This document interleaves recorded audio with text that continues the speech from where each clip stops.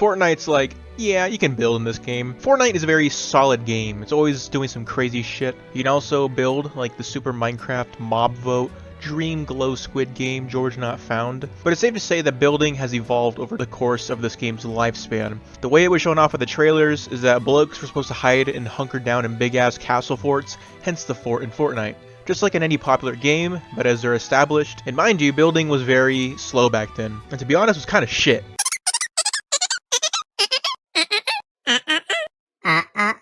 People mainly use building to place a wall, to avoid the evil perpetrators, invaders, or to climb up a mountain.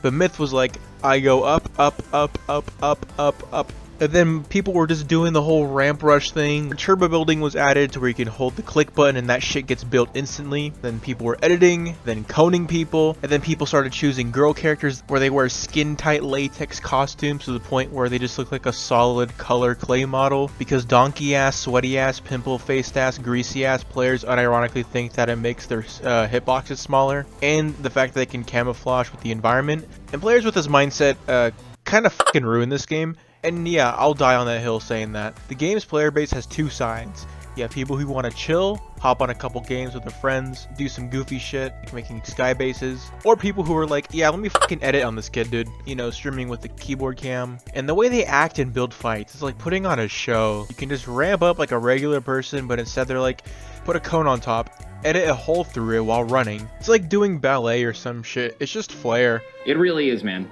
It's not fun. You guys grind this game 12 hours a day, minimum, box fighting and fucking creative all day, and I still almost shit on you with zero practice competitively.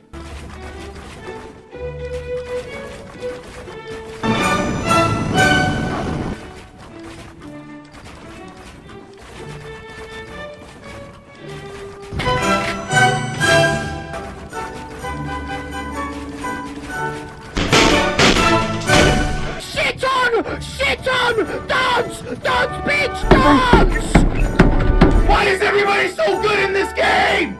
Everybody is f***ing insane. Look at this! Look at the guy, look at this! I'm getting double team, triple team, third partied, launched on, built on, pyramided. Everybody is insane in this fucking game now. I'm not saying that games and player bases don't change over the course of time. I actually like building. Like when it's second to last circle and there's large ass bases that are already established from previous fights and they just kind of merge together.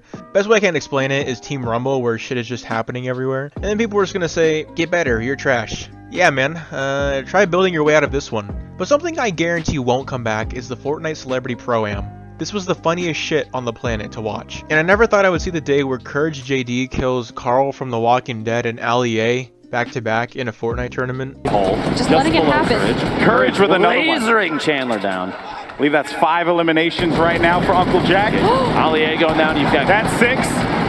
Vince Staples was in it, Freddy from iCarly was in it too, and when I was getting footage for this video, I didn't even realize that Markiplier was in this shit as well. Well, this shit's never happening again, because the building has evolved massively to the point where the celebrities are gonna get evaporated the second they load in, which would be not entertaining at all, unless they do zero build, which is what I'm trying to wrap my head around in this video. How does a game like Fortnite, which is a building BR, lose many of its players due to the over-the-top, sweaty builders decide, hey, let's make a no-build game mode option and make it permanent, which brings back a lot of people, and to be honest, I feel like that's kind of ironic, don't you think? I'm not gonna sit on my throne and play moral high ground and act like I don't play no build. It's the only shit I play. It's a great solution to include the casuals in the game, but at that point, is it even Fortnite anymore? And the answer to that is yes. Fortnite is a funny ass game. No matter what angle you look at it, you just can't take this shit seriously. You know, I feel like someone really had to represent the meme side of the game, you know? Yo, she's kind of hot too, I'm not gonna lie, bro. Find Fortnite skins attractive. No. False. No, guys, wait for you in what army? You in what army? But bro, you gotta do that emo way quicker, okay? You gotta do that emo like quicker. Let's not have any awkward silence. Back in. We still got time, guys. We can do this. We can do this.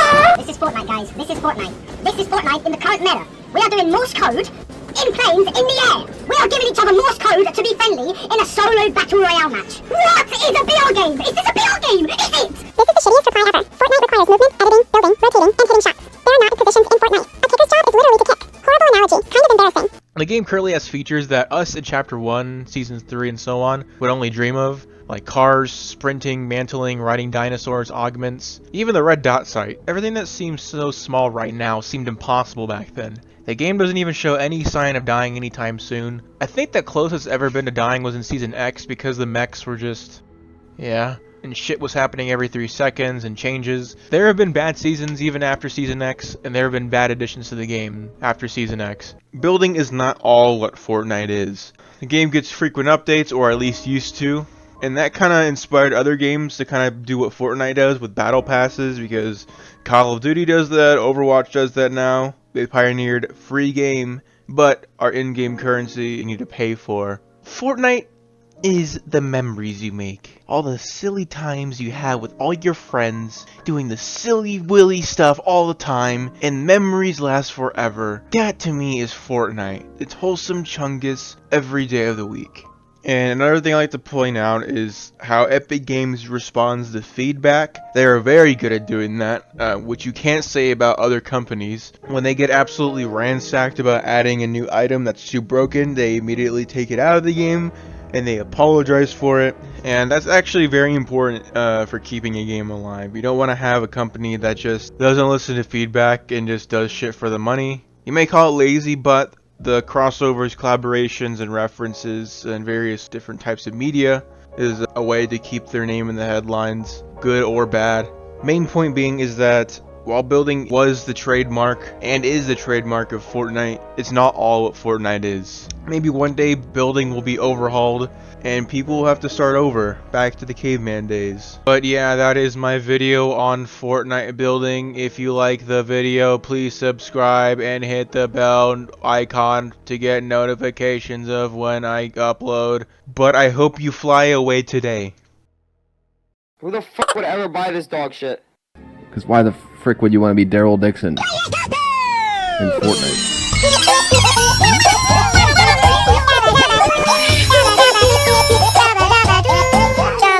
The return of the Chapter 1 map is something that has always sparked discussion. Some casual players who don't play Fortnite anymore claim that they would come back just for the old map. Some players who still play Fortnite claim that the newer maps are just better, and the OG map is only liked because of nostalgia.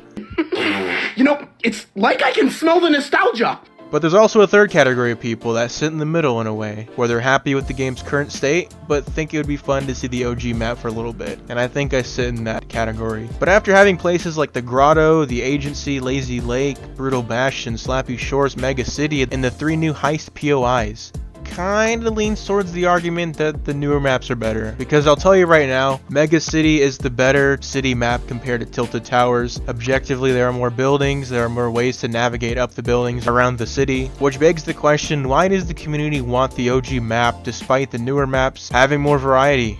Because people in general gravitate towards familiarity. Because the reality is the OG season is only going to be back for a month long, and I'm sure a lot of people, new and old, are going to go check out this update. But when it's over, are people going to stay when Chapter 5 starts? There's only one way to find out, obviously. Another point that I don't see as often, but is definitely worth noting, is the fact that the Chapter 1 map was more in tune with the game's original feel and concept. But to throw Epic a bone, I can see why they wanted a fresh start with Chapter 2 and so on. 10 seasons on the same map would have felt a bit repetitive, and even with the map evolving with changes mostly bad when it came to Season X, I don't blame them when it comes to that. I think that's a big thing that Chapter 1 had. The map changed pretty much every season, and sure, some locations like Anarchy Acres, Moisty Mire, and Lazy Links got entirely replaced by new biomes or locations, but most of the POIs stayed, and they stayed till the very end of the chapter. It had more time to simmer and develop. The other chapters kind of struggled in this department. Some places got the boot in place of new POIs, and this would just happen on a seasonal basis, which made for a map that was ever changing, not in a way where it develops, but just constantly getting a new identity. Season X suffered from this in a different way. Instead of removing places, they made it to where you didn't even want to land in certain places because you had these unnecessary gimmicks at multiple POIs that made playing the game feel like shit. Epic was out of their damn mind when they made these additions. If you want to base your season around the idea of chaos and randomness, then you do that in other aspects like the loot pool, the items, the storm, the layout of the map, the pacing, the mobility. You don't make POIs basically go, okay, so at this POI, you start random dancing. If you do this, at this POI, then this happens to you. If you breathe at this POI, you explode and fucking die. This season pissed me off. When we left the island, I was like, good riddance. But Epic Games isn't stupid.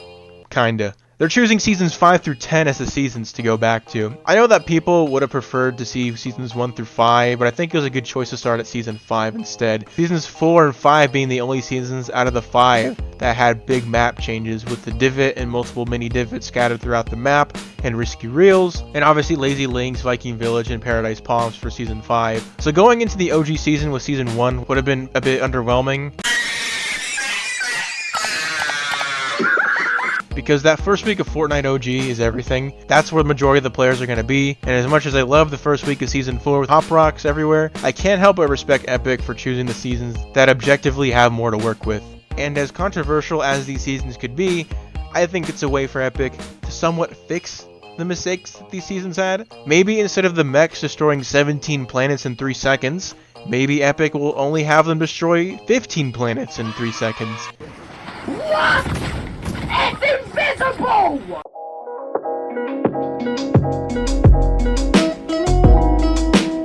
It is November 3rd during the time of writing this part of the script. Season OG has dropped, and I'm currently out of state for a week, which is very painful. But from what I've seen, people like it, you know? It could just be Fortnite content creators being like, Fortnite is saved! Watch my channel, please! The gameplay that I've seen so far shows that the newer up-to-date gun models, sound effects, and animations are used, rather than the OG ones that everyone's been wanting, and while I can see the desire to want these older staples during the OG season, I kinda like the option that they chose instead. To me, it feels like a more updated take on the older map. There is one change though that is very pointless. They got rid of Big Bertha and replaced it with a little baby building. Big Bertha was one of the first things people think of when they think of Tilted Towers, aside from the clock tower. I don't see any good reason to do this. Epic Games, you stupid. I've seen people saying that they want the OG map to stay as a permanent game mode, and to be honest, I did feel that too for about a week. Especially from the fact that Fortnite broke their daily player base count with 44 million people, and that they'd be a donkey company if they made it for only a month. But at that point, if they made it a permanent thing, the OG map would lose its novelty. And I've seen people give solutions of how to still give priority to the new maps while keeping the OG map around, such as only making it Team Rumble, only doing this, only doing that. But Me has a solution answer. Every year on Fortnite Battle Royale's anniversary, they put cake around the map and change the battle bus and its music, and maybe you earn a back bling that has a number on it, but that's about it. But I feel like it'd be very wholesome and chill if they brought the OG map during Fortnite's birthday week, because it makes sense since it celebrates the roots of Fortnite, but it's still limited to retain that novelty, and we as a community can still move on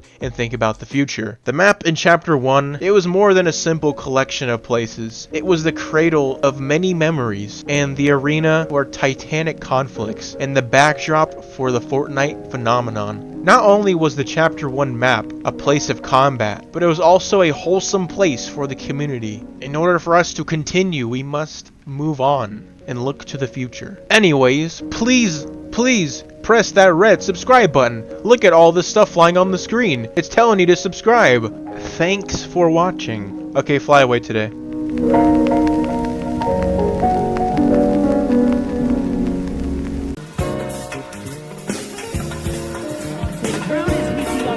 We're going to take a look at 5 kids who are better than Ninja at Fortnite Battle Royale. Before we get into the video, I'm going to explain those and get undercover. If you guys like us to turn my notifications on, be sure to comment down below. Go to 10 battle passes season 5, so please use code SMJM and comment down below your favorite Chapter 1 weapon. The overall landscape of YouTube has been somewhat predictable these last 5 years. I've seen terms like Mr. Beastification being thrown around, and Mr. Beast himself isn't to blame, it's the people trying to copy him. Genres like, I did this thing for 100 days, $1 versus 100 million trillion dollar object, Level 1 versus level 100 have been doing very well on the site because people like seeing the perfectly even number with all the zeros. This format is very common in the gaming section of YouTube, and Fortnite is one of the many games that it's spread to. One day in Fortnite is 18 minutes in the real world, and I have one goal: to play 1,000 days of Fortnite. One day in Fortnite is equal to 18 minutes in the real world, and today we're gonna play 100 days on a brand new Fortnite account. The goal is simple. Right before the Fortnitemares event came out this year, I was frantically searching for any leaks that would indicate that a Freddy Fazbear skin would come out this Halloween, because funny. Didn't see much, but I found myself in the AI-generated clickbait side of Fortnite YouTube. There's a specific channel that I want to talk about, and when I ran into one of its videos for the first time, and yes, I'm saying it because I don't even think a human is in these videos. Anyways, when I ran into one of these videos, I was in disbelief. I'm not targeting the man or the people behind this channel, but you have to see this shit. This is SamJam. I saw this thumbnail, which is definitely not AI generated, and it's titled Fortnitemares 2023 is here. Alright, let's check it out. Fortnite added this cursed teddy bear. Players found this mysterious teddy bear inside of one of the houses of Pleasant Park, and quickly they found out that this teddy bear was cursed. So, I think this is probably one of the worst videos I've ever seen on Earth. It just talks about every single scary Easter egg added in Fortnite, but that's the thing, kids don't give a shit. Obviously, this type of content isn't made for people my age. The editor also couldn't be fucked to have the text be a little bit lower so I can actually see the video. Let's continue. Fortnite added this witch skin. This may look like your ordinary creepy witch. Why is he talking like that? What? She was based on a evil woman, Slovakia, after they find out that she cooked actual people and ate them. Okay, that's enough of that video. Let's take a look at his other videos, shall we? So it says live, so it's like a live stream, I guess. Alright, let's check it out. OG Fortnite is finally here. Nope, it's not a live stream. Great. Free Ninja Turtle bundle in Fortnite update. I'm going to tell you everything about that. How did that bundle turn out? Sonic the Hedgehog coming to Fortnite with his friends. And I'm going to tell you everything about this collaboration. How did that bundle turn out? Today we are going to talk about Baby Combo Bundle in Fortnite Chapter 3. How did that bundle turn out? People typically make every video title kind of stand out from other videos so people don't get confused in case you make 2 or more videos around the same topic. But SamJam just says, fuck that, I'm not doing any of that shit, and pretty much just makes the same title for like 20 videos. So let's say someone's like, oh, I'm gonna look up SamJam's Chapter 5 video. Which one out of the 700? Fortnite Chapter 5 Season 1 is live. Fortnite Chapter 5 Season 1 official trailer.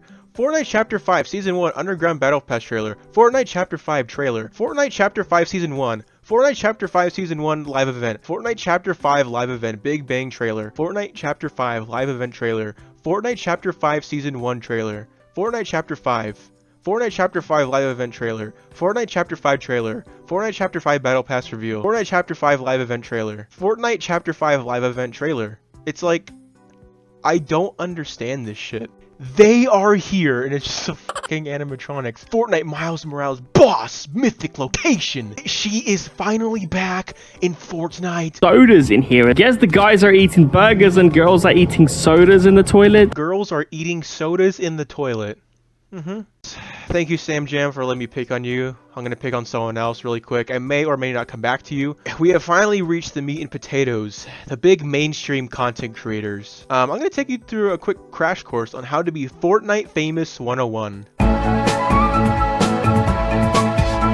Why settle with the millions you make from making videos and streaming when you can even have more money? So you make a second channel where you just react to submissions by your fans on your subreddit, meme compilations on YouTube, and title shit like memes that will make you do this. Fortnite funniest fails, Fortnite TikToks, or just regular ass TikToks. I promise you this is the easiest step and will guarantee success.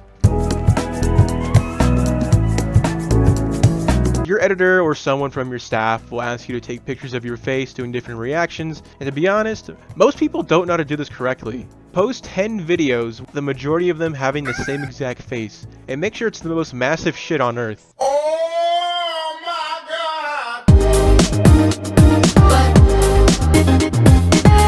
So, you made a fashion show video and you think it's enough. Well, it's not. You need to make videos where you sneak into your streamer friends or someone in general's fashion show and be like, I secretly joined Winnie the Pooh's Fortnite fashion show. He saw me. It doesn't have to be fashion show related, as long as you do something secretive and do the shh pose in the thumbnail. And you can do something like, I secretly went into my neighbor's house in the middle of the night and snuck into his bedroom while he was sleeping under 24 hours challenge. He called the cops and shot me dead. And those are my 3 biggest tips on how to be Fortnite famous 101. And I just really want to take a quick gander at the pattern of shorts that I've noticed that very original people have been doing.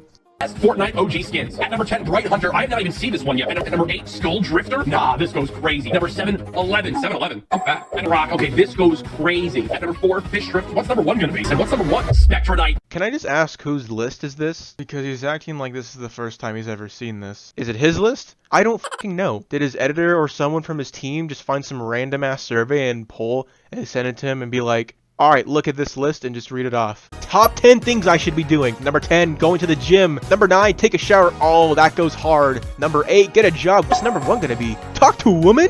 But what I'm trying to get at here kind of stems from the Mr. Beast thing, where the idea of titling and thumbnails are very bright, very bold.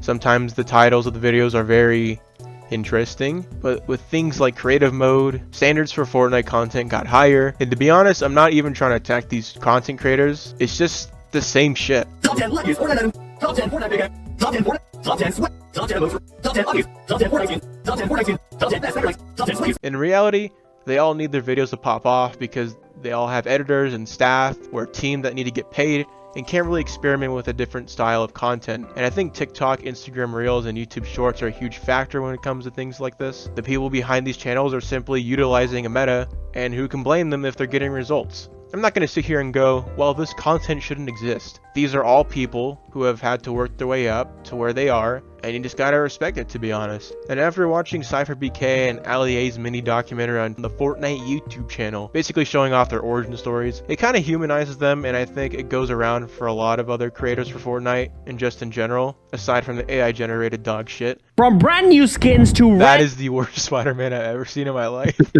Why is he okay posting that? If you make content for a certain genre with multiple competitors, you gotta at least stand out, I'm assuming. But like I said, I feel like I'm just seeing the same exact shit with interchangeable faces. And listen, these content creators on YouTube are a lot different than they are on stream. I've tuned into a lot of these streamers like midstream. They're all pretty chill. Guys, they added sex to Lego Fortnite. I know that I could just simply not watch these people, and I don't, but after running across a couple of these guys' shorts and their titles and their thumbnails, I had to do my research, and when I was doing that, that's when I realized, wow, this is just the same shit. And you're probably thinking, I feel like you're just complaining over nothing. Yeah, I am what I am. Well, that must make you feel pretty good. And is that supposed to balance the scales? Make up for everything else you do? I am what I am. I've always felt very strongly about this topic, not just on Fortnite YouTube, but just YouTube in general. That's why I felt like I needed to make something on it. Anyways, if you press that special secret subscribe button, you get $1 million trillion and you get 17 years of good luck. So please do it. It works and it's so true. Make sure you fly away today. I remember opening up Twitter and there would just be so much abuse and hate. And then it started to get intense. And, you know, memes, you can't control how they're used.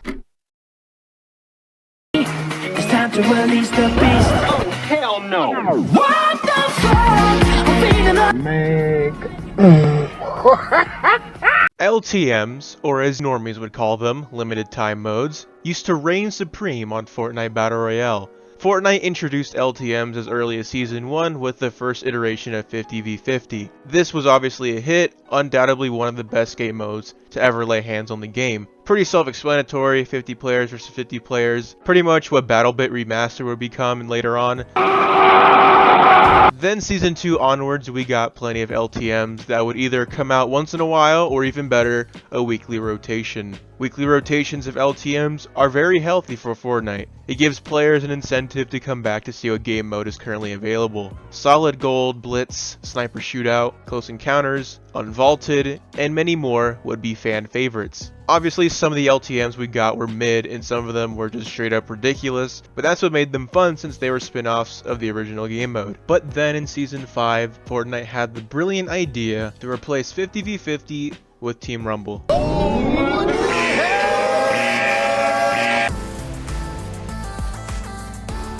In Season 7, Fortnite unironically had a cool idea to release Creative Mode, essentially acting as a Garry's Mod mode, where you can play around with the game's assets, fly around, and all that stuff. Genuinely great idea. But in return, LTMs were extremely rare to see, if not gone. because creative mode essentially made LTMs redundant in this case, since people can make their own game modes, but permanent this time. And with this redundancy, Epic Games or Fortnite has switched their focus onto the creative map makers. Obviously, you had exceptions make their way into the main game, like Wick's Bounty in Season 9, Chapter 1, Mando's Bounty in Chapter 2, Season 5, and even recently in Chapter 5, Season 1, with the Ship It LTM.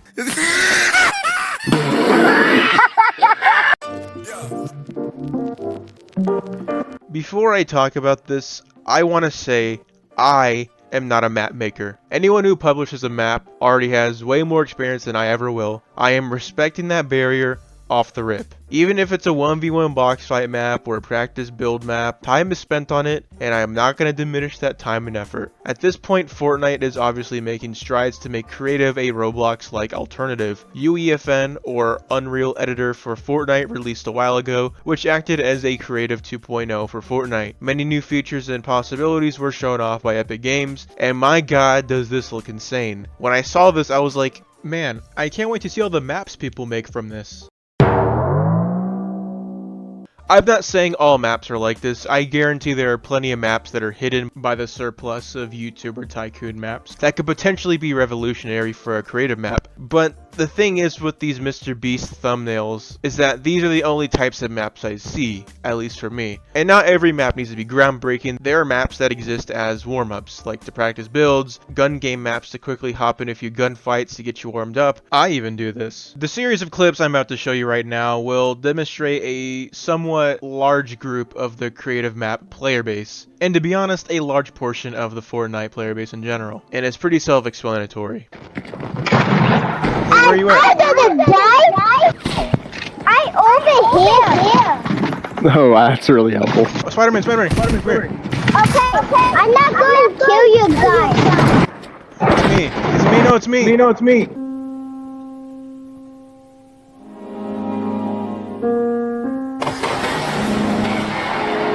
Yeah, there's a lot of kids on creative. It's evident to me now that a lot of children see a map with a thumbnail like this and go, which in turn makes for a large amount of players actively on the map, which makes the map creator bank. Honestly, good for them. While the amount of tycoons and simulator games on creative can be a fun and satirical thing to play with friends, Roblox can achieve this but funnier in my opinion. The critiquing of creative maps is a little different from the video that I made about Fortnite content on YouTube, mainly because making a map already requires 10 times more effort than Sam Jam when he makes a video. So he hires this tiger called Oscar. He's actually a very honest man, but he's very loyal at the same time, and he will do anything. But when I'm looking at all these maps, I honestly get overwhelmed. Everything looks like they were made by the same exact person, in my opinion, which is super ironic since the point of these previews or thumbnails is to stand out. But since everyone is doing that, the map makers who don't try to stand out actually stand out. While maps can be very well made, it's unfortunate that creative still struggles with the storage problem, which leaves map makers with an inadequate amount of memory to work with. Hence why anytime map makers want to recreate the Chapter 1 map, or even create their own fully sized Battle Royale map, many assets and features need to be minimized or entirely scrapped, which in turn handicaps the creative ceiling to the point where map makers ultimately have to resort to making experiences confined to a certain degree. And to use creative maps as a dominant replacement for LTMs is a bit ludicrous in my opinion, because I myself, and I'm sure a lot of players, would easily find themselves playing the game often to play LTMs like Blitz, 50v50, and Solid Gold. Tim Sweeney of Epic Games just straight up tweeted this, and while that doesn't confirm anything, it's just like, bring it back, dude. God. The reason why I loved LTMs at least was because it was a twist on the regular Battle Royale experience on the current map that we were on. I'm sure map makers can try to replicate LTMs like Solid Gold by simply giving everyone in the 15-player lobby golden weapons off the rip, but the main thing I want to just vocalize at the end of the day is I feel like LTMs made by Epic should coexist with creative maps made by people who play the game, because Epic Games already has a tab called Made by Epic. Just fill up those slots with old LTMs. I know it's a little hard these days, especially with Chapter 5's new bullet drop system and porting the old weapons over. It's gonna be a huge mess, but I still think they can still pull it off one day. In a few moments, I'd like to end off by reminding you folks what we lost before getting spoiled with unlimited creative maps. But before I cut away to that, I just wanted to thank you all for 4K subscribers. The growth lately has been extraordinary, and I am still giggling and laughing at comments. I take none of this for granted. I will still make terrible videos. Other than that, have a wholesome day and fly away today.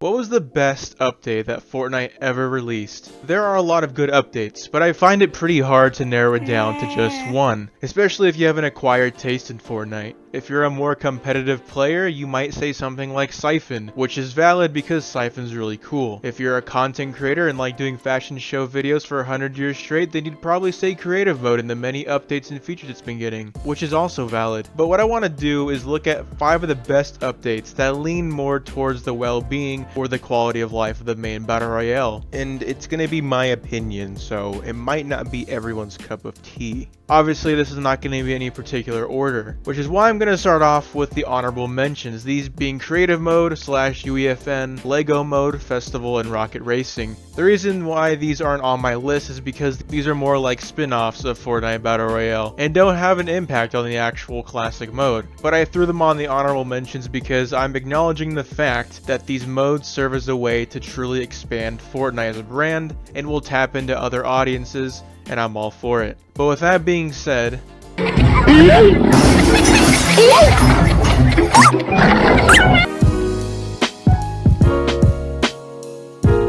about a month into Season 2, Chapter 1, on January 18th, 2018, we got the V2.2.0 update, which consisted of a large map update, and people including myself called this the Tilted Towers update because they added Tilted Towers, but also added Haunted Hills, Junk Junction, Snobby Shores, and my baby, Shifty Shafts. Treat me like white teeth, don't get me dirty. Hey yo, what the? And plenty of other smaller unnamed POIs, like the Motel and the Stadiums by Tilted Towers and Flush Factory. The shading on different parts of the map changes well in this update, giving one side of the map a more darker forest shade. Holy large map changes aren't out of the ordinary these days, but the reason why this stands out is because this was the very first time the Fortnite map showed any sort of evolution, which is something a lot of the newer maps tend to struggle with. While the newer chapters added some biomes and POIs over time, I think Chapter 1 does it the best when it comes to the vast difference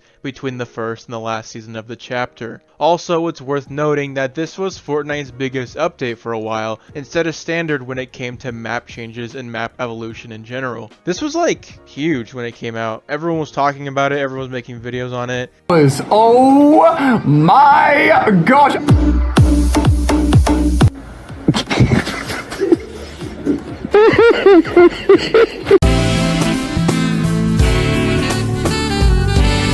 Elephant in the room, Apex Legends. I don't know if they started the reboot feature or not, that's what I've always heard, so I'm just gonna go with that. All I know is that Fortnite copied some game. But that doesn't take away from the fact that these things are chill and wholesome. When people say that they want everything to go back to the way things were in Seasons 2, 3, and 4 of Chapter 1 like a fairy tale, that's totally fine and valid, but I just want to remind them that if they're in squads and you get a bad landing and die off the rip, well, your teammates can just kiss your ass goodbye because you're a goner. Reboot vans are a simple solution to that. Reboot vans are a balanced risk versus reward feature. If you die, you drop a Build-A-Bear Workshop gift card, and if your team inserts it into a reboot van, you will respawn from the heavens to reunite with your team, which is the reward feature. Run that back. But there's a caveat. The loudest shit on planet Earth starts playing from the reboot van to ensure that the entire universe hears it, which acts as the risk feature.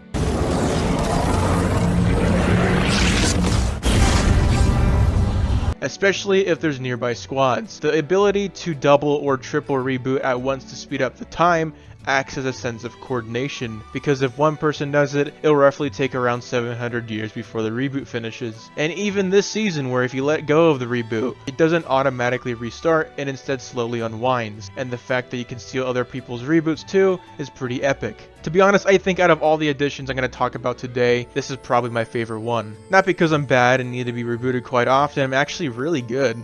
Oh my god, Bugs Bunny. Daniel, I'll save you.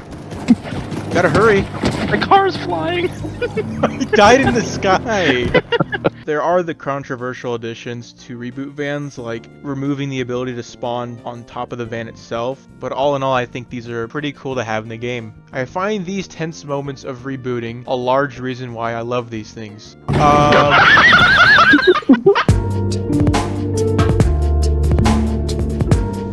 This change is so subtle yet so impactful. When I first saw this in the trailer with Montague plug walking while drinking a big pot, I was like, oh my god, this shit is so broken. I know I'm gonna get some people disagreeing that I'm giving this a slot on my list given how recent this update is, but let me explain something. You're in squads and you're put in the inevitable situation everyone goes through when you finish a fight while the storm comes in. Maybe you need to res a teammate or two since they got knocked in the fight, and now you have to sit and take like 2 med kits in a row since the storm's a 3 tick at this point. But now you can start walking and make some distance, or even better, slide off a mountain to get some momentum. You can do all this while taking shields, medkits, and flow berries, but for some reason it doesn't work on the food consumables. But in all honesty, who in their right mind runs apples in their inventory? You can heal while on a zipline, you can throw a shockwave and heal while flying in the air. I've seen many clips of people utilizing this to their advantage, and it's so cool. Even if it's situational, it's still something that saves time. All of this though at the cost of canceling the heal if you break out of the animation, which is balanced and fair. I have been waiting for this change for a long time because it's essentially a new movement mechanic. But you know what, at the end of the day, you don't have to take my word for it. Nick A30 was pretty excited when he saw this change too.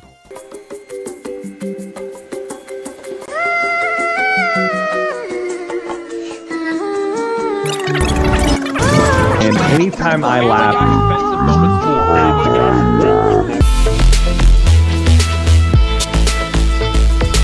Vehicles in Fortnite started back in Season 4 with the shopping carts, and they were revolutionary for the time being. Do you have Instagram? But for a long time, Fortnite decided to go a different route with what vehicles were added into the game. They definitely wanted to go for more unique vehicles to avoid simply going for the low-hanging fruit of just adding in cars. And I respect that, but enough time had passed to where it seemed like after getting boats and helicopters, Fortnite wouldn't add cars unless they were strangled to. But all that changed in Chapter 2 Season 3, one of my personal favorite seasons. I think these things were implemented pretty well. The idea of having different types of cars and them having different types of strengths and weaknesses were pretty clever. You want to drive a regular ass car? Fine, just make sure you stay on the roads. If you like off-roading, cool, drive this truck. You like being the slowest thing on planet Earth but in return can take a bunch of damage? That's cool, then drive Optimus Prime. Cars in Fortnite were a long time coming. And also, every time I see a car that's airborne or blowing up, I find it pretty humorous. Shoot that shit! Smell like you farted.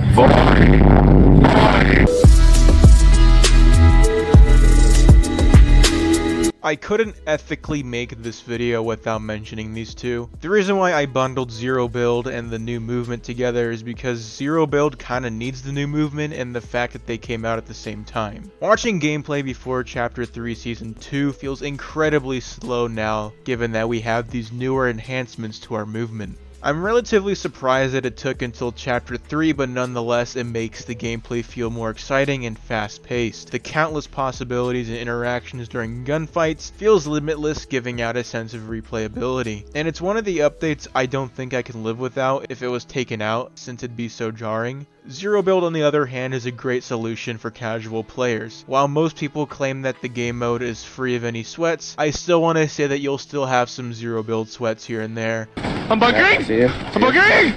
That's why good tip. Okay, look. Oh, I need 100! 200 dead! I need a med kit, dude! Give me a med kit! but I think Zero Build impacted the game in a positive way. I still think it's pretty brilliant to turn the main gameplay completely on its head. Players needed to resort to utilizing the terrain to their advantage, like hiding behind trees, rocks, and hills, as opposed to making your own cover in Zero Build's sister game mode. And you're really forced to think about your placement and engagements, which requires some pondering and thought, which felt refreshing. And with the return of a lot of players and streamers and the overall concept of no building being unique in the world of Fortnite, Who are you people? Fortnite was like, yeah, let's make this shit a permanent game mode. That was genuinely the best thing they could have done. While I do stand by what I said in my Zero Build video, I do understand that it's not for everyone. Players who committed years of their life to perfect their building skills probably would prefer to stick to the game mode where they can actually utilize said skills instead of exclusively playing the mode where they have to throw all of that out the window, which is valid at the end of the day. But the fact of the matter is, Fortnite is becoming more and more mainstream in the best way possible. In 2004, I hit a deer. Obviously, Zero Build isn't the main reason for this. It might just coincide with the fact that the game is getting better. It's something that the casuals or people that stopped playing the game can look at and go, yeah, it's nice that I have that option. I'll probably start playing again at some point. Zero Build is a welcoming addition for these players and could probably have a nicer transition back into the game as opposed to going into build mode and getting flattened by a kid born in 2016. All of that aside, I'm very glad Fortnite made these decisions that I laid out for you today. Fortnite obviously doesn't always make the greatest decisions, like nerfing building in Season X, not putting Siphon in FNCS this year, and other decisions that shall not be talked about.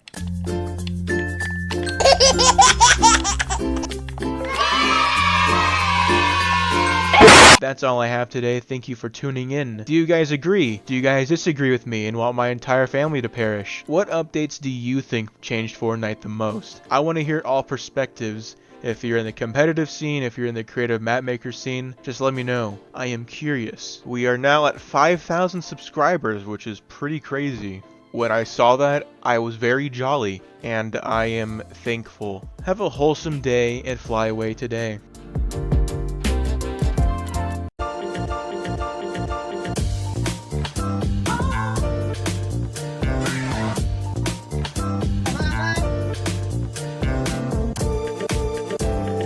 With the recent news of Disney now owning 10% of Epic Games, it sparked a lot of discussion regarding the future of Fortnite. While observing many of the common arguments on this topic on the most peaceful social media platform, I've noticed two different types of stances. One, this is great news for the game and opens many doors for new opportunities. And two, this should worry us. And while I'm more of a 70-30 on the situation, it's got me thinking about an existential question regarding Fortnite. Do collabs ruin Fortnite? In the TLDR for the Subway Surfer addicts, yes and no, but that may or may not change with the Disney collaboration in the near future. But for those who want to hear me ramble and yap about this topic, join me on my magical Disney journey. Also, I have a creator code now. It would be chill, valid / wholesome if you would use it on your next item shop purchase. Hold on, I'm supposed to what?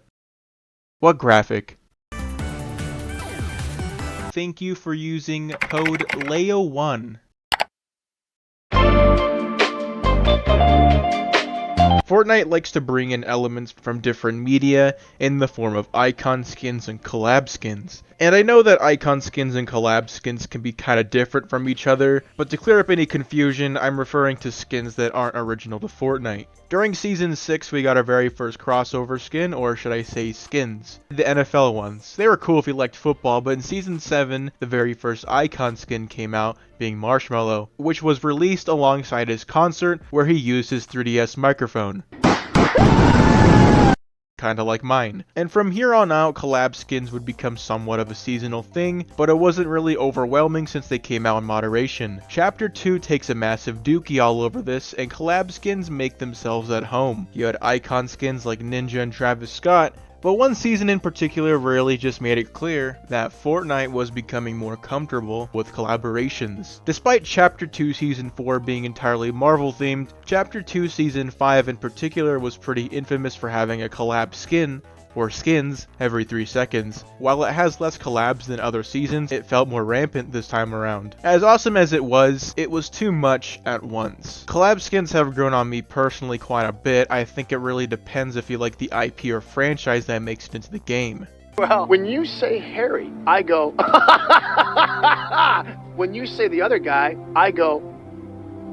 But when certain IPs get a few hundred more skins than expected, that's when I get kinda bored. The classic gag of having a squad that looks like a fever dream is great and I'm all for it, but in reality, the distinctive designs of Fortnite skins allow the game to extend their brand and iconicism. I'm not saying skins are everything for Fortnite, but it's a large portion of the revenue. It's definitely more of a business integrity type of situation because obviously a huge collab skin is going to sell more than a Fortnite original skin at the end of the day, but it is something to think about. Emotes had the same thing happen to them. There was a time where some emotes were referencing a certain viral dance or gesture and would avoid using the original music and instead made their own music and would be named differently. The biggest example of this is Ride the Pony being a direct reference to Gangnam Style, but a few years later, Gangnam Style is put into the game, song and everything. But cut to now where 85,000 TikTok dances are in the game, and I don't find this to be an inherently bad thing, it's funny. And he gonna be dancing. There you go. Yeah, I told y'all. There you go. There you go. There you go. But we're at a point now where adding a reference to pop culture media nowadays doesn't seem surprising from Fortnite. I myself enjoy these collabs, but I also like original characters. I don't believe collabs harm the game. I do in fact think they help the game in some aspects. The success of Fortnite has marginally been attributed to collaborations, and I'm not saying that's the only reason why Fortnite succeeded, but it's definitely something worth noting. While the player count and state of the game seems to be doing well, the identity of Fortnite on the other hand, I don't know. Fortnite has always been known to be a silly game. It's still known as a silly fever dream game, but it's now earned a reputation of being a metaverse game. While it was revealed to us recently that Fortnite was always supposed to be a game that branches off into different platforms, it still might rub people the wrong way given that the game had an established feel and identity, and in recent years is slowly becoming more and more of a marketing platform. And even this season, where updates have been relatively tame, and I'm talking about throughout the season, not the actual launch, the main bits of content that's been added into Chapter 5 Season 1 have just been collaborations with the Metal Gear Solid items and the Ninja Turtles event. And while this is really cool and it's fun, it's still riding on the coattails of a collaboration. I made it special.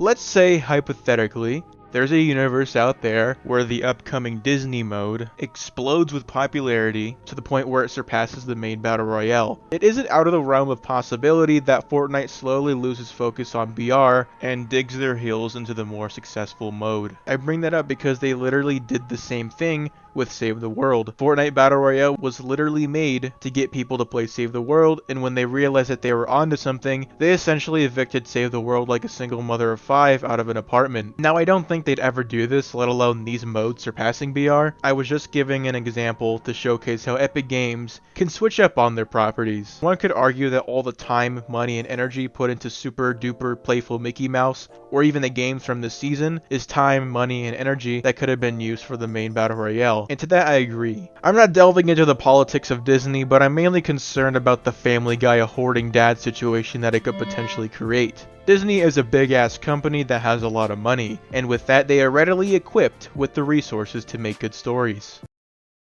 Okay, maybe not right now, but more notably they are very strict about their characters and what people do with their characters. So when they now own 10% of Epic Games and announce a giant collaboration, it gives off the impression that it's going to be more than just a couple skins coming into the game, and I hope that they don't ruin this shit. Every franchise that Disney's been getting its hands on has been lit on fire, and I'm kinda worried that they might do something similar but not as dramatic. This quote from Bob Iger just makes me lay epic rage comic facepalm, cause the attitude he gives off seems like he just wants to capitalize on the cool hip thing. But I could also be totally wrong and they pull some garbage like, yeah, you can't put that in Battle Royale because it goes against Disney's mission. Fortnite's identity is goofiness. This game can be pretty zany, and when it's zany, oh, it's so good. But when Fortnite's safe and timid and doesn't take any risks, oh, it's so bad. And that's the problem. Disney in recent years has made nothing but rehashes, but it makes money, so why would they try anything different? So they play it safe. And what I'm hoping for is that Fortnite does not become a pushover due to Disney being a control freak like they usually are. And if that happens, Epic Games needs to stand their ground. Fortnite is ambition,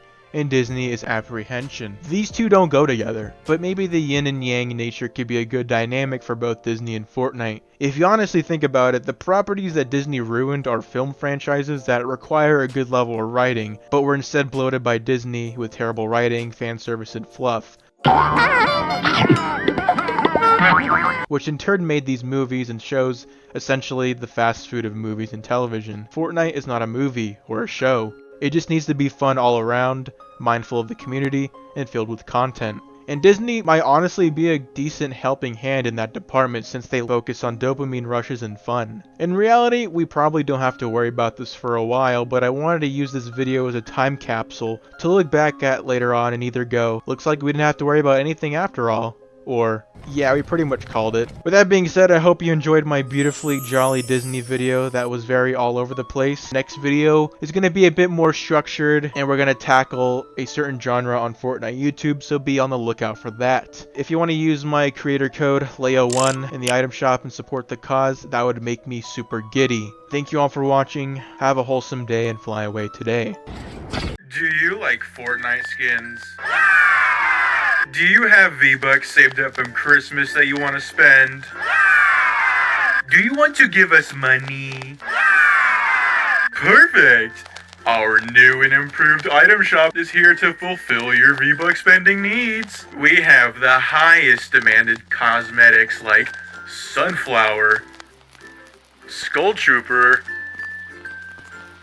Red Knight, Skull Trooper, Wukong, Skull Trooper, Adventure Peely, Skull Trooper, Skull Trooper, and Skull Trooper.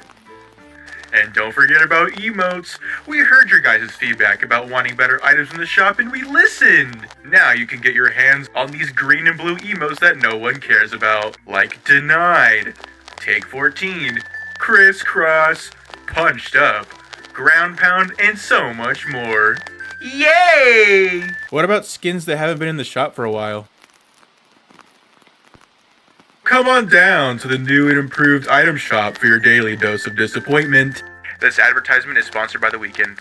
Fortnite item shops recently have been very caca, and I think it's one of the subjects that most people can agree on. But in all honesty, we are very spoiled having multiple tabs in the item shops compared to how we used to have it, where it's just one small pool of cosmetics. But that doesn't change the fact that we've been getting slop recently. And the cause of this is obviously LEGO mode. When LEGO mode launched this chapter, around 1,200 skins were given LEGO variants. A lot of them are detailed and a lot of them are not and are just placeholders. What I've noticed is that the iconic skins were given priority. And with this, Epic Games is releasing updated variants every month. And how does this affect the item shop? Well, detailed LEGO variants and emotes are put in rotation and are given priority. So they can kind of pitch it to the main public that, hey, if you buy this skin, it also comes with an updated LEGO variant, which resulted in us getting the same exact skins and same exact green and blue emotes over and over and over again. And it's very cringe. Skull Trooper and Red Knight have been back 11 times, Wukong 20 times, Adventure Peely 12 times, since the season started. And not to mention the multiple bugs and glitches with the item shop, like having duplicate spots, the Heartbreaker skin literally taking up jam track spots, and having a jam track that is nothing and it's just a waste of 500 V-Bucks, and literally having the shop disappear. This all leaves people that want certain cosmetics to come back to be disappointed. I'm not saying that it's a guarantee, but emotes or skins that have an updated LEGO version are more likely to come back into the shop rotation sooner than the ones that don't.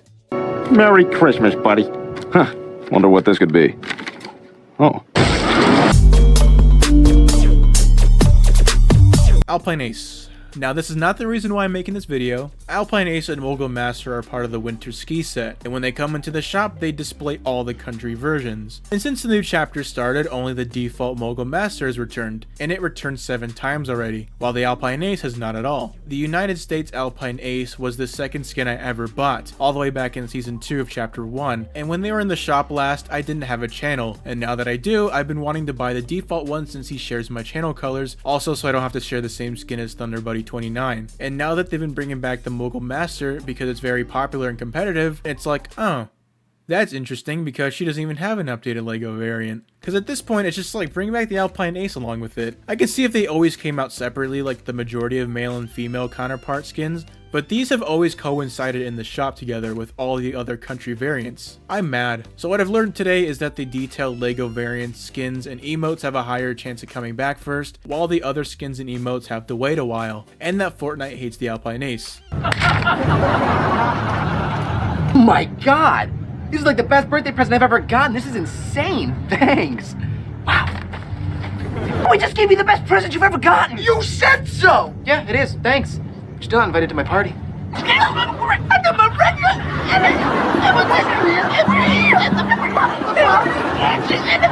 Very quick opinionated video. I have a longer video coming up pretty soon, but I want to get my thoughts out there. Thank you to everyone who's been using my code. It means a lot to me. Have a wholesome day and fly away today. I don't have a problem with Fortnite skits. I do find some genres to be pretty funny, and I understand that there are some genres that are meant for kids, and that's fine. But when you start doing stuff like this is when it gets a little weird. I bring this up because I found this channel, which has the most insane thumbnails I've ever seen. So as a grown man in my 20s, I decided to take a random skit and dissect it down to a T. But before I do that, I just want to thank everyone for using my creator code, which is Leo1, all caps, no spaces. If you do, thank you. If not, no problem. Other than that, enjoy the video. The video starts out with the slowest car chase you'll ever see, and we see our friend Spider-Man, who mind you is canonically 15 years old, being hunted down by She-Hulk and Wonder Woman, and one of them is actually voiced by either a grown-ass man or a grown-ass woman, which makes these lines so much weirder. It's like the mystery of what's under the mask makes him even more handsome in my head. Ah! If you haven't guessed by now by the obvious ass title in the thumbnail, Spider-Man is being chased by other superheroes who are in love with him, despite them not even knowing what he looks like. I can't wait to see what he looks like under the mask. These two maniacs want Spider-Man so bad, to the point where they just chase his ass on the water, and they don't give a rat's ass. And they steal random boats, and they just book it. Whoa! Now after firing a homing missile at Spider-Man, I'm confused if they want to capture him or blow him to smithereens. Now if you're watching this video and you're over the age of 3, you can obviously tell that this concept of a video is a bit strange. But may I remind you, we are not the target demographic for this video. But this is an emergency!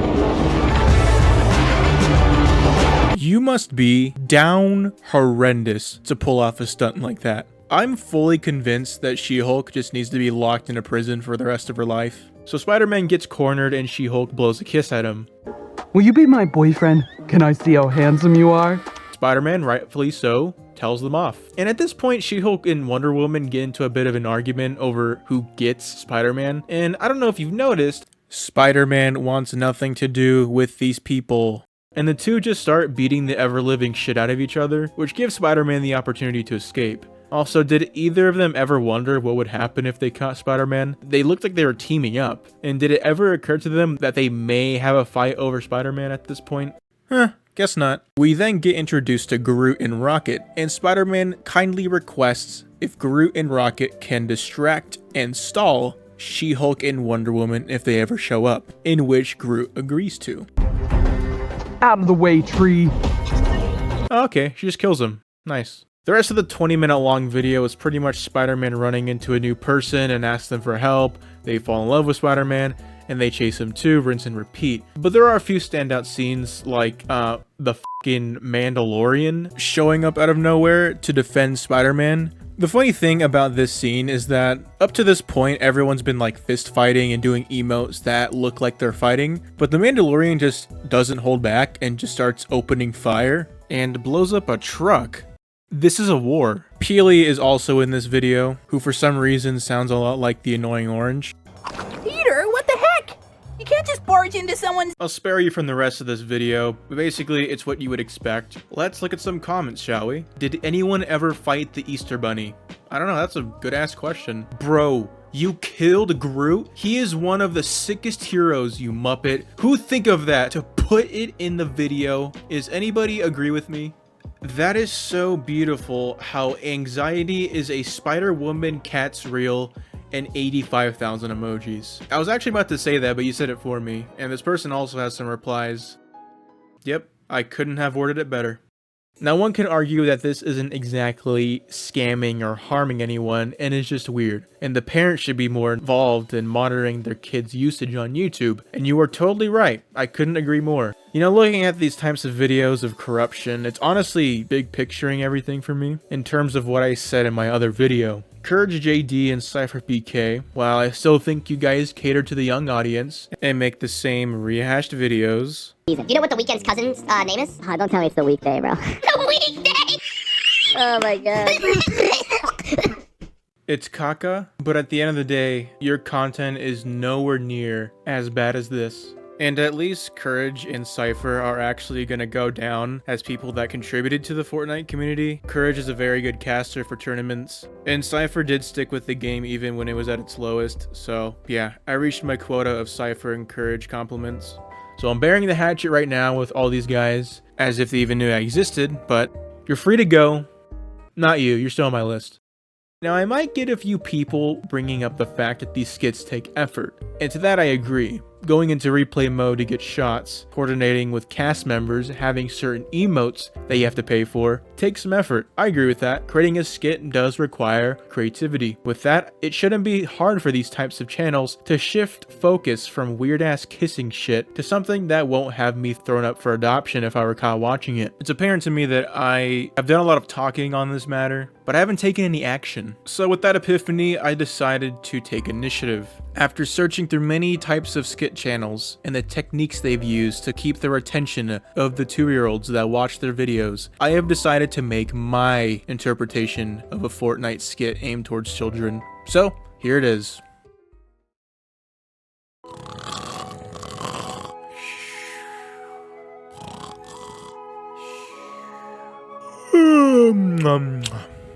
What a beautiful day! I really want to play!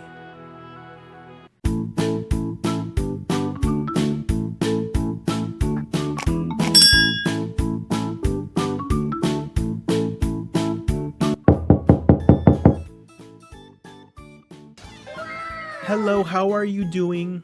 Hey, how is you doing? Do you want to go play? Yes, yes, yes! Yay!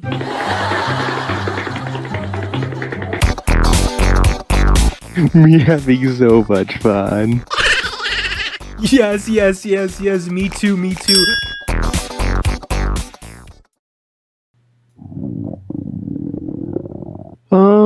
Me getting a little hungries. Yeah, me too. Let's go get some num-nums.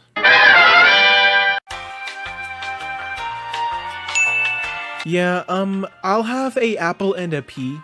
Me will have a pumpkin pie. That'll be $100,000. Oh, I don't have any monies. Do you have any monies for me to have? Let me see. Can we just have it for free? Why'd he kick us out? I'm still hungry. Me too. Hey, we can eat him.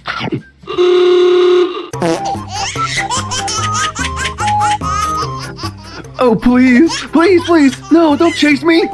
Can we eat you? I'm not that tasty, I promise. You look so delicious. This is like that time I went to the gas station. Hey, get back here!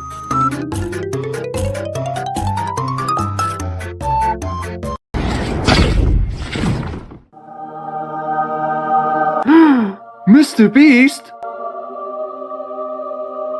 Hey guys, not cool. I'm disappointed in you guys, especially you, Leo. Just for that, I'm giving you guys 100 hours to hide from me. And if I don't catch you guys, you win $1 million. Also, make sure you guys try Feastables at your local Walmart. Whew. Good thing I lost him. I have a secret plan.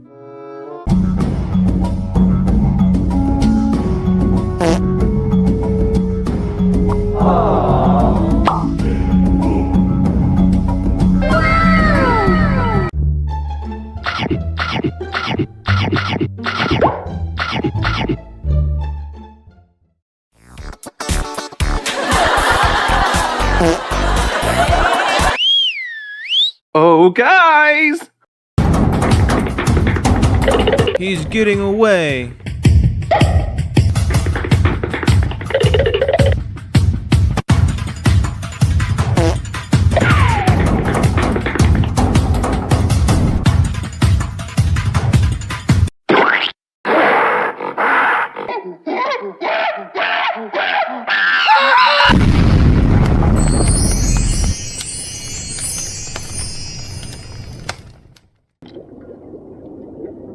That's how I would go about making a skit. I definitely didn't hate every second of my life while making that, and I also didn't drag in my friends against their will. That is basically all I have for now. I'd like to show you guys something. This is Tadashi. He's very based, and he thinks that you should use my creator code, all caps, no spaces, Leo1. Next video is going to be my review of the season. Thanks for the growth and support. Other than that, have a wholesome day and fly away today.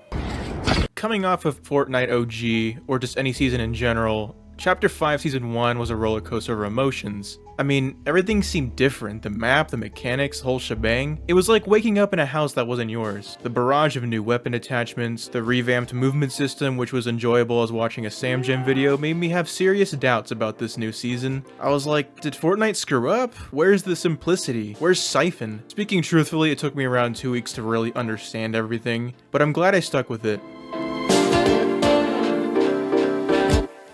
Holy shit. Let's go.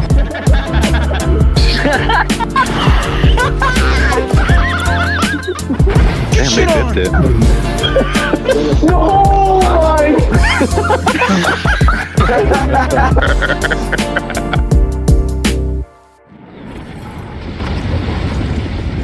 We are gonna get shit on so hard right now.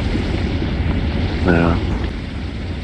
While this video isn't going to be me whining about the season or glazing the season, I'm just going to be honest. Now, out of all the season 1s from each new chapter, this one? Yeah, it's probably the most different. I mean, remember the jump from Chapter 1 to Chapter 2? It felt like a reset more than anything. Sure, we had some echoes of classic Fortnite with those old weapons, but it was still kind of similar. Chapter 2 to 3 to 4 still felt loosely connected to each other, but Chapter 5 genuinely felt like a true start of a new era. A common phrase that I've seen thrown around is that this new season, even this new map, feels like Warzone or PUBG, especially in those desert areas by Pleasant and Ritzy. And you know what? I kind of get it. But here's the thing, while I see the resemblance, I don't think Fortnite is just straight up copying games. Okay, maybe sometimes, but I see Chapter 5 as Fortnite's take on a rougher, more COD-like season. It's like they're flexing their creative muscles, trying something new and gritty. I'm not gonna go over the battle pass that much, but there's Peter. I would say average to above average battle pass, but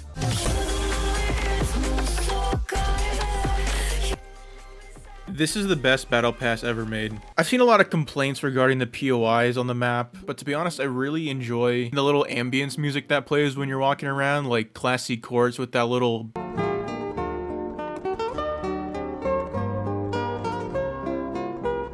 and then Grand Glacier with the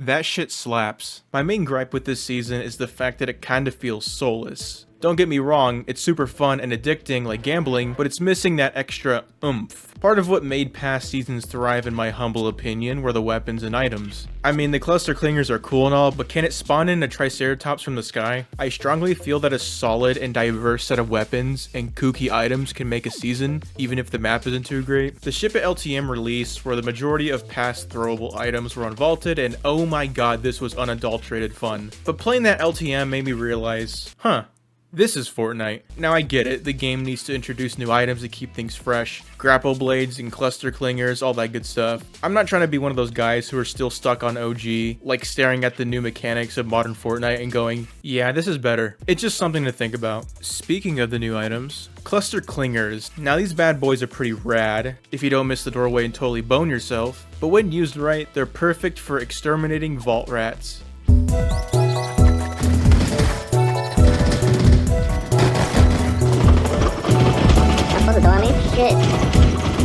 And then we've got the grapple blade, and let me just say, this thing is pretty effing lit if I do say so myself. Zooming around the map like Spider-Man, sign me up! But here's the thing, I do think it's kind of a crutch item. Now don't get me wrong, the grapple blade is a blast to use, but I can't help but feel like it's a bit overpowered. And mark my words, Fortnite will definitely nerf them at some point, whether it's making it limited uses instead of a cooldown, or reducing the number of grapples from 4 to 3. Something's gotta give. On the other hand, we've got riot shields. Now, the only time I really use the riot shield is if I just landed and it's the first thing I pick up. I understand that some people can be little babies that cower behind the shield. It can be very cheap and cringe if they choose to use it that way, but oh my god, is it satisfying to stun a riot shield user. Pussy. Okay, I got him. So while I get the hate for riot shields, I also see the satisfaction of overcoming them. So they're cool and they're cringe. I'm not getting into the nitty-gritty of specs like, the gray AR does 22 damage and the green AR does 23 damage. My overall thoughts on the weapons, pretty decent. I like how they were newer takes on the older guns to kind of keep that familiarity. Weapon mods. For the most part, I think they're cool. I like that you can still make a gray weapon have potential and that the mod benches aren't everywhere around the map to the point where it's kind of broken. On the other hand, I feel like the addition of weapon mods kind of makes it so that unvaulting older weapons is redundant at this point. I mean, why bring back the classic AR or the drum gun when you can just slap multiple attachments on current weapons? Even if you make it past the hurdle of redundancy, it's still going to be a task to implement the gun with the bullet drop physics, and at that point they might as well just make a new gun altogether. Now I get that some things got invaulted like the lock-on pistol, pizza party, anvil, rocket launcher, and business turret, but those don't seem out of the ordinary since they're either gimmick weapons or items slash consumables. So while all this poses a threat to actual weapon unvaults, the way they would probably go about it is how they're doing it right now, where they modernize an older weapon model and turning it into something new. Sniper rifles. They're insane. Seriously, there's something so satisfying about lining up that perfect shot and taking out your opponent from a distance. It's like a precision ballet of destruction. Now I know that there's some division on snipers. It's a take it or leave it situation with me. If I get headshot sniped out of nowhere, well, let's just say my desk might end up in pieces. If I headshot snipe someone, then it's okay. So yeah, basically only I can use snipers. But I do have to admit, I'm rather glad the most powerful or broken weapon of the season is just the base sniper rifle. It's a classic, and they can always tinker with it and fix it down the line. I mean, look at the pump shotgun. With its infinite range, you could pretty much snipe someone all the way in Bulgaria. And you also have the double pump. It was like the Wild West back in Chapter 1. But Epic Games learned from that, and now we've got sniper rifles reigning supreme. So whether you love them or hate them, you gotta admit snipers do bring a whole new level of excitement to Fortnite. Holy shit, dude. I gotta say, I really like the medallions, and let me tell you, when the season started, they were absolutely busted. Having multiple medallions, meaning that you can get back to full shield in no time, was more broken than my marriage. And the fact that the circle was so big that there wasn't any risk in carrying multiple medallions, yeah, that was a bit wild, but I do think where they are currently is perfect. They're still powerful, but they're not game-breaking. Now, in terms of acquiring medallions, having the battle pass characters actually being the bosses and medallions, pretty cool. I also think medallions are pretty based because if you have all 5 of them, you can flex on baddies, and also it motivates you to push people that have one or multiple medallions. There's a medallion over there. Why are you saying it like that? You're f***ing pouting.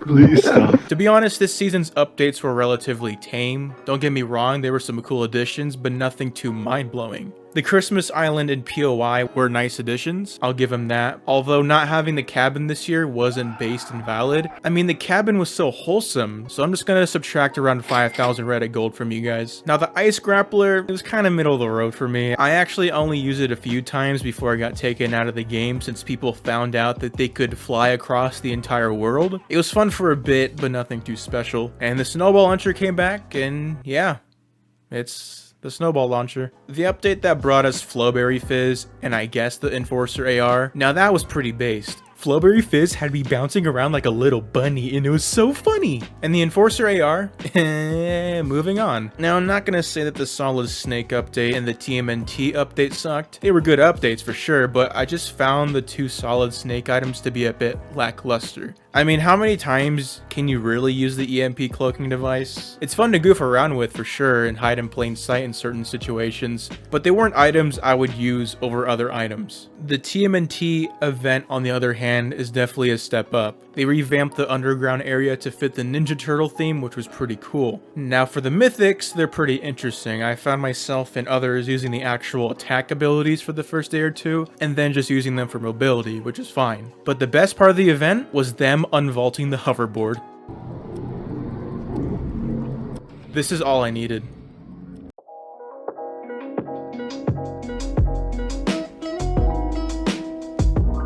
My biggest issue with this season, as I mentioned at the start of the video, is that this game feels soulless. Soulless might be a bit of an exaggeration. I mean, we've got Peter Family Man as a literal boss on the map, so how can you say that's soulless? But I really hope that this is kind of a one and done season, like an itch that Epic Games finally scratched, like, we really want to do a chill season, we really want to do a Christmas season, we really want to do a crazy season, we really want to do a serious season. You know, if this chapter continues down the path that it's on, it's gonna feel more of like a stern and somber game, and that's not necessarily a bad thing, but it does stray away from the usual Fortnite charm. Because in all honesty, I think the season 1s of Fortnite chapters are supposed to be a little tamer, which leads me to believe that the map in chapter 5 is going to evolve in a good way. At least I hope so. So with that in mind, I'm giving this season a light to decent 6.5 out of 10. Now I know that might be shocking to some, but hear me out. I strongly feel that toning down the silly willy playtime feel that Fortnite is known for wasn't the best choice. The only map changes were the snow melting, the limited time Christmas POI, and the Pandora's box hand. Actually, that was pretty cool. It's just a little stale. Like I said, season 1s are pretty tame in map changes, and that's what the rest of the chapter is for. We had a nerfed Christmas event, and the other two updates were collab updates aside from Flowberry Fizz and Enforcer AR. Now, it's not a bad season, mind you. A bad season would be like a 3, but I'm just gonna end it there. Thank you for watching my video program. Do you agree? Do you disagree and want my entire family to perish? Let me know in my comments mailbox. If you like my videos, then consider using code LEO1 all caps no spaces in your Fortnite item shop. Thanks again for everything. Have a wholesome day and fly away today. The launch of Fortnite Season 2 edged everyone for almost a full day. One of the main things I was looking for when going into this new season was map changes and hopefully a new biome. And logging in, I was pleasantly surprised. Season 2 is definitely the excitement we've needed for a while. I know the season's been out for like 4 minutes, but I just wanted to vocalize a few things that I find to be chill and a few things that I find to be unchill. When the season ends, hopefully some of these things were flattened out. I wasn't the biggest fan of the hammer pump shotgun in season 1 since the frenzy was and still is insane. Damage for the hammer pumps were caca unless you were pressing the shotgun barrel up to your opponent's face, and the sound as well, like it doesn't even sound powerful. Yeah, that was a little baby shotgun. Look at these shotguns.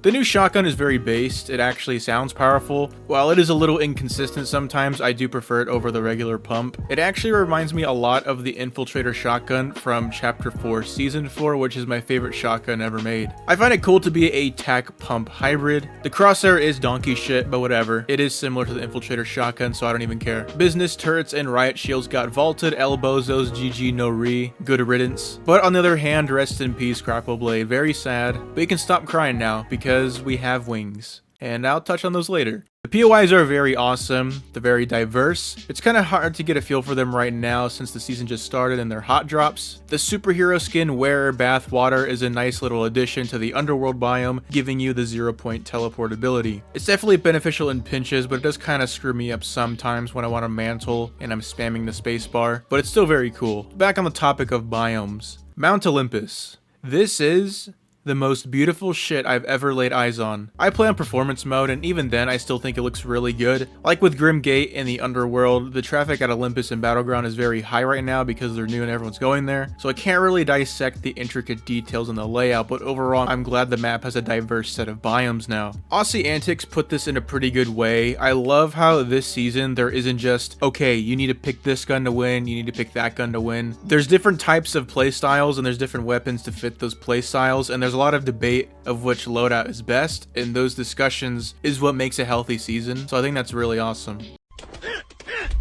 Damn it, Joe, what are you staring at? Pull him off me!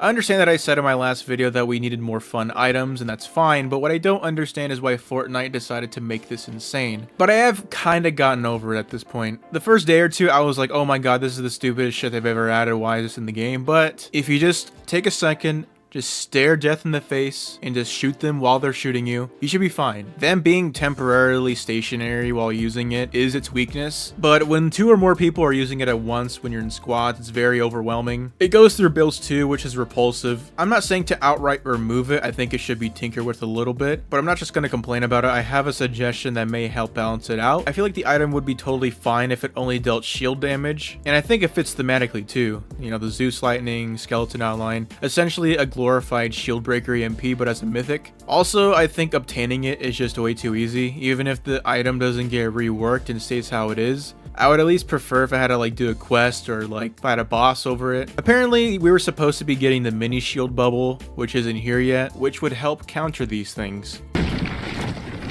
Let's go. Oh, yeah, it's awesome. It's so fucking awesome. The medallion POIs are lifeless without the bosses, so this one is a bit interesting. While it's nice having a change of pace of not having a minimum of 7,000 guards spawning in at Reckless Railways, I kinda miss that shit. The vaults are sad. Like, what is this? I know the new bunkers are the replacement for vaults, but this is more empty and lifeless than a middle school dance. These things are hilarious, but also insanely ridiculous. Flying players are definitely counterable for sure, but like, look at this clip, man. I'm literally scaling the Grinch mountain effortlessly and just erasing this guy. I never thought I would see the day where you are flying in Fortnite. Bro thinks he's Rio.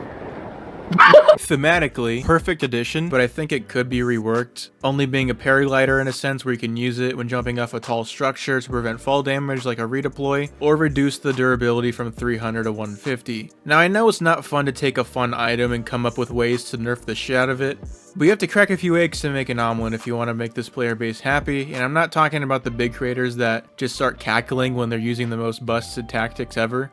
I now have it. In this new season, they added Zeus's Thunderbolt and Shockwaves are still in the game. This combination, I have won every fight I've used it in. 100% success rate. You know, in retrospect, the wings are very counterable actually. I will reiterate this. I know I said in my last video that we need more fun items, and I still stand by that. But with that, the game needs to try its best to not add another mech into the game, because we all know how that went. Now, I don't think that's going to happen, but you know, it's best to kind of tread away from that line as far as possible. But regardless, I think so far the season has been very fun and enjoyable. There are a few things that could be ironed out. The Zeus Mythic is perfect for third partying, and I'm about to show you exactly why.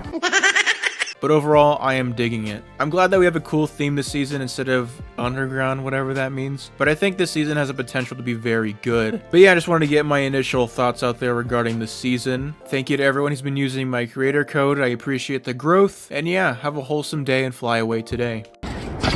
Yes, the world of competitive Fortnite. Fortnite has had a lot of tournaments, whether they're in person, online, hosted by Fortnite themselves, or by the creators. It's a wide spectrum. Tournaments have come a long way, and like anything, they've had a humbling upbringing. Today, we're delving into the Fortnite Celebrity ProAm 2018. Now, I get it. In the world of Fortnite tournaments where we've got the big guns, like World Cup, FNCS, stealing the spotlight with their multi-million-dollar prize pools, the ProAm might seem like yesterday's news. But let me tell you why this event is a hidden gem in the Fortnite competitive universe. The first 20 minutes of the broadcast showcases the duos for this tournament. You know, they have all these streamers you know and love, like Nick A30.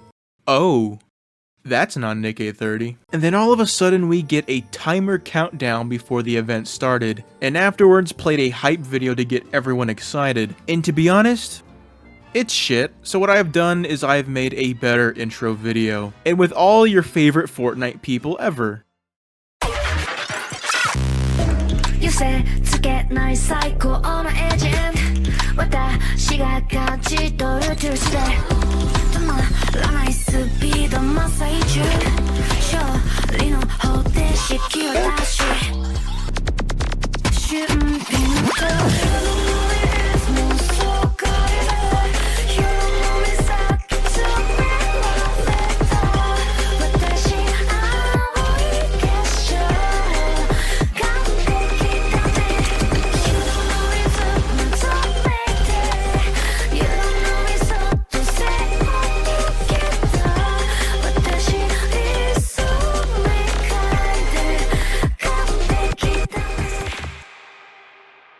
Wasn't that a really good intro? Also, I'm really liking this SpongeBob movie chum bucket helmet scene that's happening with all the purple Fortnite visors. It's then revealed to us that our Fortnite event is hosted by none other than famous Fortnite YouTuber, iJustine. However, the casters are pretty based and valid, being Golden Boy and Dr. Lupo. Instead of going right into the tournament, they instead interview players beforehand about their favorite blah blah blah from Fortnite, like their favorite color and if they like lollipops or cotton candy better, because everyone in the stadium was like 6. About 400 years later, they finally bring the players on stage. Sidian the Third is first in line, and someone behind him is throwing pancakes at everyone. And then we get introduced to many of the players like Backpack Kid, Nathan Kress from iCarly, Nadeshot, Pokimane, Cypher PK, Noah J456, shout out to the Zombies community, Courage JD, Vicstar, Marshmallow, and Ninja Fortnite.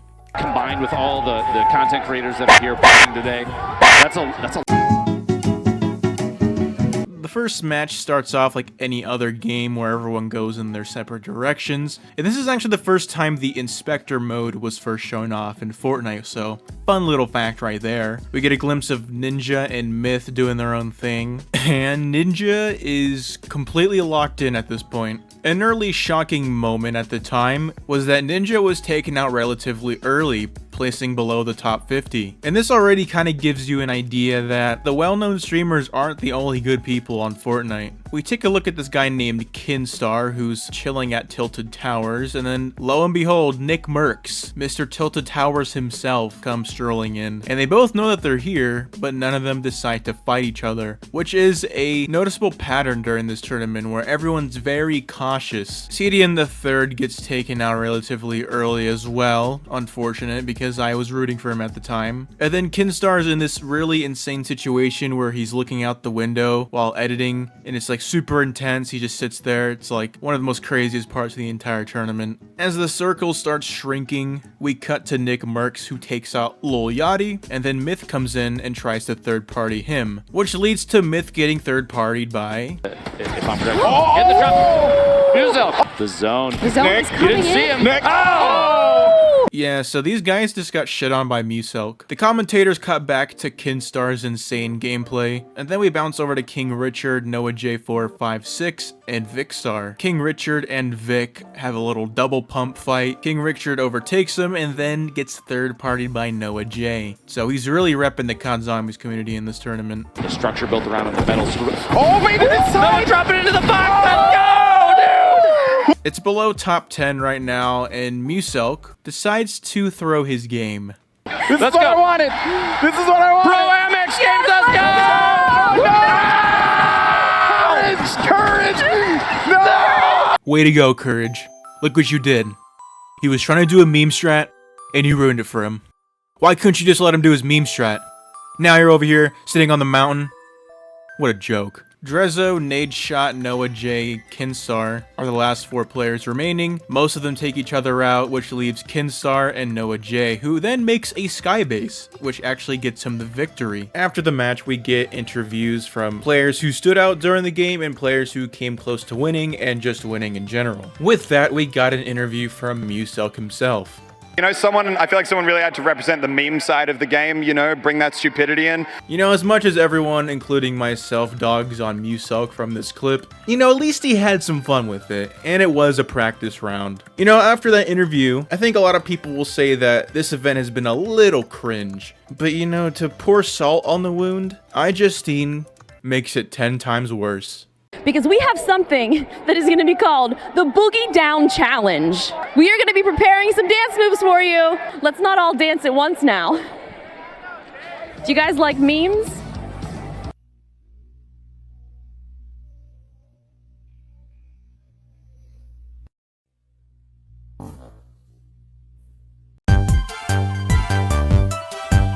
Game 2 starts off with Lil Yachty, Cypher PK, and Nick Merckx going out within the bottom 10, and at this point makes a good opportunity for Cypher to make a YouTube short about this 6 years later, going, 6 years ago, I was in a Fortnite tournament and I got bottom 10th, but here's what happened. I'm still waiting on that, Cypher. We cut over to Muselk at Risky Reels, and he disrespects the ever-living shit out of Ali A. Oh no! Knocked down. Ali A is in a world of hurt. All right, P, listen close. I need you to pick up a gun. I need you to go disrespect! Oh, wow.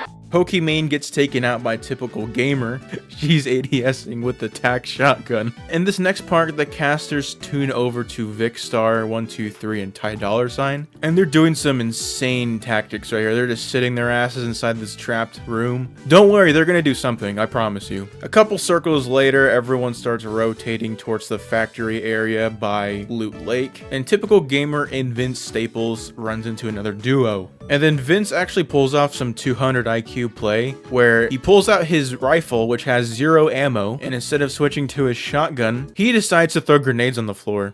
One another. Oh, he's left click. Left click. Down. The casters, for some reason, tune back to Vicstar123 and Ty $, who are still in the room. But like I said, they're gonna do something crazy. Just trust me, all right? And then they pan back to Typical Gamer and Vince actually gets picked up, but then Typical gets knocked. But then Vince pulls off the most clutch shit I've ever seen in my life.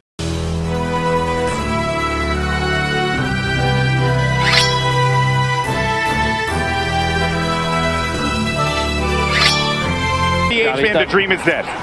Okay. We finally get a look at Ninja, what he's doing, and him and Marshmallow are just chilling at this fucking palace on this hill, in which then everyone in the world goes to and starts fighting each other, having a free-for-all. Eventually, everyone dies except Ninja and one other duo. Are they going for it? Ninja, does he get any damage now? Quite yet, though. Gets 54, drops down in front, though. He's going to take some damage. Oh, the left takes out Sean. One more player left alive. Ninja, can he clutch it out? Ninja! Oh! Big Star gets the win. What a play. Wow. Stream sniping. The third and final match, being the one that actually counts, is probably the most underwhelming of the three, reinforcing my point earlier of everyone being very cautious. My proof for that is the fact that 0 people landed at Pleasant, Anarchy, Loot Lake, and Dusty, even Salty. Couple highlights: Ninja uses the very balanced C4 to collapse the structure, almost gets taken out while Marshmallow's picking daisies, and Tim the Tapman actually runs up against Myth, and to my surprise, Tim actually stands his ground and takes him out.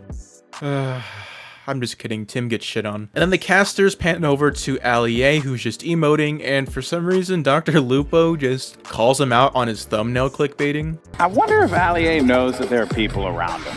You think he's spending a lot of time just trying to figure out what to do for the thumbnail of his next YouTube video?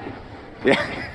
How many yellow arrows can you fit in one thumb? I'm just kidding. This is why I love Dr. Lupo. The game ends at Shifty Shafts, with Courage taking out Carl from The Walking Dead and Ali A in one fell swoop. It's one of those end games where you know who's gonna win, but it's just prolonged. But to no one's surprise, Ninja wins the super tournament. Everyone across the land celebrates. World peace is achieved. He does his pon dance. We get our final standings. There's Nathan Kress. Ninja and Marshmallow lift up their golden pickaxes and points them to the sky, and they all lived happily ever after.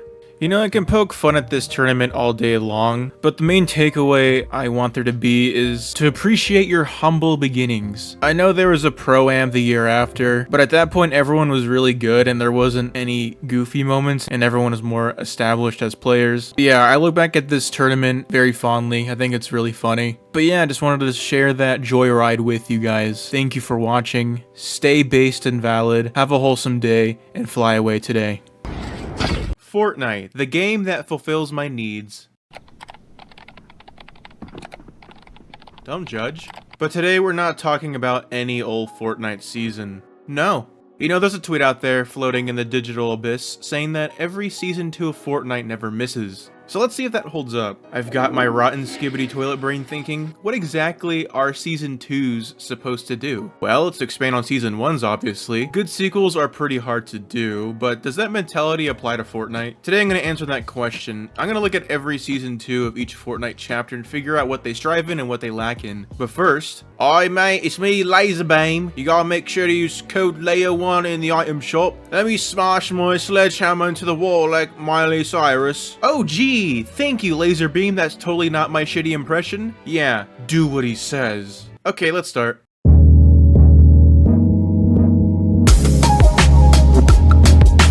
Season 2 of Chapter 1 is definitely an interesting case because it has the extra advantage of adding in staples that would define Fortnite throughout its history. Items like the suppressed pistol, minigun, boogie bomb, and chug jug were added during the season. And let's not forget about the Tilted Towers update, bringing all of these new locations into the game. Now the game wasn't perfect at the time by all means, but objectively the season brought in so much into the game. It brought in the first Fortnite Battle Pass, the LTMs. This is where a lot of people started playing aside from seasons 3 and 4. But in terms of flaws, it's really hard to heavily scrutinize this season given that it was so early on. I mean, look at it, it's so cute and innocent. It would be like critiquing a f***ing 2-year-old for not knowing the quadratic formula. Just thinking about it, I think every flaw with this season you can just say, well, it was season 2. Because the first thing that comes to my mind for flaws was the Winterfest, which was just a snowball launcher and Christmas trees around the map, but it was only season 2. 80 battle pass tiers instead of 100, it was only season 2. The game was 30 FPS on console, it was only season 2. The game burned down my house and kidnapped my whole family and made them watch Sam Jam, it was only season 2. You see what I mean now? Even with the flaws, we did get a lot of good out of it, and this season is essentially the precursor for future seasons to come, so it's definitely impactful in that matter. Nick, what's the game called? It's called Fortnite. It's free.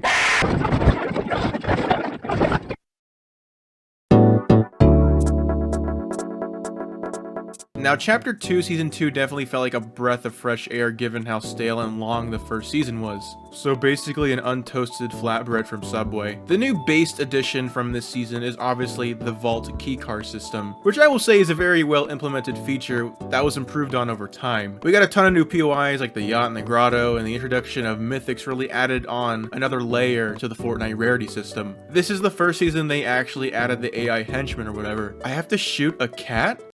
Wait a minute. Cat? Fortnite?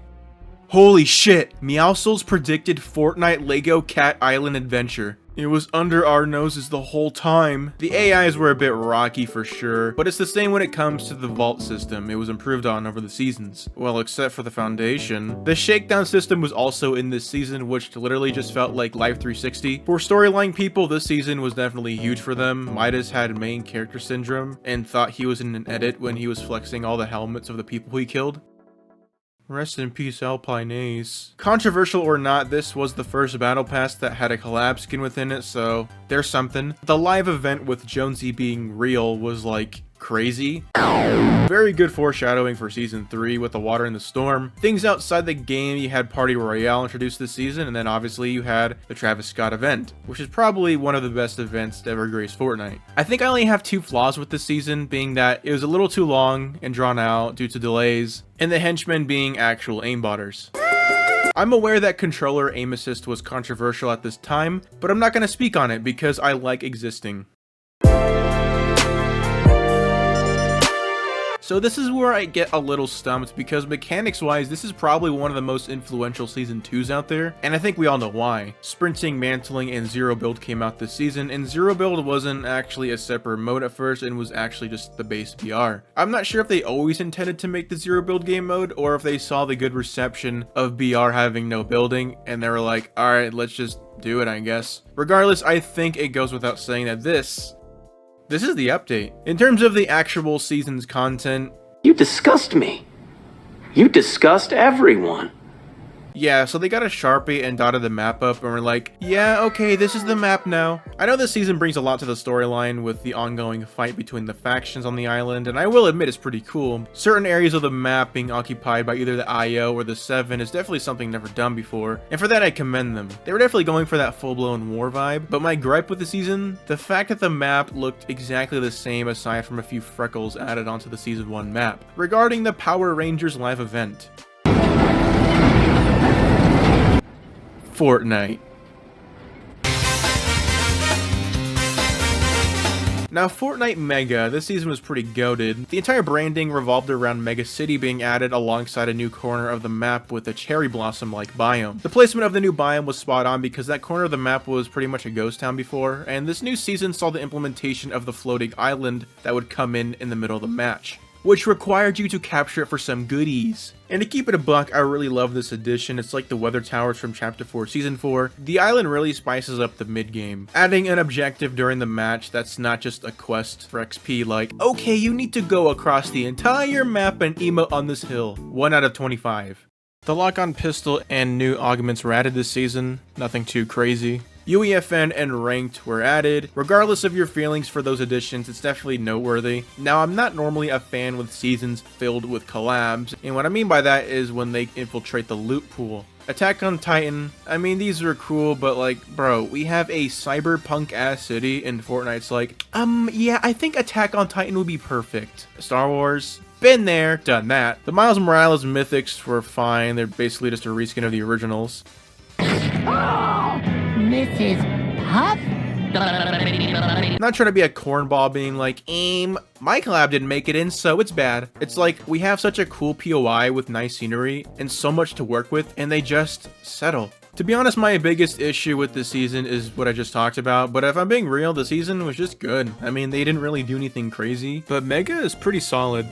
Now, when it comes to the best Season 2 of Fortnite, it's like trying to choose your favorite child. Is it the one that's a disgrace to your family name, or is it the one that provides and contributes the most? It depends on what you find important, but if you're a huge storyline guy, you'd probably say Chapter 2 or 3. And if you're speaking objectively and the number of things added to the game and how many things were revolutionized, you'd probably say Chapter 1. But if I were to rank these things, I'd probably say Chapter 2. Season 2 is the best. In terms of mechanics, the vaults, mythics, and even the henchman bosses fit the criteria, and the season was just plain fun all around. I mean, you could literally just summarize the entire season from just a single character, which honestly says something about its iconicism and what it brought to the game. I don't think it's out of the ordinary to choose Chapter 2 either. This season is on most people's top 5 lists, including mine. It was a very exciting time to be a Fortnite player during the season, and I think lockdowns also helped keep people grinding Fortnite. So referring back to that tweet about Season 2's never missing, I mean, yeah, Season 2s are pretty good. It's obviously way too early to tell right now, but I had a vision. I foresee the future, and I think that by the end of the season, currently, Chapter 5 Season 2 will place above Chapter 3 and Chapter 4 and tie with Chapter 1. Did you guys like how I didn't say it was better than Chapter 1 to avoid having my house being blown up? With that being said, that's my analysis. I honestly had a blast comparing these Season 2s. I think it's a cool concept, and I'd like to do it with Season 3 and 4, and even Season 1s in the future. But if you heavily disagree, please comment. If you heavily agree, please comment. Thank you to everyone who's been using my code. Do It Laserbeam Says, okay? That was all him, not me. Thank you for taking the time out of your day. That's gonna be all for today. Have a wholesome day, and fly away today. Another item shop video?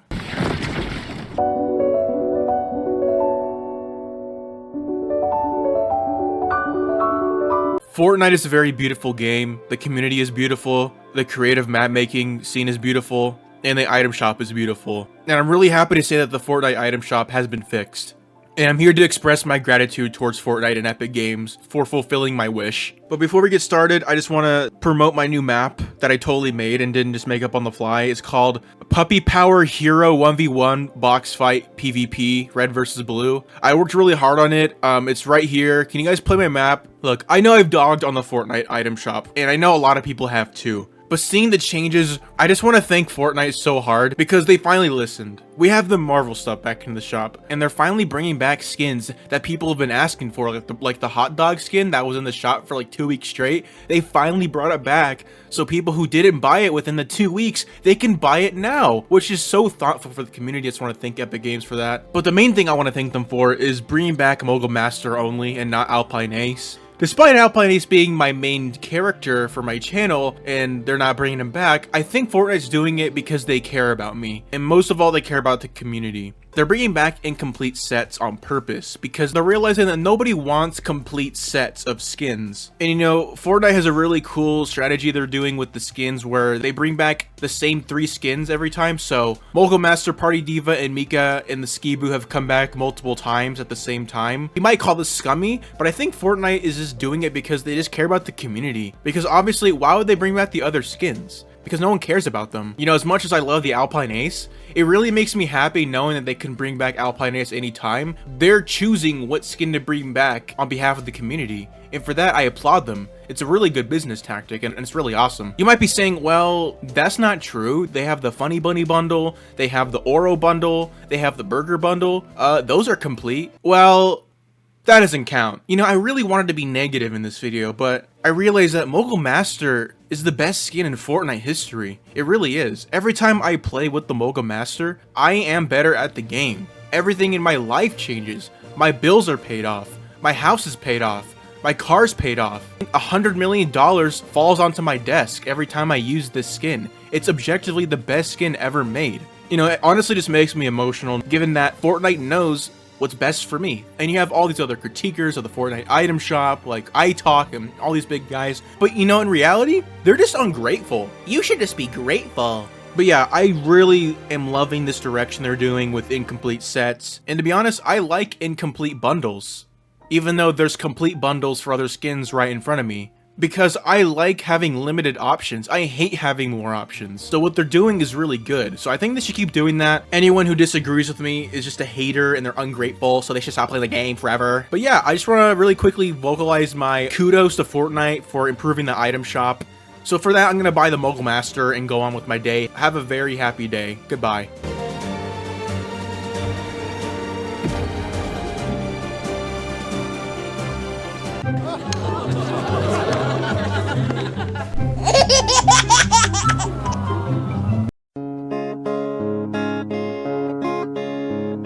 There's been some discussion regarding Fortnite's impact on the gaming industry, and by discussion I mean tweets that I saw and wanted to capitalize on for my own benefit. If people feel that Fortnite negatively impacted gaming, I'm all for disagreements and would be willing to hear their reasoning. But what I've noticed is that most people who feel this way never liked Fortnite to begin with and just wanted to hop on the hate train, and that's fine too. But it all trickles down to their reasoning. These reasons are garbage. The game might be free, but they just make all of their money and more from the battle pass in the store. That's it. I think we're all aware that AAA studios have been shitting the bed starting around 2015 onwards, I would say. And on the top of my head, I can think of 2 reasons why. First of all, they didn't have any satisfying videos playing on the top right corner of their games. And the second reason being greed. Call of Duty, really quick. Do you have a second? Code Leo1 in the item shop. Hey man, I just wanted to tell you, you fell off.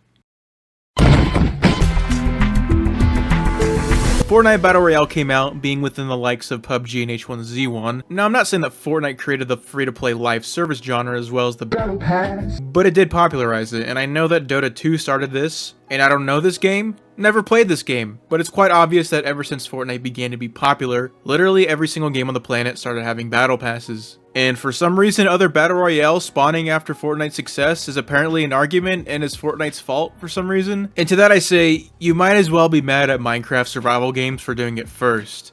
A great example is Black Ops 4 completely scrapping their campaign in the middle of the game's development and forcing their developers to include a Battle Royale that was quickly scrapped together called Blackout, leading to the birth of Warzone in the next installment of COD.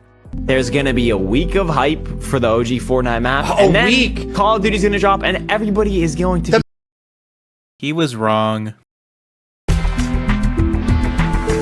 Loot boxes made themselves at home when it came to heavy hitters like Call of Duty and Overwatch. Despite the games being like $60, they're like, yeah, gambling. Battlefront 2017 essentially being a fully fledged casino, but point being, loot boxes are cringe. You also have battle passes as a way to monetize your game, especially if you're a free game, like Fortnite and Valorant.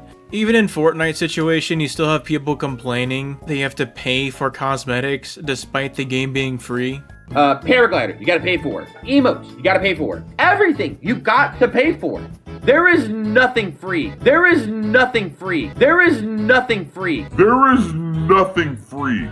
Another way of monetization is paid DLC in the form of map packs or buying the version of the game that comes with all the DLC with the cost of having a higher price, which mainly resided with COD, and a lot of people will go and say that they prefer this method over the other two, and that's fine. But the thing is, COD and most shooter-based games have multiple maps via a map voting system or a map rotation of some kind. The game of Fortnite is very different. As one map, it doesn't work like other games. Now, why did I bring up all these ways of monetization? It's because these ways fulfill certain games based on how they work. And the problem is these studios saw Fortnite making $1 billion trillion and they're like, oh yeah, we can do it to our game too. And it's like, no, your game costs $60. Point being, no one's stopping COD from doing paid map packs, and no one's stopping Overwatch 2 from being an actual sequel.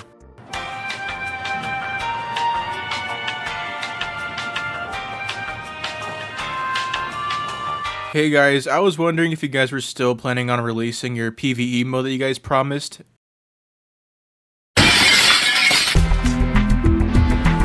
The thing is, the Fortniteification of gaming doesn't put Fortnite to blame. I think that's where a lot of people tend to be forgetful of the fact that these game studios chose to sell out. It's the same with Mr. Beast and the Mr. Beastification of YouTube. While yes, Mr. Beast popularized a certain YouTube meta and editing style, you shouldn't really put all the blame on him and instead should hold the Mr. Beast clones themselves accountable. Come to think of it, Fortnite is the Mr. Beast of gaming. And while all of these competitors try their absolute hardest to replicate a certain formula, both having to do with monetization, the popularizer perfects it. Like, I'm not trying to be a Fortnite glazer so I can get a locker bundle or an icon skin. I think Fortnite has many things to be scrutinized over, like creative mode being a whole other mess. He completely stole our thumbnail. The lack of good item shop skin rotations. Nothing changed today. Alright. Nothing changed today. The removal of skin rarities. They got rid of Fortnite rarities. Rest in peace, the random skin Fortnite challenge. And the fact that there are people on Twitter blatantly showing that they're cheating, bragging about how they're qualifying for tournaments and even winning money from tournaments, and they're getting zero consequences. Fortnite has done shit that's never been done before in gaming, and just because other games did not execute what Fortnite popularized successfully doesn't mean it's Fortnite's fault. I don't want the main takeaway from this video to be that these games are bad and were always bad. They've gotten to a point where they're just not innovating enough. If you're looking at the big picture, these companies are just f***ing up. And it's sad. And you can't blame Fortnite for any of this. I don't understand this mindset. This topic has been on my mind for around 2 weeks and I wanted to yap. Want to know your thoughts? Thanks for taking the time out of your day. Stay based and valid. Have a wholesome day and fly away today.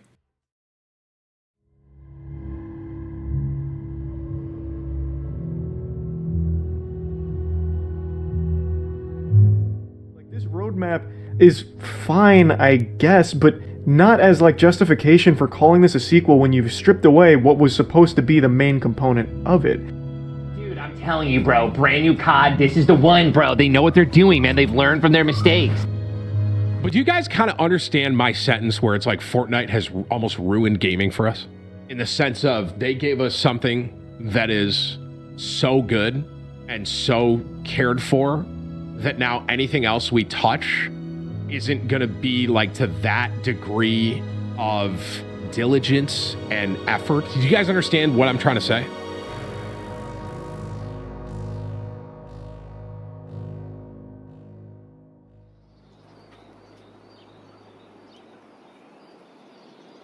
I'm sorry that this happened to you guys.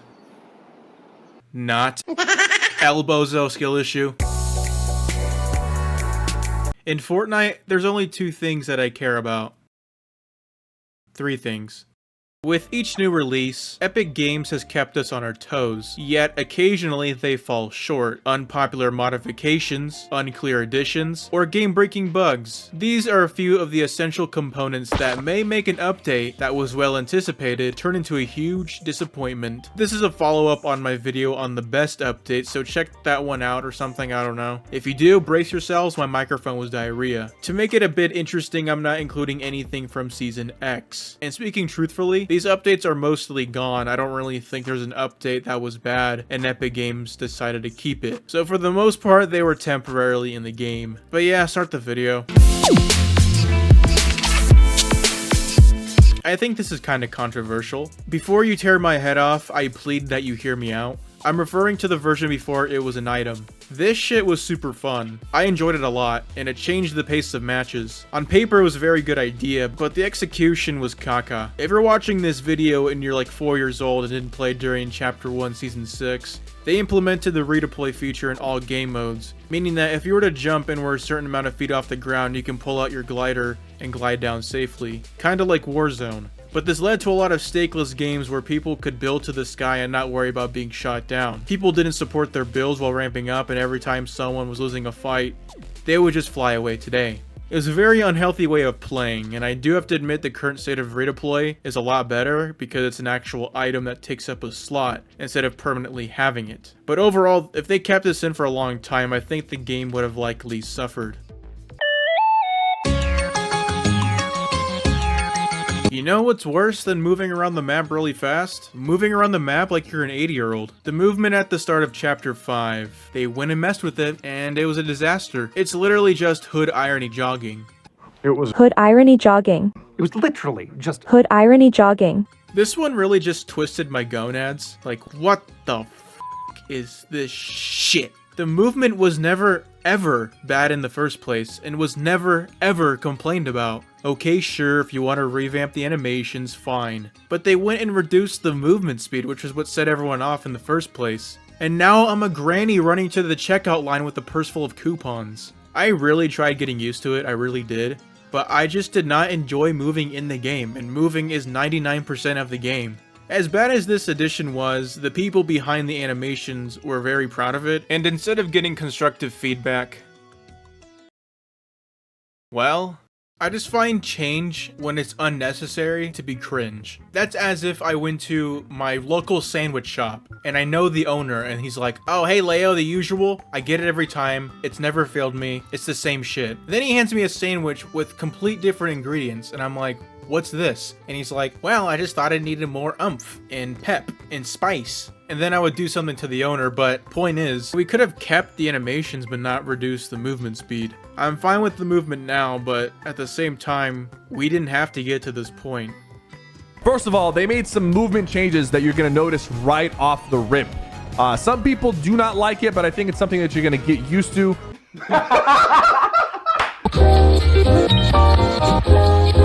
I mean, yeah, this was inevitable. I had a sick feeling to my stomach every time I slammed into someone's builds and just annihilated them. It was essentially a post-playing clarity. I mean, these things didn't even require fuel back then, which was even more ridiculous. This was also just another addition that catered to players who couldn't build. And I'll expand on the catering part in the next section, but for what it's worth, I don't think these things are the worst vehicles ever, but it's still shit. Every endgame had about 85,000 planes flying around in the circle that was the size of a penny. Oh yeah, also having redeploy, that shit was crazy. I know that they were fixed in Fortnite OG. They weren't terrible, but the planes on launch weren't based at all.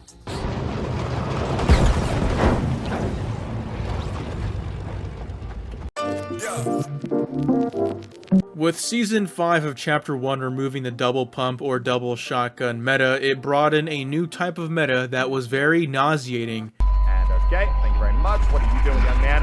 Whoa! Oh my lord! Which in turn made for a very, very, very uncomfortable time to play Fortnite. While I am using the P90 to represent this category, I need to make it clear that I am referring to the massive buff to all SMGs. It was a way for Epic to really hone in on the fact that they wanted the people who are less proficient at building to be on an even playing field with good builders. Like, these guns are essentially the nightmare blunt rotation of Fortnite weapons. You know, I can give modern mythics a pass. There is usually a way to counter them, but there's nothing you can do about this shit. No matter how much you try to build, the main function of Fortnite was super obsolete from just a single gun. But to be honest, I'd rather get myself one pumped or double pumped from an actual skilled player instead of some 3-year-old who's hip firing across the map with the P90. This was an extremely fatal decision by Epic Games, and I know that the SMGs this season are pretty strong, but I'm glad it's not as bad as this to some capacity.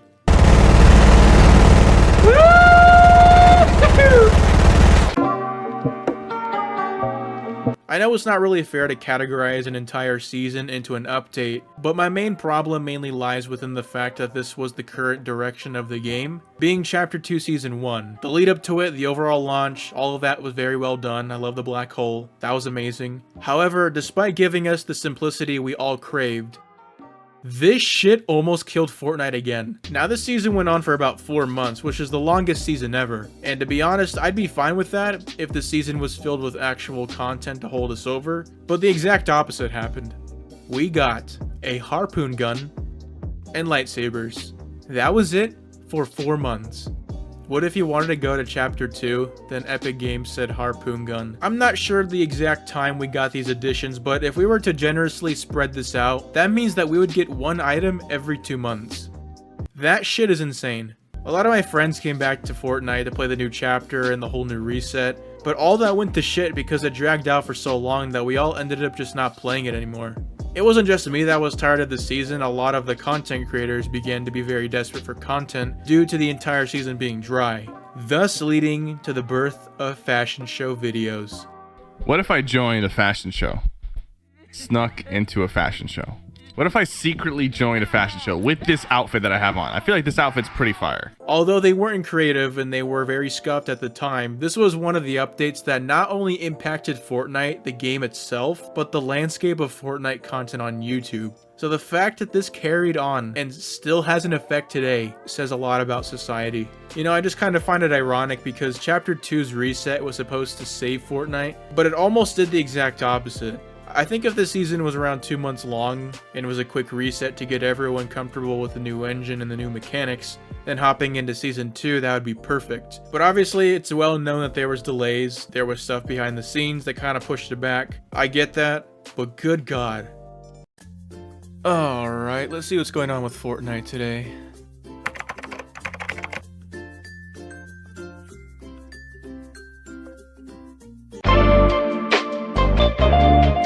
I know I probably left some stuff out, like the removal of Siphon and Competitive, and the building nerf in Season X, and Season X in general, but I wanted to go for more or less predictable changes to talk about. With that being said, what is your least favorite change ever added in Fortnite? Give me a paragraph response, 250 words minimum in the comments below, and also reply to 5 classmates, 250 words minimum. If you want to support me so I can keep making based content like this, consider using my creator code. If you don't, Foxy will get you. Other than that, have a wholesome day and fly away today. You gave my live event resources to the metaverse. Donald, please just hear me out, please. The metaverse conversation is a divisive subject in Fortnite politics. I think I'm peely-pilled. You know, recently I've seen a lot of moping. After Donald Mustard shared his reasons for leaving Epic Games, it left a sour taste in people's mouths, like eating shit. And once he realized that his dream would be minimized, he left and played a YouTube outro. I don't know, I'm in this weird position where I'm kinda bummed out, but I'm also kinda excited, because despite playing since the very start, I was never attached to the main storyline, and I didn't know who Donald Mustard was until Chapter 3, so I guess you can call me biased. But the reason why I'm kinda nonchalant about this is because I've seen similar events with a different gaming franchise when it comes to fans craving for a bigger story within their game. Look, next day, oh my god.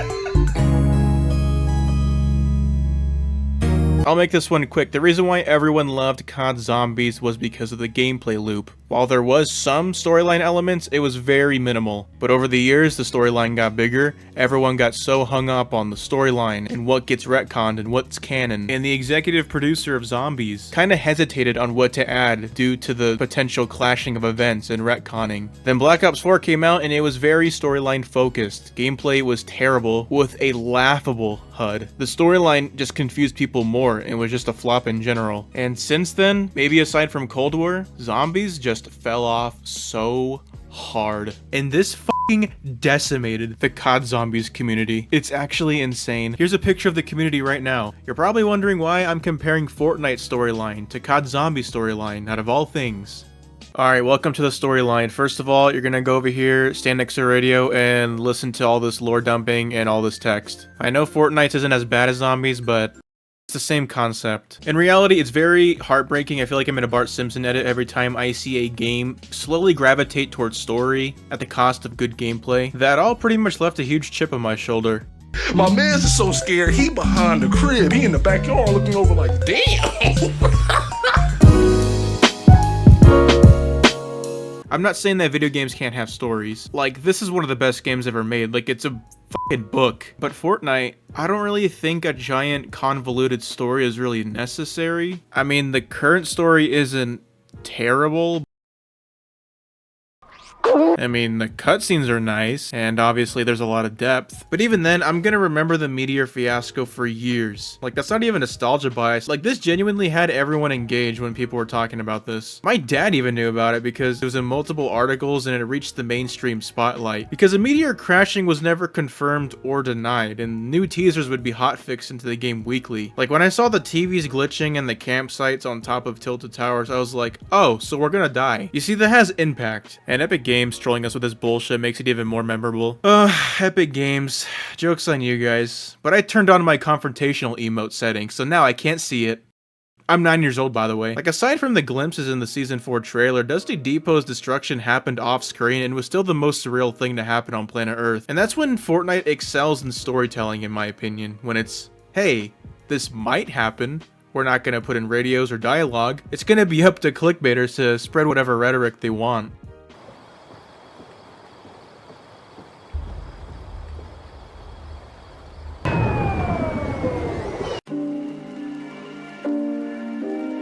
We can agree to disagree on my take on the storyline, but I think we can all agree how shitty he must have felt for Donald Mustard when he realized where his story was gonna go. This video of him doing the ice bucket challenge reminds me of that one LeBron James clip. I know it's kind of cringe to put creative directors on a pedestal like other game studios, like, ooh, Daddy Sakurai, Todd Howard, my little Howie, Daddy Jeff. But in this case, I think it's fair to feel for this guy, and by all means, he's not completely innocent. He knows what he did. To give Donald Mustard some credit here, I think he's done a lot of cool shit for the storyline, especially the early seasons. Having a certain plan and then for it to be minimized in favor for other shit honestly sucks. The lack of live events is also another thing that's very unfortunate. I mean, we used to get one of these every single season. We had one with the guy from Tooth Fairy. The Cube event during that one tournament in Chapter 1 was a prime example of good execution, because it being out of nowhere makes it even more memorable. I do think there should be some balance, and countdowns are definitely good in between for surprise and okay, here's the entire sequence ready to be data mined. Especially when all of their shit is just laying in the files. Like, people saw the hand of it on Twitter or any news account before it was in the actual game. Like, what's the point in that? Another hot take that I stand by is that I feel like most of the modern live events are very expedition based. If you're not with me, let's go through a quick simulation exercise. The Black Hole event. Universe A being the one that we all know and love, the one where we all watch this crazy shit happen in front of us, we can't do anything to stop it, and we have to accept that this island is going away. Or Universe B, where you have to go into the 0 point, and you have to follow some guy around because we have to disable the neutralizers to prevent the blast radius from reaching unsustainable levels. And it goes into a cutscene and lore dumping and this and that, and that's gonna take away from the experience. Because at that point, it's just like any other video game cutscene. Instead of watching this disaster unfold in front of you, not a single line of dialogue occurs during this event, and it still delivers. Let's make this clear. Modern live events are objectively more well produced and probably more tolling to make, But live events can only do so much to help your season. If it's already a great season and it has a great live event, then yeah, it deserves more praise. But if you have a bad season with a great live event, it doesn't really save the season. And some might say that it brings in players, and while yes, the game either gets a little bump or a large bump, but the majority of that bump doesn't stick around. I'll use Moist Critical as an example. He has a gag where he goes to every single Fortnite live event and treats it like a big deal. And in reality, that's about it. Charlie probably wouldn't consider himself a frequent Fortnite player, and yes, there are some cases where people do get hooked from just the events and the storytelling. There are cases, I agree. But I could also say the same thing with Fortnite OG. While it wasn't a live event, it was still something that wanted to grab as many people as possible. And it was also for a short amount of time. And with that, we saw a large bump in numbers and even breaking records. But I think it's safe to say that a lot of people who stuck around for the month left as soon as it was over. Maybe it was just preference and they didn't like Chapter 5 in general, possibly. But what keeps people sticking around and playing the game is the gameplay. Is it fun? Does it have content? Is it trying new things? And a good story can coexist with this, but I personally don't think it's required. If you have shit gameplay and a good story, and 90% of people aren't gonna play, probably more. These aren't interchangeable, that's just how it is. The pros aren't gonna play the game, and the content creators aren't gonna play the game, assuming they aren't paid off by Epic Games. Where's the in-game events that we're used to having in a season? We haven't had that since the Star Wars thing, and that Star Wars thing was an ad. You wouldn't want to have to talk to human resources, would you? I don't care, I'm turning this setting on. W for Fortnite. I'm not trying to brainwash you guys to make you think like how I do. I think I just have a personal sense of bitterness after the zombies thing, and any step towards the direction of focusing on story more just scares me, so that's something I have to work on. I'm basically the clown from Toy Story 3 telling the gang about Lotso, but what I'm getting at is avoiding the dilemma of, oh, how does this season fit in the storyline? What if this retcons this, or how does this retcon that? And Battle Royale needs to be the main priority. I think Battle Royale's doing fine. I know right now we're getting a lot with Avatar ending and Star Wars starting immediately after, but I think as long as the overall experience doesn't get messed with to the degree of being intolerable, I think we should be fine. I really do. Because like I said, I've seen a lot worse. While editing this video, Clark and Smurf posted their videos on their thoughts of the storyline direction. While they have opposing viewpoints from me, I think that they are very well made videos. Go watch them. Please comment if you agree or disagree. I want to see other perspectives. I might just be crazy about all of this, maybe I'm not. Feel free to contest is what I'm saying. If you want to support me, use my creator code Leo1. Young Sheldon says that you get 100 million years of good luck if you do it. Thanks for watching. Have a wholesome day and fly away today. Hey Fortnite family, welcome to the vlog. I got some water from Grim Gate and today we're gonna test to see if it works.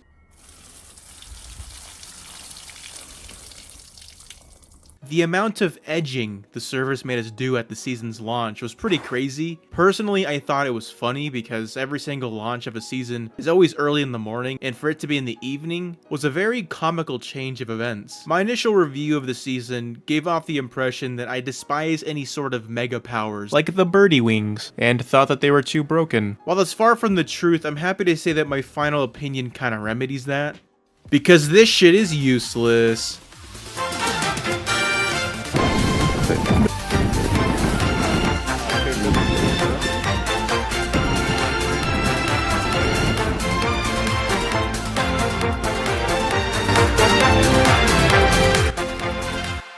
Alright, let's do some housekeeping here and pay some respects to the vaulted Striker AR. Yeah, tough luck, I miss you. Hyper SMG, I didn't really use you that much, but it is what it is. Grapple Blade, yeah, I think you were too good. I miss you, but it was inevitable. Enforcer AR and Riot Shield, yeah, you guys can eat shit. Everything else, you didn't really affect me in any way emotionally, so I don't mourn your death because I don't have feelings. With these vaultings, we got some new blood.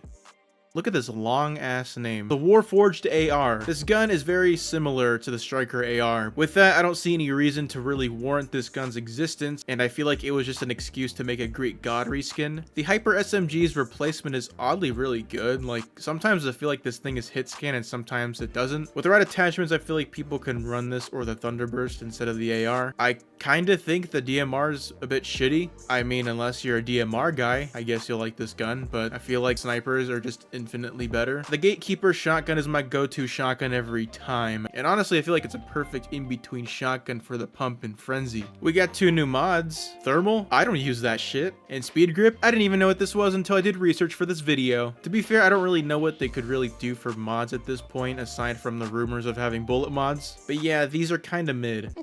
The main selling points for this season's theme are the Wings of Icarus and the Lightning Bolt of Zeus. As I mentioned, I wasn't a fan of these at first since everyone was using them because the season was new, the initial rush and urgency to use these items was in full force. And the fact that they were way too common, like I wanted them to be more rare than Mima's brisket recipe from Young Sheldon. But now everyone realized that these things are very counterable, which is really funny. Like for competitive, this shit's useless. At first, the Chains of Hades were relatively fine, I didn't have a problem with them, but after they got buffed, these were fucking crazy. Get out of here. Get the hell out of here. Get out of here. Stay away from me. And I know next season we're probably going to have items like these, and going into it with the mindset of, yeah, these will probably be annoying at first, but it'll simmer down. That type of mindset's going to help out a lot. The POIs and biomes. This was exactly what I wanted and more for map changes. 2 biomes? Damn, girl, you crazy. Grimgate, Underworld, Brawlers, Battleground, and Olympus. All of these are great. Olympus wasn't too optimal for Zero build, but given that we've never really seen a POI that's centered around verticality before, it makes this kind of unique. I have to jump in the water. Oh, there's no water below me. Battleground's fine too. I think I landed there the least out of the 4 new POIs. Grim and Underworld are definitely better to land at purely because of the water. I feel like they could have added a few more chests in the empty areas in the Underworld, but that's just me. We lost Ritzy and Hazy, and to be honest, I never really cared for Ritzy, and Hazy I was kind of sad about. I was always kind of fond of the layout having a bridge connect to each other. As long as Classy Courts doesn't leave, I'm wholesome. I for sure thought Snooty was going to be gone since Peter wouldn't be a boss anymore.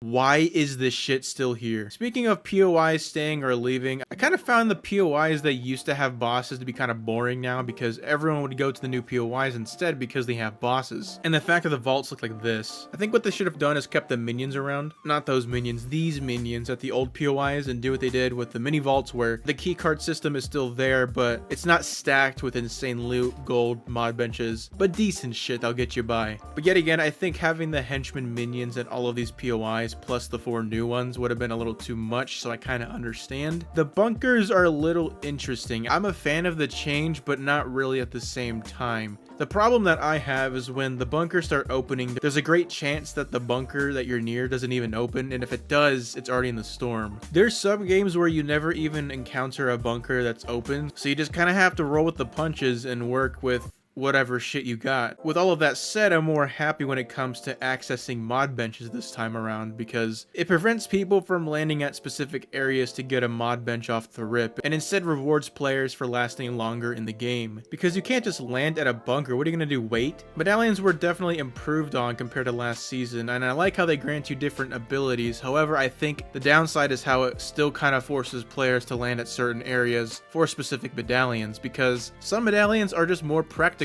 and I will say better than others. Because looking at it, the Ares one could take a hike, the Zeus one is actually pretty solid but prevents you from using shockwaves to their full potential, and since Cerberus gives you the Vanellope from Wreck-It Ralph dashes in the Mythic Shotgun, it makes the Underworld objectively the required place to land, since you can easily make your way to the Hades Siphon Medallion. I've said it once and I'll say it again, I am a firm believer that the randomness of the vault weapons in Chapter 4 Season 4 was the perfect way to go about this, thus making any place viable. Or even last season for that matter, since all the medallions just give you shield. We had some based updates this season. We saw a lot of unvaulted weapons, which was nice, and I think any season could benefit from having new guns and old guns. The catch this time around being that they were given updated models and bullet drop physics. Not to toot my own horn, but I called this shit. But you know what? It doesn't matter because these are dog shit. Like, I used the Deagle once and I was like, okay, I am never using this shit ever again. Look what they did to my boy. My favorite update from this season was the one that gave us the Shield Bubble Jr., Drum Gun, Chains of Hades, and the Floor's Lava LTM. I genuinely feel bad for people that didn't take advantage of the gold chickens when they were in the game. Like, I don't know about you guys, but I balled out with this shit. LTMs are exactly what I've been wanting. A quick little twist on the BR Island with new and old items. Perfect. Oh, I like. Ow, I'm burning! I'm burning, John. So I think the big thing that a lot of people have issue with when it comes to this season is the removal of the Greek items in favor of the Avatar mythics. And I think that's fair. My only thing is that if the mythics were in the game with the Greek items, everyone would have just been pissed out of their mind, but I feel like it could have worked. If you think about it, earthbending was decent. I feel like it thrived mostly in zero build. And sorry to you fire enjoyers, but firebending was ass aside from the drop kick. Waterbending and airbending were easily the best mythics by far, and water actually coexisted in the game with the Greek mythics. I'm kind of baffled still that the waterbending was pretty much the best AR in the game because it's the closest thing to a hit scan AR. Like, I don't understand why they made that more viable than assault rifles. And people flying around with the wings and the airbending would have been too crazy, but I feel like they could have made it to where you get stunned if you get shot while airbending, because I'll be honest, these were such a get out of jail free card. I mean, it was badass, but there wasn't really any risk in using the airbending aside from not being able to shoot while using it. It's a tricky situation. I feel like it can go both ways, and I can see why there's a lot of frustration with that decision. Star Wars came back again, and I wasn't really crazy about this one, mainly because it was the same Star Wars mythics we're used to. The bowcaster was fine for early game, but I would take an AR over this any day. What are you? So I'm gonna address a couple issues that occurred over the course of the season that doesn't really impact the overall gameplay experience and won't affect my overall rating, but I just wanted to put in my 2 cents because I'm the main character and my opinion is final. The cosmetic skin rarity change was something that mildly annoyed me, mainly for organization purposes, because I and many other people remember buying these skins and we saw what rarity they were before buying them, and the color is more ingrained into our heads, and sorting them by season is the next best thing. But the thing is, it's kind of hard to narrow it down because there's like 10 million seasons, so yeah, it's a bit cringe. The theory that the skins are going to be overpriced isn't that convincing as of yet, but it's definitely something that I can see happening in the future. I could honestly push all of this aside if it wasn't for their dog shit reasoning for this. We just want to simplify the appearance of Fortnite and remove any outdated Battle Royale inspired systems. Really? So this is my closet with all of my clothes. It's sorted by shirts, sweaters, and pants. But I feel like this practice is a bit old-fashioned. So what I've decided to do is sort my clothes by what year they came out, because I think it'd be simpler for people. Confrontational emotes, I don't use these emotes, but the change is so pointless after all of these years. Like, the most common argument I have heard about this is also the most brain-dead one I've heard. Like, it doesn't affect you, why are you mad? You can still use the emote.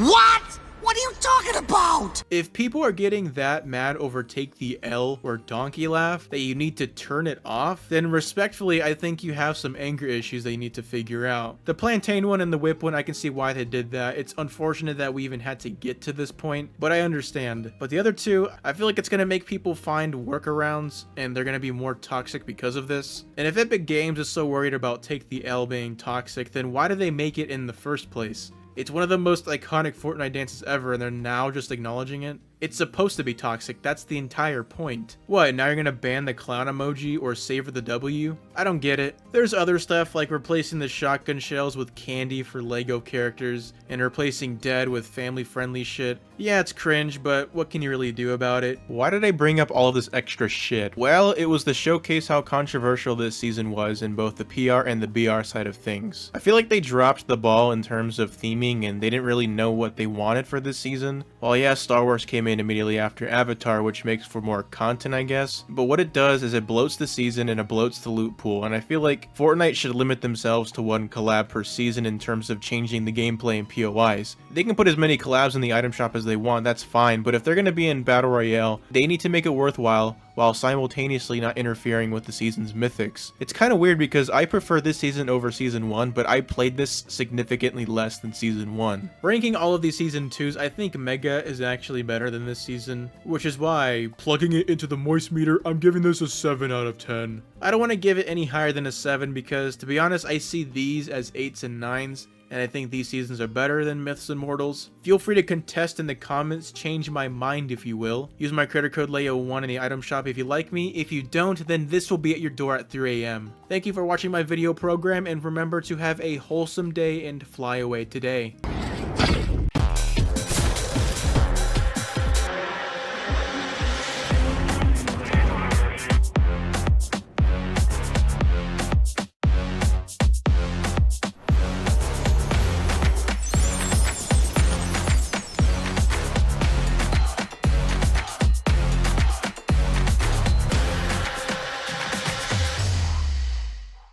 I tend to shit on a lot of things, mostly for comedic effect rather than having strong arguments, but today I want to have a productive conversation. Now, I'm fortunate enough to have a few friends that play this game, some more than others, and under those circumstances, it's a fun time, and we don't really take the game too seriously. However, that's not the case for everyone, and for those people, I feel bad. I think so far this season thrives heavily in the innovation department and the map changes. We have 6 biomes now. That is like the most we've ever had. That is wholesome. I love Nitrodrome. That is one of the coolest places they've added this chapter, genuinely. Like, I was driving around in there and then they started playing that one song from Shrek when he was fighting all the knights, and I was like, shit, this is pretty awesome. And then they brought back my girl the combat shotgun, even though she's not in her prime like in season 9. It's still nice to see her around. I love that the season encourages you to be aggressive and to dig your heels into fights, because I hate when people are cowards and hide in bushes and shit like rats. And on paper, this season would remedy that, right?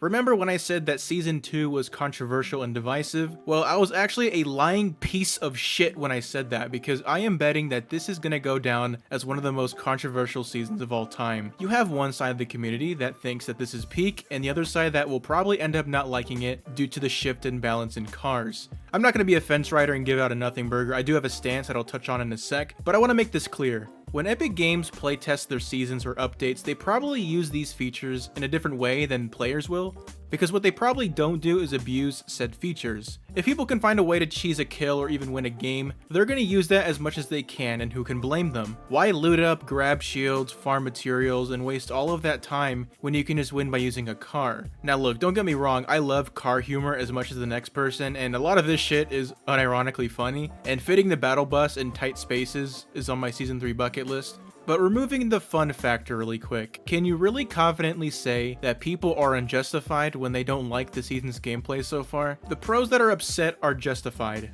I cannot believe I just said that, because they are the ones that put in all this time in the game to master the game, who've made this game their careers, and without them or any competitive drive, this game wouldn't have cash cups, it wouldn't have FNCS, and it wouldn't have the World Cup, and probably ranked in general.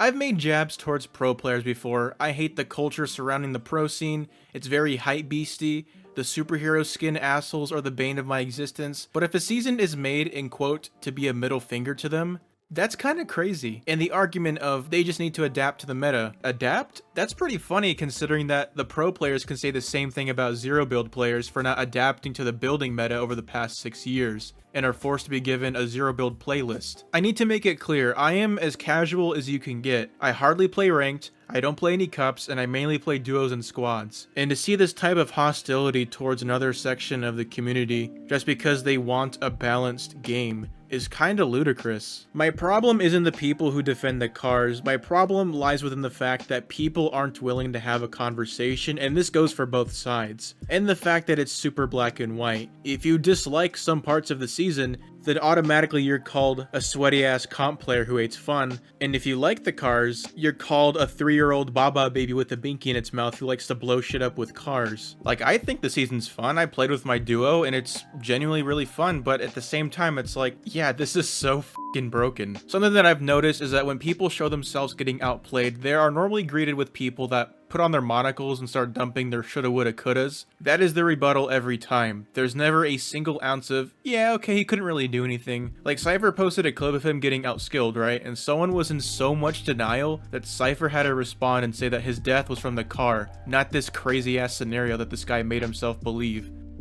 Even though EMPs in every single season stops turrets, EMPs are supposed to stop the fucking turrets.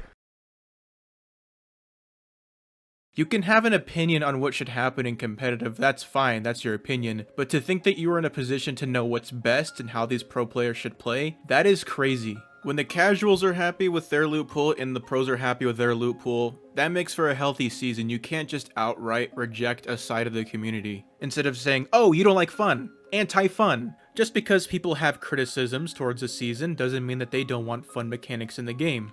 To the people chanting skill issue, is it really a skill issue? Who has a skill issue? The person who actually wants to have a gunfight or the person who's mindlessly driving themselves into the builds? I'm not trying to make this a gotcha moment at all. I just want people to take this into consideration before they yell skill issue. Like, look at yourself.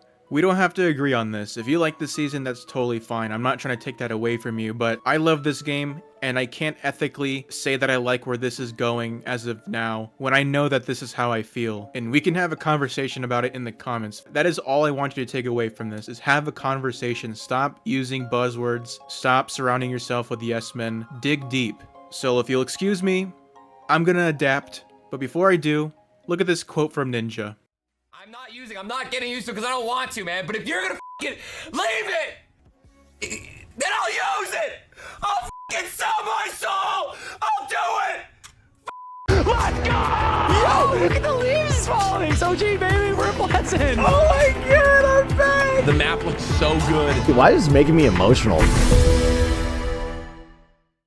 OG Fortnite broke player record after player record. Old streamers literally crawling out of their graves to play the Chapter 1 map. This was a huge success, and given the amount of people crowding the Fortnite space, Fortnite was somehow taken off guard because they did something that many people have been begging them to do for years, and Fortnite was like, okay, we'll do it again. And OG Fortnite 2024 is slated to happen, but how would OG Fortnite 2 work? After that roadmap leak came out, I wasn't really sold on its legitimacy until that green girl became the next festival icon, and us currently being in the Wasteland season. It's not confirmed or denied by Epic, but I think it's safe to say that this shit's real.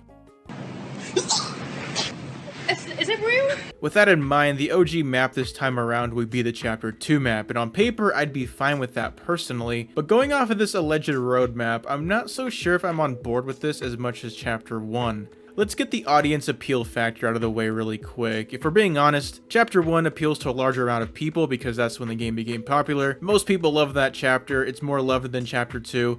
There's no beating around the bush, that's just how it is. So right off the bat, Chapter 2 isn't probably going to rank in as many people as last year. Even if they did do Chapter 1 again, some people are just going to realize that it's just going to be the same shit and probably just pass. And to be honest, I feel like Fortnite really missed an opportunity to make a faithful rendition of the Chapter 1 map. The whole volcano section with Sunny Steps and Lazy Lagoon never happened, as well as a plethora of other inconsistencies like the Scraps Cube event, and I think that was their one chance to do it, because if they did Chapter 1 again, I don't see themselves advertising the fact that it's a faithful remaster this time, because at that point, they're kind of just admitting to the public that OG Fortnite 1 was not half-assed, but kind of scraped together to plunge us into Chapter 5 and not a long calculated season. Going off of this shit, it appears that we're only going to be getting Seasons 1, 2, and 3. Now, I have a few issues with this, mainly because those 3 seasons are very similar, and to be honest, you can kind of count them as a cohesive trilogy. Season 1 was a snooze fest. Yeah, Season 1s are supposed to be basic. However, the standout additions when you think of this season is the harpoon gun and lightsabers. Now, I'm not sure on the contractual agreements with Star Wars and Disney taking up the spotlight during OG, but for the sake of simplicity and what OG represents, let's say they don't do the Star Wars event, because OG, at least for me, maybe some people can agree, celebrates Fortnite in its roots, right? And taking Star Wars out of this season, you have the harpoon gun to represent Season 1.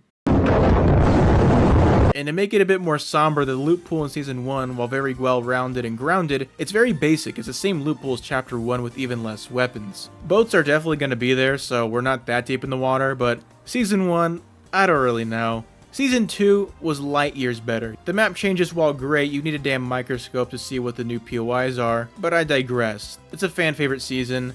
No brainer. Season 3 is pretty much the only season of the 3 that has a big map change, which is the water. And if you want to count the Fortilla and the other areas like this donkey of a POI. I think that's my biggest problem right now. It's only those 3. Because Chapter 2 itself is just a mess in general, because they can't do the Marvel season because A, contracts, B, we're gonna have a new Marvel season right before OG, allegedly, and it's just too much Marvel shit in that small time frame. Season 5 is a collab-ridden mess with not one, but 2 collab POIs with Predator and The Mandalorian. So unless they want to put collab shit front and center for Fortnite OG and deal with legality meetings, I don't see how they can do Season 5. I think 4 people on planet Earth actually want Season 6 Primal to come back, which leaves Season 7 and 8, and if I'm being honest, I'd rather see these 2 in OG. While the map changes consist of a Grimace Shake lean concoction spilling all over the map in Season 7, and someone farting and shitting all over the map in Season 8, these represent Fortnite Chapter 2 the most. And I just realized while writing this script that Season 8 had Venom and Carnage mythics. My god, man. Okay, let's pretend they don't bring those mythics back. I think Season 2, Season 7, and Season 8 would be a more optimal trilogy to represent Chapter 2 if they're sticking to 3 seasons only. Speaking of, how will they even disperse the time spent in each season? If it's a month long like last time, then we'd spend more time in each season. Since OG took place in November of last year and the roadmap leak lines up, it's probably going to be November again. We can kind of do the math here. November has 30 days, and if we were to start on November 1st, since Fortnite likes to launch seasons on Fridays, so the baby Baba players can play when preschool gets out that day and they have the whole weekend. 30 days, 3 seasons, 10 days each, which is actually longer than the 7 days each season got in OG1. I think this is the best case scenario for Chapter 2. While memorable in its own right, it may not capture the same magic or widespread enthusiasm as the more universally loved Chapter 1 map.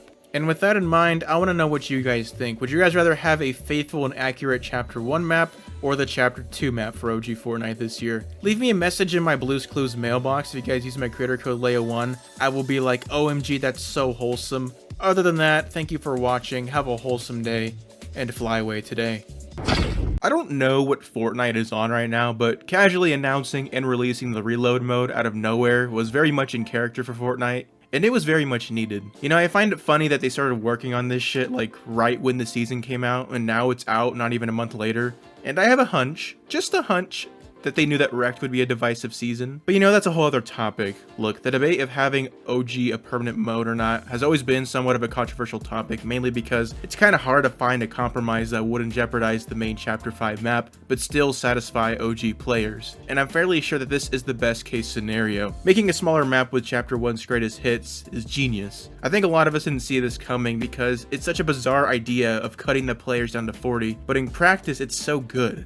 Because most of the time you're just running around trying to find people anyways, and it just makes the game faster. I know a lot of people wanted to have the full-size map, but I think this is fine because it still leaves the yearly OG season to happen with the full-size maps, while giving us a portion-sized experience as a mode. What gets me excited the most personally is the amount of possibilities this brings. I've always wanted to have a season where multiple chapters are mixed together when it comes to the loot pool and POIs. We have never had a season where the TAC shotgun, hammer assault rifle, and the Crash Pad Juniors coexisted. That's what I love, a culmination of shit. I know there's some people out there that just want the OG Chapter 1 Season 3 loot pool. While I'd be cool with that too, it's so unorthodox seeing these weapons in the same loot pool. This mode seriously has massive potential and already surpassed the other metaverse modes, most likely because it's new, but come on. For the longest time, I held the belief that having 2 maps wouldn't work out since one wouldn't get as much attention as the other, but over time that opinion has changed, and this mode kinda nailed it in the coffin for me. You gotta understand that people might end up spending more time on the game. Naturally, people get bored after a handful of games back to back to back on the Chapter 5 map, or any map in general, I'd assume, but now they have the option to switch over to Reload to play for a couple matches, and by that time maybe the Chapter 5 map sounds fun again, and the cycle of bouncing between maps could honestly boost up player retention on the game. Now this could work for a while, but at some point Reload would need to be updated after a while, which is where the map blending comes in. We've all seen map concepts of this, whether they look good or not. People would be curious to see how these POIs would mesh together. I've seen some people complain that Reload is very sweaty. So, look, I got humbled yesterday, hard, and to be honest, I forgot what that felt like in Fortnite. I got lasered out of the sky, I got headshot sniped for standing out in the open for a millisecond, but I learned something new every time. In Season 3, it's really hard to tell if I died by an objectively good player or an objectively bad player. It's just, oh, I should have had the gloves. My bad. Definitely a bad play on my part, I guess. Even if my enemies are on the receiving end, I can't tell if I truly deserved half the wins I've gotten this season. In this, I can thrive based on my skill and ultimately become a better player over time. And that's why I love this. With that being said, I have 2 things that I would change about this, and they're so minuscule that it could be hotfixed easily. Duos and trios are already being play tested, so there's no need to mention that. The lever action shotgun should never exist in any capacity. I have gotten purple levers out of the chests and left them over my green pump, and there's plenty of shotguns to replace it that are much better, like, gee, let me think, I don't know, the double barrel shotgun from Chapter 1? This shouldn't be a thing, and I think it is one of the worst guns in Fortnite history, objectively. I want to punch you in the face so bad right now. What? Okay. That's as far as it goes in terms of critiques, but for the most part, I welcome this mode. And I don't think they're gonna take this out because they marketed the shit out of this in one day. Like, they brought Kai Cenat and like sketch and shit. Like, they wouldn't do that for an LTM, you know? I love this mode. Great alternative if you don't feel like getting someone weak and chasing them in a car for 10 years straight in Season 3. I'm not trying to hold you guys up, I just want to get this video out so I can play more. I love this shit, go play this shit. Use my creator code or Foxy will get you. Thanks for watching, have a wholesome day, and fly away today. The low taper fade meme is actually still massive. What's up, Ninja from Fortnite? Hello. What up, boys? How's it going?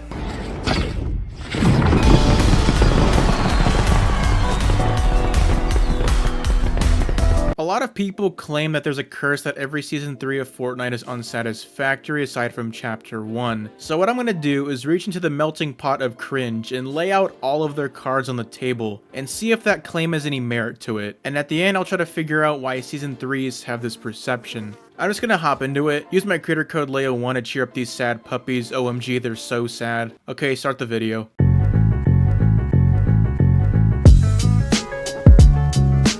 I think that this is what Fortnite Battle Royale wanted to be at launch, because Season 0 and Season 1, they were buggy as shit, and Season 2 ironed out most of the bugs, and Season 3 in itself is a good foundation.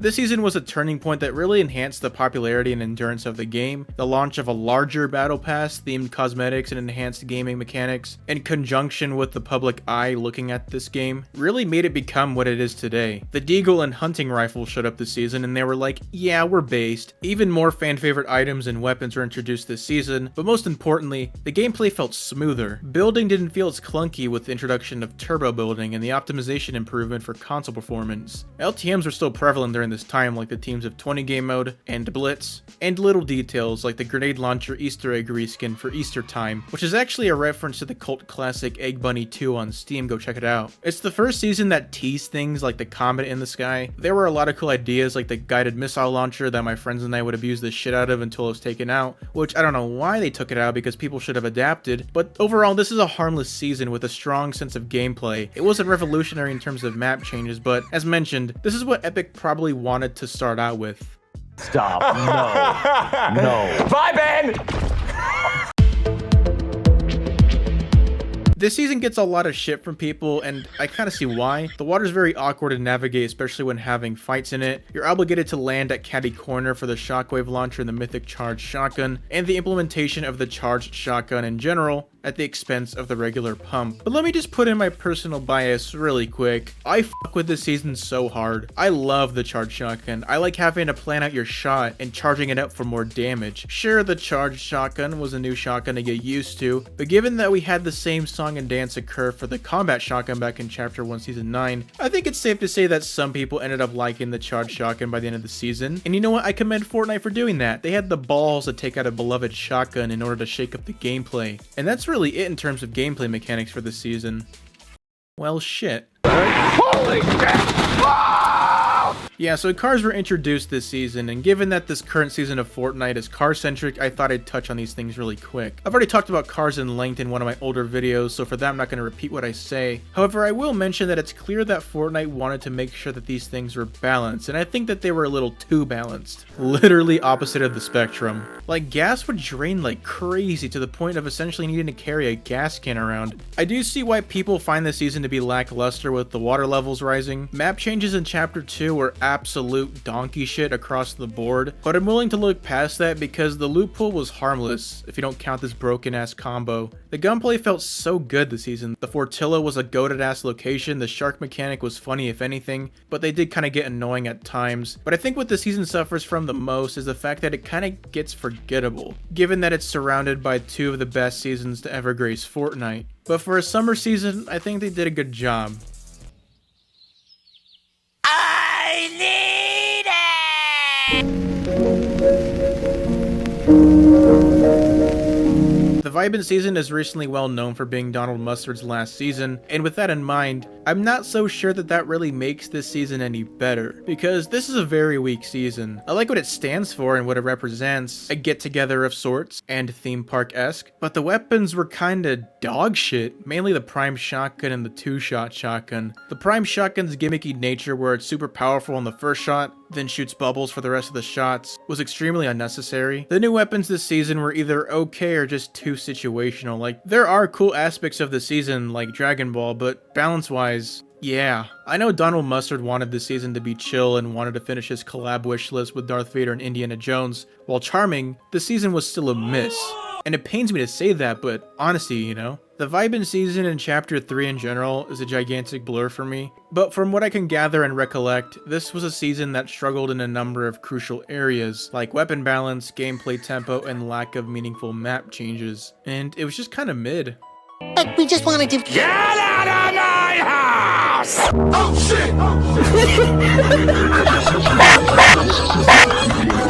I'm disappointed with Wilds, mainly because, in my opinion, it's the only bad apple of Chapter 4, and if this season actually delivered, I think Chapter 4 would be looked at a lot differently. For some reason, this was the season that I started playing the game on a daily basis again, which was a weird-ass decision on my part. I feel like Fortnite seasons where the themes revolve around Western guns in the late 1800s kinda struggle in terms of the loot pool. There are exceptions, obviously, but if you think about it, the lever-action rifle, the lever-action shotgun from Chapter 2 Season 5 are like the worst guns ever made, and the flapjack rifle, while more viable than those guns, still shares similarities in the vein of feeling very clunky to use. I know that some people liked the thermal DMR, especially if you're on controller, and it does have its uses, but if you're worried about long range, then you're better off using the mammoth pistol because that should demolish people no matter the range. I don't understand why they put the pump shotgun in a cloning machine and called it the sharp tooth shotgun, when it's literally just the same shit, but made it weaker with longer range. And if they're gonna be separate in that regard, they should have just had two different models to separate them, but I digress. What really had people's panties in a bunch was the donkey diarrhea of a summer event, which gave you free ice cream, yay! Summer events or seasonal events in general kinda deserve a separate video, but in reality I wasn't that heartbroken over it, but something that I did roll my eyes at was the Jujutsu Kaisen collab. Let me make it clear, I am not against collab items or POIs.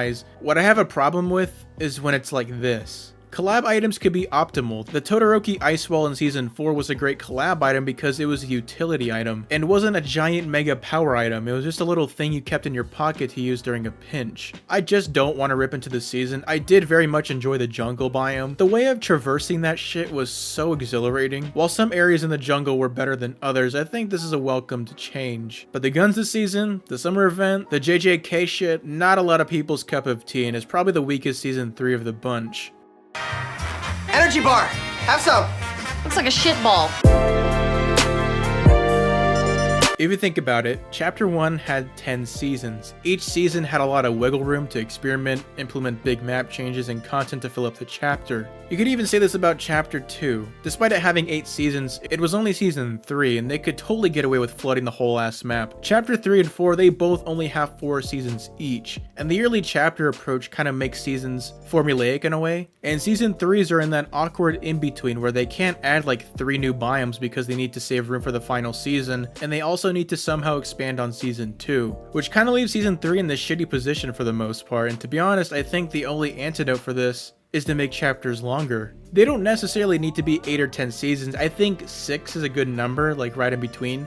And I think Epic Games should listen to me because I know best. After looking at it, it's definitely safe to say that Chapter 1 Season 3 is definitely the best Season 3, go figure. And I think I can get away with saying that Season 3's actually got worse over time in that order. Personally, if I had to choose, I would say that Chapter 2 Season 3 is the best, but Chapter 1 had the most grounded gameplay. The world fell in love with Fortnite during this time for a reason. Now for predicting how Chapter 5 Season 3 is gonna go, that's very tricky. It's way too early to tell given how different this season is to pretty much every season ever. I don't even think I can give this even a placeholder ranking like last time, so I'm not even gonna compare it to these right now. Anyways, that's all I have. Thank you for 9,000 subscribers. You're all wholesome chunguses. Anyways, I'ma head out, have a wholesome day, and fly away today. The cars are not overpowered. You are underskilled.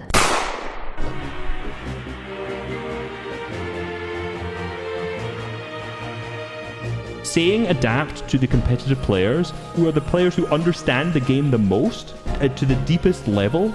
I just got killed in 3 seconds by a vehicle, and I didn't have a car to run away, so I died. Nobody could give their advice on competitive if you play fucking pubs. A lot of you comp players sound corny. You're corny. If you don't like the season, I'm not here to argue with your personal preference. I'm not playing. I'm not playing. I'm not playing anymore. That is so OP. I'm going to show you just how OP it is. They don't play Fortnite for fun like casual players do. They play Fortnite to win.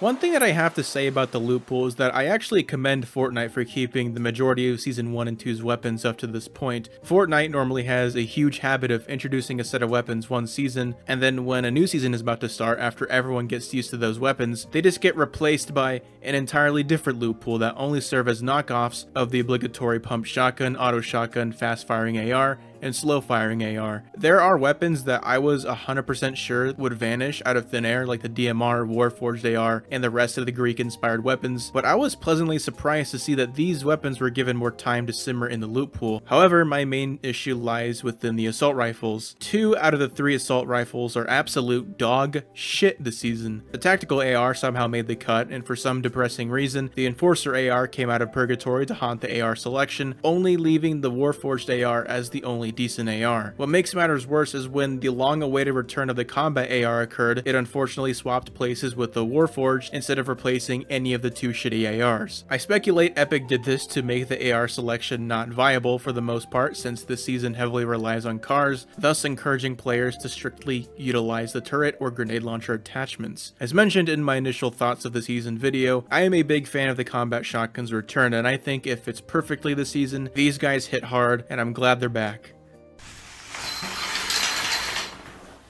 Oh, it's beautiful. Map design in Chapter 5 Season 3 is very strong. Map changes are normally a bipartisan topic for the most part when it comes to the community's thoughts, especially this season. This season has 6, or if you want to be technical, 9 biomes, thus making Chapter 5 the map with the most biomes in Fortnite history. I would have been sorely disappointed if the Underworld biome or Olympus got jeopardized, but there was just enough room for the Desert Albuquerque Breaking Bad biome. The Middle Lake from previous seasons is now drained to knee level, sporting geysers and shield cacti, eventually being taken over by the Pirates of the Caribbean collab, and I actually find this a good change since it didn't change too drastically to the point where you can't recognize the lake, but enough to put a spin on it. Brutal Beachhead and Redline Rig are relatively fine POIs, with Nitrodrome being my favorite of the bunch. The way you can essentially cut through an entire POI in a straight shot is pretty unique. This place harnesses the chaos of the season completely. Not counting this gas station in this area right here. However, Sandy Steps is the weakest link. Those who are confused, Sandy Steps used to be a fairly good POI known as Snooty Steps that was a massive hot drop in Season 1, and could be seen as the Tilted Towers of Chapter 5 for a time, maybe aside from Lavish, Fencing, and Reckless, but given that this place had variety with similarities to Tilted with tall buildings, and the hype of housing the Peter Griffin boss and the Mythic Pump Shotgun, this was a bustling POI. Then it got neutered in Season 2 since Peter and the Medallion got taken out, then it was circumcised in Season 3 because now it fell off. I bring this all up because POIs that used to have medallions inevitably become weaker over time since we just get new medallions and new mythics every season. Where do the years go?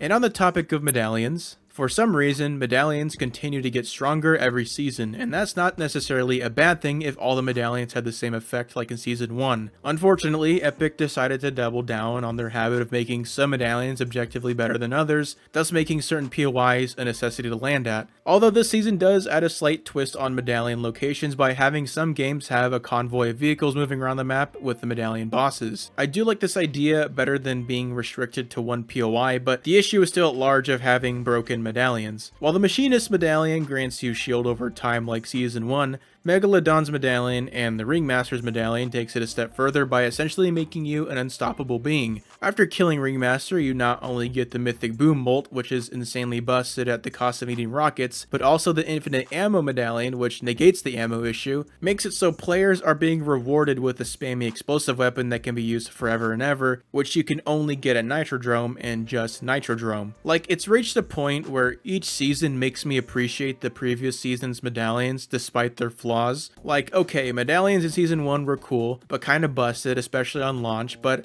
alright, we'll move past it. Wow, Season 2's medallions are even more busted, but at least the Infinite Dash medallion has to recharge over time, but alright, we'll move past it. Well, now that shit gets thrown out the window with the Infinite Nitro medallion, which by the way is only available to one person on the map. Speaking of Nitro, Fortnite over the years has butt heads with the building feature, whether intentional or not, by introducing items, mechanics, or vehicles. Naturally, people who aren't proficient at building see these as good additions because they find them fun, which is valid, but they also get a chance at a few free kills or even a victory royale. Instead of admitting this insecurity, the outspoken people in the community use the fun factor as justification for its rocky implementation. This season is no different. The Nitro feature on launch allowed players to have unlimited stamina for a short amount of time and negate all fall damage while under the effect. And at first glance, this doesn't seem too unorthodox since we've had side effect abilities in the past. However, this ability takes it further by allowing players to sprint and break through walls entirely, whether it's natural structures or people's boxes, essentially becoming a human cowcatcher. It doesn't end there either, because if you manage to sprint against someone, you shove them into the air dealing damage.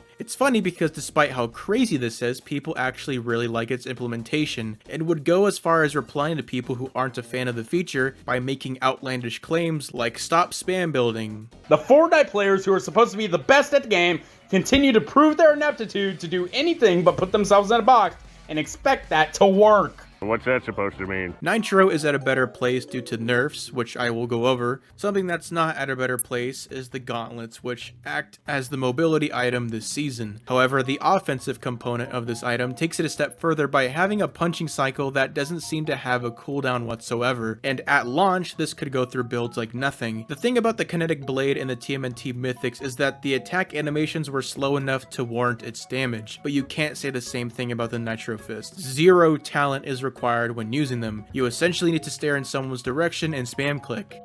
Oh wait, I stand corrected. You don't need to look in someone's direction. In fact, you can actually be below someone and still get a free kill. Oh wait, I stand corrected again. You can actually get a free kill by clicking in the opposite direction of someone. I have seen shitty rebuttal after shitty rebuttal for both Nitro Fist and the Nitro Splash, and they both share the same ones like just shoot them, shotgun to the face. Well, you see, one person actually has to aim to win the fight while the other person doesn't, so there is no world where that is fair. It's been a year, Daddy.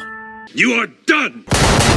Car combat is fun, but it is not balanced. The twist of having cars as a prominent component of the season is fine. What this season does is that it makes people play like absolute baboons. It rewards cowardice. Like, look at this shit, man. This was ranked before loot pools got split. Car chases last for centuries to the point where you're better off just giving up on people that you get to 1 health. You see, that's the problem. There's too many get out of jail free cars this season, and since cars before the season were a get out of jail free car to some degree, it's quite obvious why this season cranks it up to 1 million because it's car centric. You know, it's the weirdest oxymoron for me because if you play into the bullshit and play like a puss, it's brain dead fun filled with so much content, especially when compared to every other season this chapter, but it's also the most aggravating shit of all time for solos or when my friends and I don't want to play GTA Online. You can like something, but that doesn't mean it's objectively good, like gambling.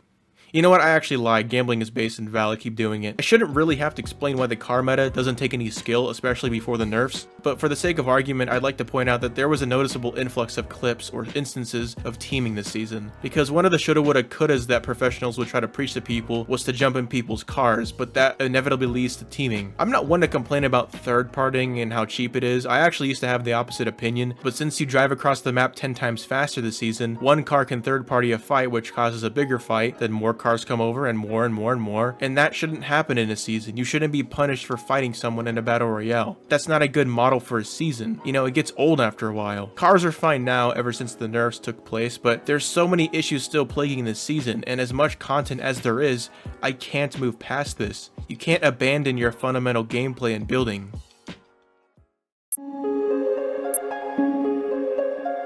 I cannot ethically go over this season without talking about the persistent flinging of shit from both casuals and comp players. Now, for some reason, some people unironically loved how the season originally started and thought it was perfect. You know, boss cars regenerating health and being able to 200 to 0 people instantly, but something needed to be fixed.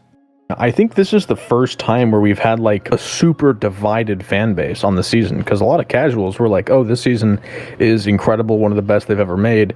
Comp players despised it, right? I don't care if you're a casual or a competitive player. If you die and you feel like there's nothing that you could have done, that's not okay for a battle royale game. I don't care what kind of player you are. Like, you should always have an escape or an option or something that you could have done to avoid whatever it is that you're getting fought with. The first course of action from Epic was to bring back the Boogie Bomb, and after all the shit talking, all the adapt nonsense, ultra casuals hated the season, even saying that it was unplayable. So the game that you were just playing right before the Boogie Bomb came back, that was playable and this isn't? Yep. My biggest issue is they don't know what audience they're trying to appeal to. You know, I wasn't playing as much because the whole thing that really made the season feel like something new and refreshing was gone by the end of it, or really halfway through. I feel like there are just way too many counters for everything this season, and to the point where it doesn't even feel like you should use the cars or the fists anymore because there's so many counters to them. In the grand scheme of things, it would seem pretty hard to figure out why Epic decided to nerf everything. Was it because the community was complaining? Or was it because Epic realized how broken these things were? Oh no, it was 100% the complaining. Like, I don't think Epic would have done anything if, like, Clicks and all the pros weren't like, man, these things suck, they're so broken, and like half of freaking Twitter was on fire. So, you know, if there was no complaints, I think Epic would have kept it in. As much as I was having fun with the cars at the beginning of the season, they had to be nerfed. There was no way they would keep that for the whole season. I feel like Epic knew that they were going to have to nerf everything eventually. Casual players will literally just say, oh, just adapt. It's not that simple. Like, this is a big gameplay change. This isn't just like some new gun or like, this is like unlike anything we've had, maybe kind of like the mechs. You watch some of these clips where it's like, it's just absolute chaos, and it's like, how is this fair? This song and dance happened before all the way in Season X with the mechs. When Epic announced that the mechs were going to get nerfed since people complained, they stated that there's going to be a laser to tell players when the mech is about to start shooting. But the laser was already a part of the mech the whole time but didn't have a function. The laser, like I said, it was planned with the mech's like launch, but if they add it right away, it's something that they can't later apply to the mech. And then like by comparison, yeah, it's worse, but like it's still broken. It's just where they wanted it to be, but because it was so much more broken before, now they can have the intended values in the game, and it's harder to complain about. You know, it's a complete, like, it's almost gaslighting to an extent. It's so sad that it works on so many people. It took a long time, but eventually the loot pool was finally split and ranked. This is a great move on Epic, but the damage was already done. Most people switched over to Reload or stopped playing the season entirely. Why do they have to wait that long? Why do they have to test it that long?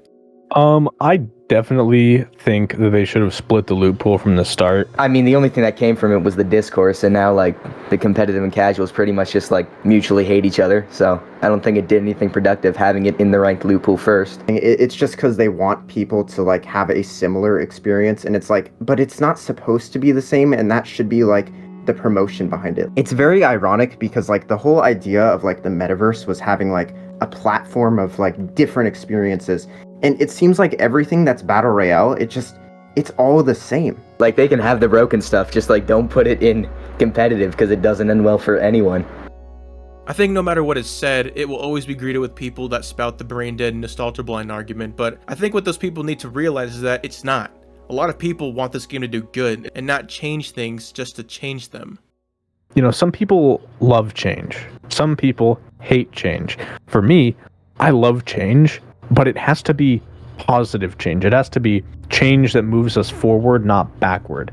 Like, the whole changing the formula, it's like, that doesn't really equate to a good season. Like, there are so many seasons that get heavily shit on for making changes that actually change the game's formula, but it's not in a good way, right? Like, you have to have the execution. You have to uphold, like, different parts of the game's identity. Like, you can appeal to just change, but it's like, at the end of the day, that's not a very healthy thing for the game if the rest of the game suffers. When that does happen, it's not really frustrating. It's just kind of disappointing. And with all the arguments from both sides, the long Twitter threads, the streamers raging, the rant videos, the long debates, who's in the wrong? To be honest, there aren't any because both people are right. Like, even though we're all playing the same game called Fortnite, the way that a comp player views this game is so different from someone who's a casual player. And they're both right. Like, they both want what they want, and they're both totally valid to want that. Like, if you're a casual and you love the cars, that's awesome. You are allowed to like or dislike any season that you want. Like, naturally, these seasons are not going to appeal to everyone, but that doesn't make it a good season just because you found it to be enjoyable. The funniest part, or more accurately, the tragic part about this entire season, is that now, no one is happy. You know, God forbid we have another situation like this, but if we do, is anything good going to get accomplished? So hopefully they're able to split the loophole, and if they're not, then it's going to be the same thing as this season, except probably worse, between like the battle between the casuals and the competitive players, you know, just arguing with each other. I think a lot of people just like to hate each other.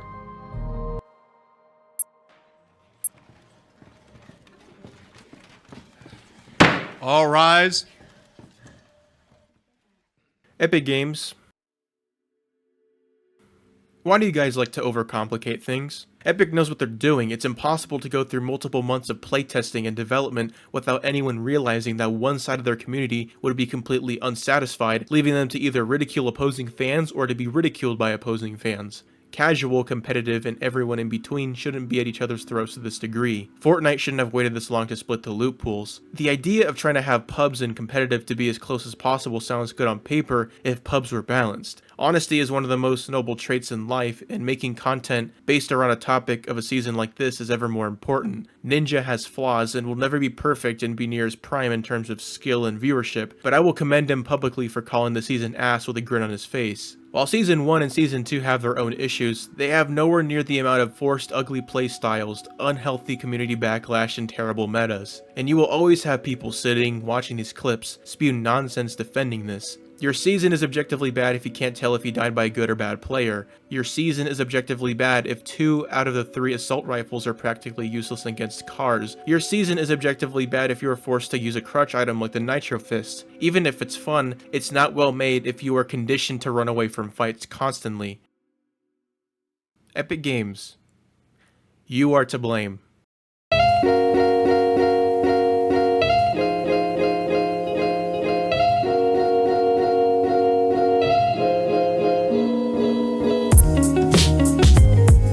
Look, I stated before that this season is a huge oxymoron for me, but if I'm looking at it objectively, I have to give the season a 3 out of 10. Run me over with a Fortnite car if you want, but considering that I am a casual and how this season wasn't enjoyable for me or any of the ultra casual people that I played with constantly. Dude, how'd they fucking ruin the game? I think the red flags correctly point me in this direction. But with that being said, it's fine if you like it. I understand. I get it. This season feels like a trailer. We may not agree, but isn't that the beauty of opinions? More importantly, I want to thank all of these wholesome Chungus content creators for collabing with me. If you don't subscribe to them, I will downvote you. Also, thank you guys for watching. Hopefully you learned a new perspective today. And with that being said, stay based and valid, have a wholesome day, and fly away today. Fortnite Season 4 has been pleasurable for the most part, mainly because it's somewhat a return to normalcy. The feeling I got last season of, holy shit, this is utterly broken, what the f am I playing, doesn't plague my mind and well-being this time to that degree, which is honestly a good start. And with that in mind, let's go through my annual check-in of the season with its base attributes and cringe attributes. Listen, I've always liked Lavish Layer, but after Oscar f***ed off in Season 2, there's like no reason to land there. Plus the layout was always kind of shitty anyways, with the cramped floors. It wasn't really optimal to navigate, so it being replaced by Doomstat makes for a positive map change. From what I've experienced, this POI is very open yet has a decent amount of loot. The raft is interesting, too bad Pleasant got replaced, rest up King. My drop classy courts on the other hand almost got purged, but only got slightly redesigned, so I'll count my blessings I guess. These new areas are vibrant and reminiscent of Chapter 4's art style, which is honestly refreshing because this entire chapter tried being realistic with graphics and shit. Like bro, go play Tarkov. The biggest positive change is this Disneyland-ass castle shit with the evil green guy. I can gush about this POI all day long, but my 2 key points are, 1, it replaced a dry and empty area, which is always good, and also this. Steamy Stacks walked. strutted that red carpet so Castle Doom can run. Medallions this time are actually kind of based. And like, this is what they should have been when they broke away from giving shields in season 1. Like, abilities that don't give you mega ultra powers, just passive shit. Siphon doesn't help you win a fight, it's a reward after you win a fight. The scanning shit isn't too OP considering it's essentially equivalent to hiring an NPC who has the wall hacks. And I guess you can count this as the giant advantage, but I honestly don't see it as a big deal since it's only once in a while, and plus you're marked on the map. And the invisibility medallion. This is such horse shit. Some of the loot pool is very strong. The Han Solo pistol and the AUG are fucking awesome. I've always been a fan of the AUG since chapter 2. Along with the AUG, the AR selection is actually really compelling compared to last season. Isn't it great having options that aren't shitty? I'm not exactly in favor of this, but I can definitely see the SMGs being nerfed at some point. That's just what I'm predicting. I know it'll happen. The mythics serve their purpose of adding an engaging twist element to gameplay as always, and that's great. And I think in pubs, Fortnite should experiment as much as they want to. In some instances, these can be kind of annoying, and yes, it's frustrating to die by, but I will say at least it requires some finesse and some skill compared to cars when having to dodge and boost. You're exposed in the air and whatnot. The cars, you are protected aside from the windows. I think whatever they do in pubs shouldn't be a problem. However, on the flip side, What the hell is even that? I don't know why Epic just can't wrap their head around this idea. It's genuinely insane. The War Machine arsenal shouldn't be in ranked. You are basically a mech. Pubs can have it, that's fine, but not in ranked. I know War Machine's arsenal isn't in tournaments anymore, but still. It's like those experiments on mice when they try to eat the cheese, but then they get shocked over and over again, yet they still try to eat the cheese because they don't know how to learn from their mistakes. That is literally Epic Games. The Hyper SMG's return isn't something I'm stoked about, especially when the Thunderburst got vaulted, as well as the Hammer pump staying. The new lever shotgun is kinda shitty, and I've used it a lot, but the problem stems from the fact that the Gatekeeper will always reign supreme, so why shouldn't I use it? I think they should have swapped the pump with the combat, or at the very least have the same shotgun loot pool from last season, but I know neither options would have sat well with people because I know there's at least 7 people on Earth that actually would have been mad if the Hammer got taken out. It's a lose-lose situation, I guess. I know some mythics have been tweaked already, and I think that they were needed. I already know people are pissed about the nerfs, and I just want to say, I don't want to hear shit about how it's comp players' fault again. It's not. It's Epic. They chose to nerf shit across the board instead of splitting the loot pool. Take your anger out on them. The season seems promising. If Fortnite plays their cards right and face their fears, they can actually end chapter 5 on a high note, which isn't really hard to do at this point, but that's not to say that seasons won't have their bumps along the way, so we'll have to wait and see. I'm not going to hold you any longer. I'm going to play this shit some more, and you should too. Use this code if you like me. If you don't, that means you hate me. Remember to stay based and valid, have a wholesome day, and fly away today. It's been over 500 days.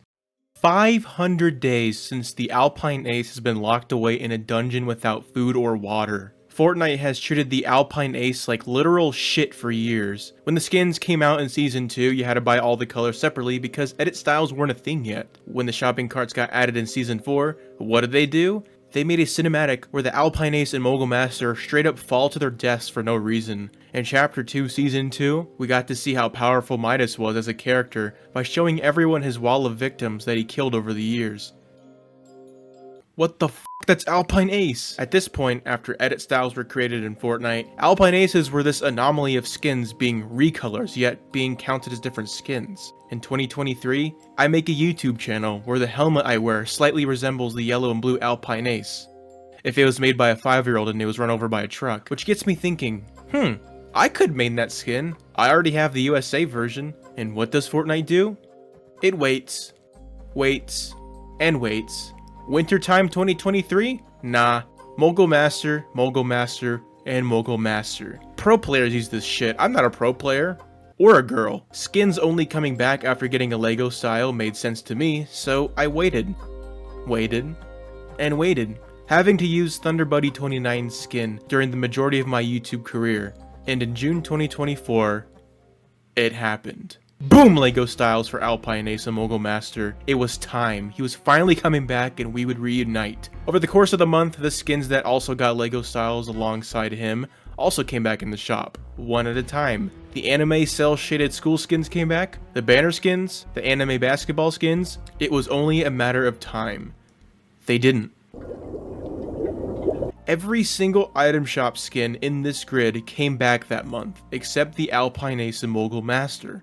Then Fortnite decides to dance on my grave again, because the Nick A30 icon skin was being teased, and what bullshit do they pull? They show the Canadian Alpine on the whiteboard, even though Nick A30 mained Canadian Mogul. And this shit! I was like, oh my god, he's coming back. Why wouldn't they? It would make sense, they have Legos now. They can bring them all back before they release the Nick A30 icon skin, and Nick A30 can be the culprit of bringing me peace. Well, did it happen? Of course not, that would make sense, you blithering idiot. I had lost hope. I began to forget about my hankering for the Alpine Ace. I moved on, it wasn't on my mind, but deep down, I knew something was missing. Then recently, I got a comment warning me of Alpine Ace's potential return. I went on Twitter, went to Sheena's account, and there it was. Winter Ski Set, I mean, Mogul Masters? August 25th. It wasn't just the Mogul Masters because times 16.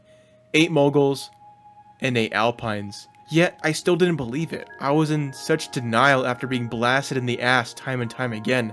Because on the day leading up to Alpine's return, I was playing Barbershop Tycoon with my friends, scraping bottom of the barrel just to take my mind off of everything. And then... like, there should be a barber chip. Oh, they're back! Holy fuck. What is it? His skin.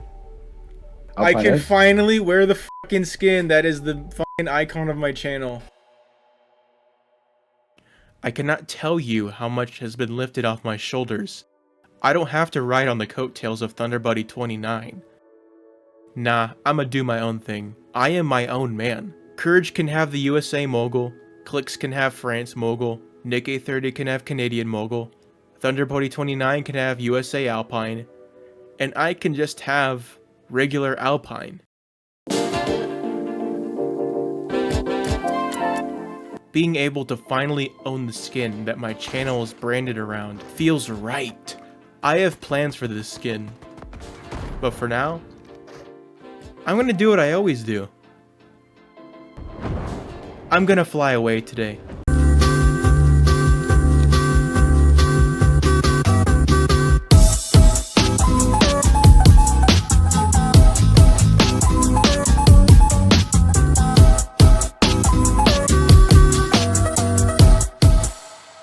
Chapter 5 has an issue that's slowly been attacking its well-being, as well as the way it operates. Kinda like having Crohn's. No, it's not bullet drop, no, it's not graphics, no, it's not the attachments. These are issues within Chapter 5, but not the one I want to talk about today. Movement items or mobility items haven't been up to Los Pollos standards. You are done. I believe what makes a good movement item in my opinion is the ability to leave it on the floor and use things like Crash Pad Juniors or Shockwaves over it and not be at a disadvantage. Season 1's Grapple Blade is a great example of this because you didn't need it during combat. Sure, it'd be nice to have one, but it's not going to help you win fights. Because the attack component of this was this Indiana Jones, watch me whip, watch me nay-nay, wee-wee dance bullshit. Oh, let me see. I'm gonna spank her. Move out of the way, she's mine. She's mine! No, let me.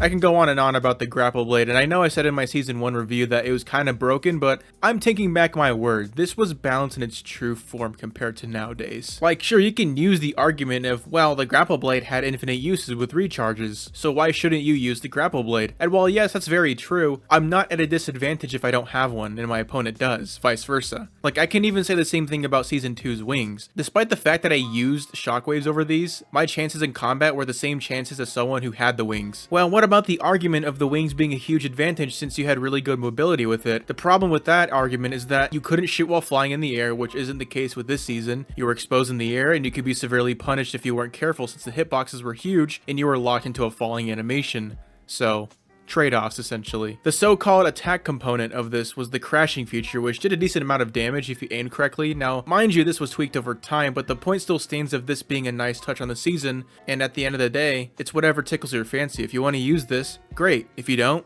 great. I think these two movement items fit in their respective seasons perfectly, and I think that they were executed well for Chapter 5. I've already stated my opinion on the Nitro Fists, but TLDR for the sake of the video, they were terrible. Insane hitboxes basically being a soft aim, no cooldown on the punching cycle, you literally need this against people who do have it, but even with these changes, point still stands of needing to carry it in combat. It's not working! War Machine's hover jets are a little interesting since they don't necessarily do any damage to players, but grants better positioning and combat mobility to players. With this in mind, Fortnite was like, yeah, so the Marvel Mythics in the Marvel season, let's lower the spawn rate. I think if they're going to make it so that you should definitely use this 24/7, it should be everywhere on the map. I think making them less common is a stupid change. This item is better than the Nitro since you don't spam click with it for an insta win. However, these hover jets act as an anomaly because it kind of does take skill to use effectively since you're exposed in the air, but you are at a huge disadvantage if you don't have one yourself and your opponent does. It's a bad situation where your opponent is fluttering around you like a hummingbird Tinkerbell fairy and you can't really do anything about it. Don't get me wrong, it's 100% a step up from the Nitro Fist. The issue mostly arises in zero build since you end up shooting someone while they're flying. The dipshit will most likely have the auto turret shooting you while holding the Captain America shield for dear life. Call me boring if you want, but the traditional mobility item with 4 charges is a much better model for movement items. I mean, I like using this shit. I feel like I'm in that one scene of Book of Boba Fett. Future mobility items should continue the theme of providing utility without making players too difficult to attack or escape from. You gotta please the casuals with the flashy shit, I know, yet at the same time you have to make a respectable item for the competitive players. I definitely don't think it's that hard. I mean, shit, they've f***ing done it before. Is he listening to us? I can't tell. He's listening. He's not understanding. Yeah, he doesn't even like get us, man. We're talking about you. Epic Games, you're a smart company, but sometimes it can be kinda fucking dumb. Don't be dumb, you're not actually dumb. I'm not saying you have to bring back old items, that's cringe. Just take notes. Take what made old movement items good and expand on them. Make quality items like this, and this. But most of all, Epic, put me on your payroll, please. Nothing will ever change my mind about Chapter 1 Season 6. I love this season more than my kids. This season had complete control of my mind when it was first being teased. Being in chemistry class while these pictures were being dropped? Yeah, of course I'd rather play Fortnite than be in school. Fuck you, Mrs. Milford. I know when people think of modern Chapter 1, they think of Season 5, Season 7, or this piece of shit. But I think people kind of overlook this season, and it's not perfect by any means. There are problems with it, but I don't think people give it enough credit for what it is. So I'm gonna glaze the shit out of this season. Use my creator code so I can buy a mansion. Thank you.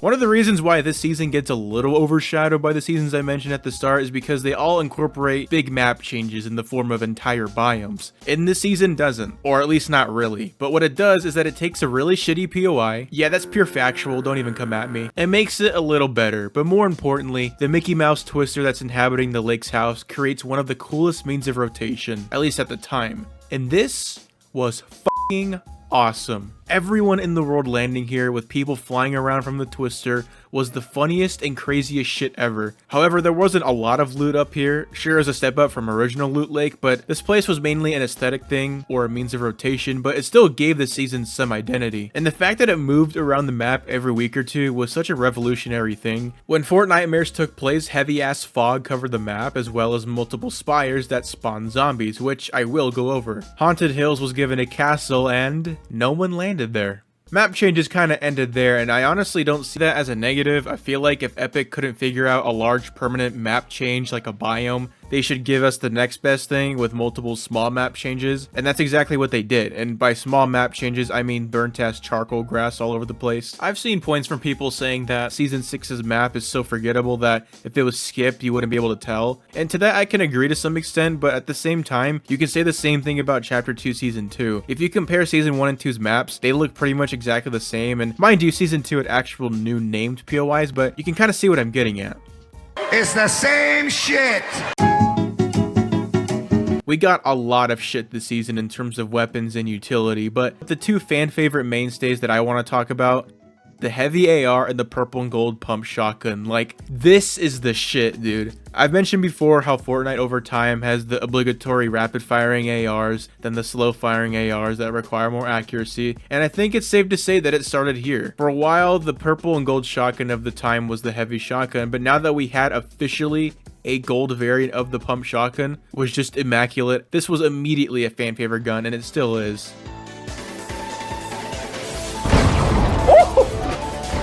Got one? Really weak in there, Poppy. Got both. Boom!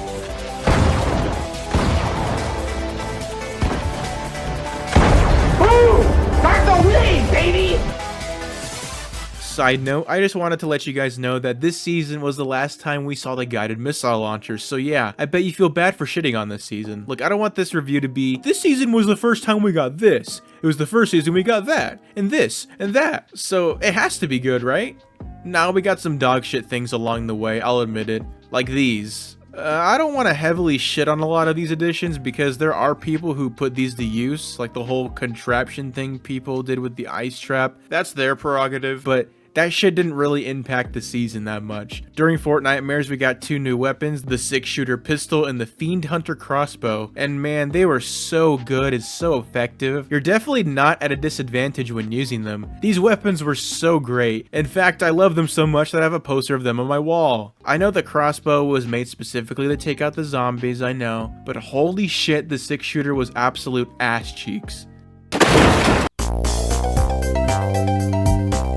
One of the most based and valid aspects of this entire season was the implementation of the Shadowstone cubes, which allowed you to become a scary ass ghost figure from those clickbait thumbnails. There are so many videos of people doing meme strats with this, like hiding in plain sight and creeping up on people like Slenderman and Sonic EXE. And I don't fucking care, I'm saying it, these were better than Hop Rocks. You go way faster, way higher. Also, pairing it with the geysers on the ground, your ass went flying. With that being said, there were some problems with the gameplay tempo during some parts of the season. For starters, there was a period of time where explosive damage would bleed through builds and damage players? Well maybe the sweat shouldn't be spam building. There was also a small amount of time where glider redeploy was enabled permanently for everyone. Now, I made a video on the worst updates / changes in Fortnite history, and this was on that list. Now, this change has a weird dichotomy since everyone had it at all times. There was no imbalance in terms of scarcity, and the change itself was fun, and a lot of people actually liked it for what it was. But it unironically somewhat ruined any stakes in build battles since people could literally jump off like that Kratos clip and be totally fine afterwards. It wasn't a healthy addition at all, despite how fun it was. We got an assload of LTMs this season, or at least a big rotation of them, with Blitz, Soaring 50s, Team Rumble, that's nasty, Disco Domination, and Food Fight. Now, the only reason I'm bringing this up is to show how much of a presence LTMs had in Fortnite at the time. Granted, I didn't play these that much, like Disco Domination, you just dance around like Kids Bop or some shit, and Food Fight was a literal race war. And these don't affect the main BR, but it was worth mentioning. The closing half of this season, we had the Butterfly Live event, and to be honest, I don't know what any of this shit means to this day still, and I know some of the lore heads out there have an explanation, but this was the first event that had your character in cinematic form, which is a common thing now, but for chapter 1 it was pretty surreal. And I'm biased as shit because your character meets the Fly Away Today butterfly. It's no rocket event or black hole event.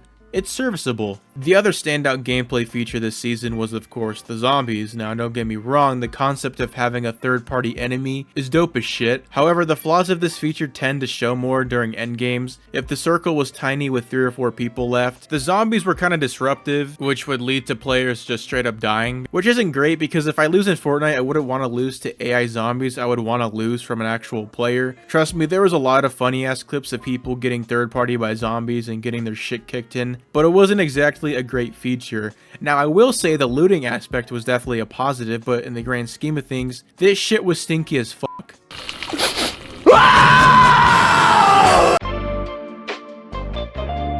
Chapter 1 Season 6 is my personal favorite season of all time. I don't think it's the best season of all time. It's certainly not a top 10. In fact, I give this a 6.8 out of 10. But you gotta give credit where credit's due. It had a theme. It stuck to that theme, they experimented, they kept what worked and left behind whatever didn't. It was unique, it pioneered a lot of things that are staples to Fortnite today. All in all, I want to know what you think of this season. I feel like it's a weird position. Some people like it, some people don't like it. Before I end things off, I just want to say thank you for watching as always, thank you for using my creator code as always, and most of all, thank you for 20,000 subscribers. Very surreal. Don't know how I have this amount of subs, but I'm gonna keep rolling with it. Other than that, have a wholesome day and fly away today.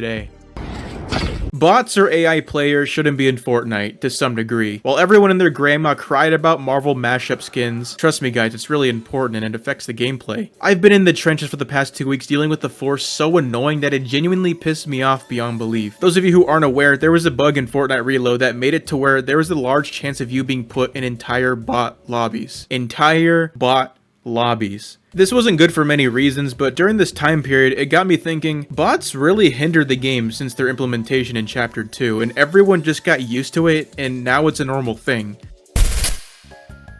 And yes, there's bot kills. This is just part of the game now. Because it gives you something to shoot at and feel like you're actually good at the game. But these are all real players. He wasn't real. I wasn't a real guy. What do you mean? Kind of discovered that there is a lot of AI, more than you might think. What pissed me off about the reload situation is that one of the big reasons why I adored Fortnite Reload was because it didn't have any bots. It was a quick adrenaline rush. The excuse of bots existing in Reload can't be because there's not enough people online, considering the fact that lobbies have 40 people compared to the 100 in regular BR. It was an intentional addition, and you have all these people saying, Reload's too sweaty, Reload's too sweaty. Why does it matter? Why can't different modes in Fortnite be different? That should be the point. Fortnite can do whatever it wants for pubs, but it genuinely drains any sort of interest I have in the game as soon as I realize that no one in my game is real. Yep.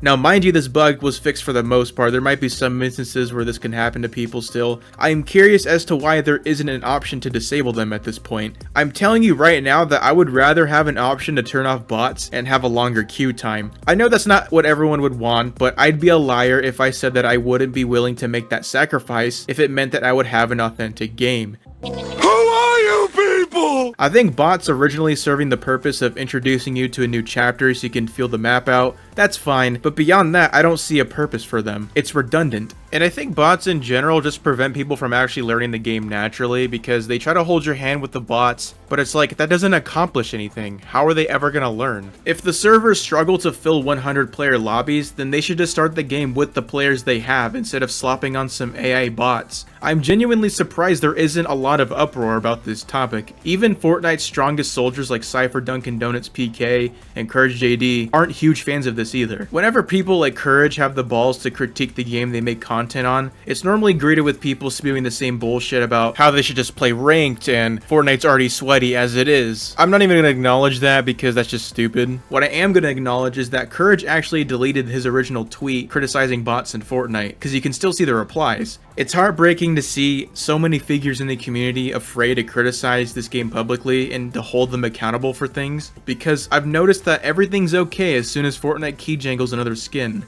and all's right with the world, and every problem that they were just criticizing gets mitigated, at least temporarily.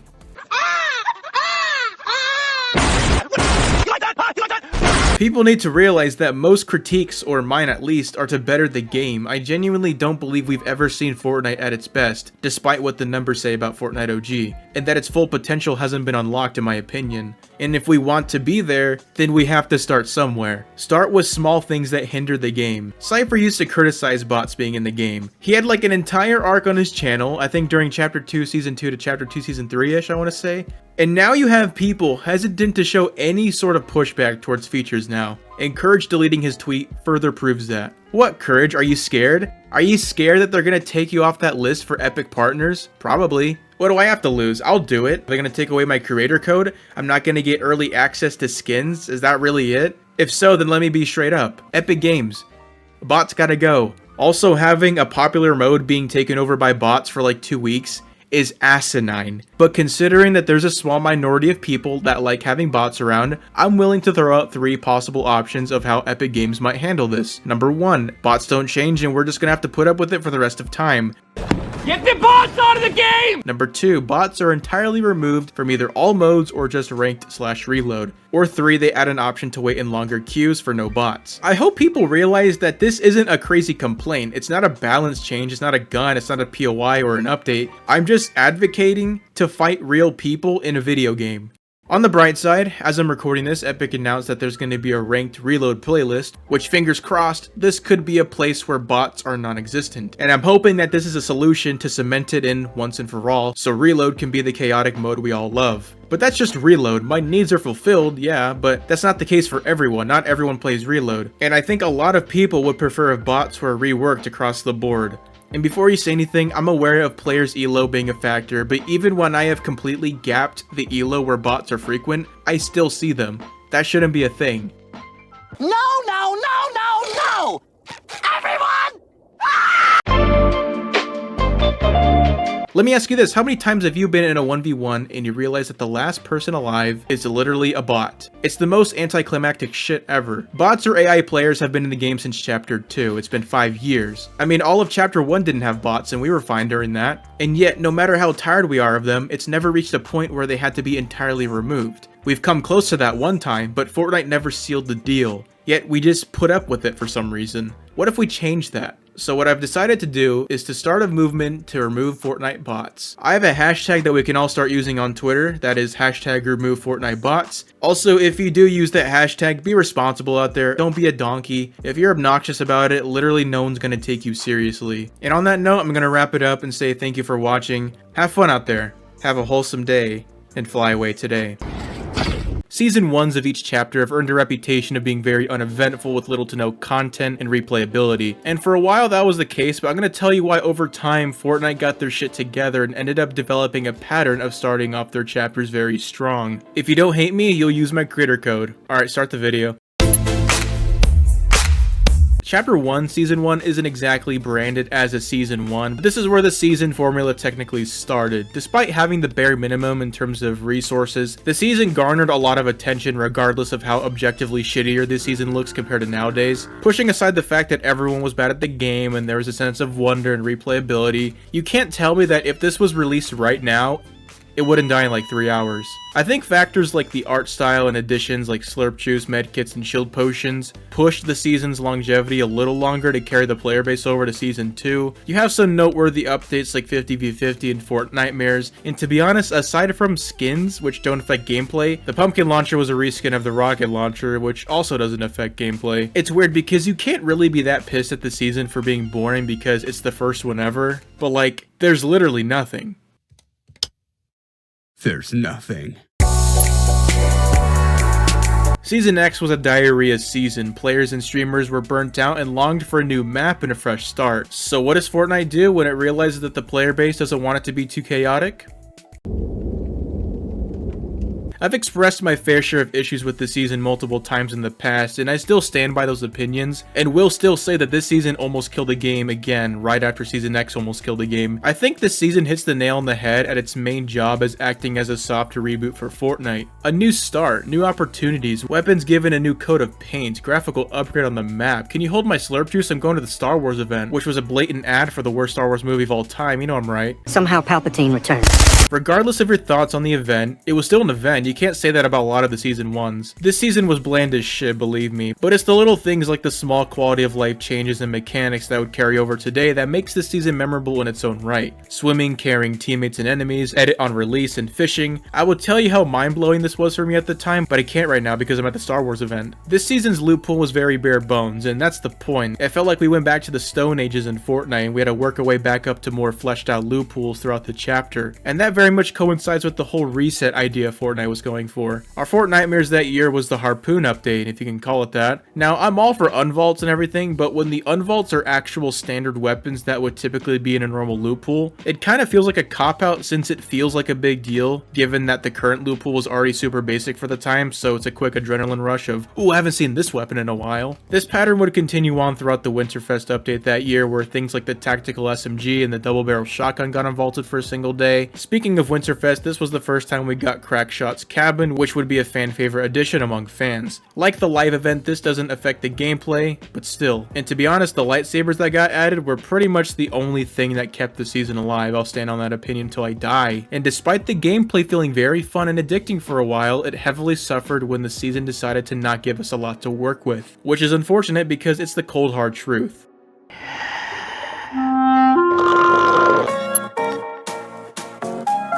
I know I'm gonna die when I say this, but I'll tear off the band-aid. I did not care for the Spider-Man season. What? Did not care for the Spider-Man season. When Fortnite normally has a huge spike of people returning to the game to see what big update came out that everyone's talking about, I think Chapter 3 Season 1 is one of those moments in time aside from Zero Build coming out, Fortnite OG, and Chapter 5 Season 1 because they wanted to buy Peter Griffin. Now, despite my issues with this season, I cannot deny the amount of replayability the season had. The Spider-Man Mythic Tilted Towers returning with arguably the best Winterfest and even more quality of life changes and mechanics like sliding, tents, and victory crowns. Personally, I still still think there's a lot of problems with this season gunplay wise. Like them making the shotguns really shitty in favor of making the SMGs really powerful really twisted my gonads the wrong way and reminded me of season 5 of chapter 1 with the heavy buffs to the SMGs like the P90 and drum gun. I also think the MK7 assault rifle having a red dot sight sounds cool on paper, but in actuality it really is the most broken shit having a hit scan automatic rifle. I'm not saying red dot sight guns are bad, I think they can be implemented better like the red eye in chapter 4, but these two factors really made me hate the season gameplay wise, but for the casual players I can definitely see why people absolutely adore this season. Also considering the SMGs and red dot sights are more beginner friendly for newcomers that came to Fortnite because of the Spider-Man shit. Despite my issues, the YouTubers got to farm content off the season and a lot of casuals really found the season to be fun and addicting. And you know what? Fair enough. They have the right to like this season, and at this point we start to see a pattern of Fortnite going from really shitty season 1s that drag on forever and ever to season 1s that have a lot more effort put into them as well as a large incentive to keep playing. I still think this isn't a good season, but there was plenty of eye candy to go around.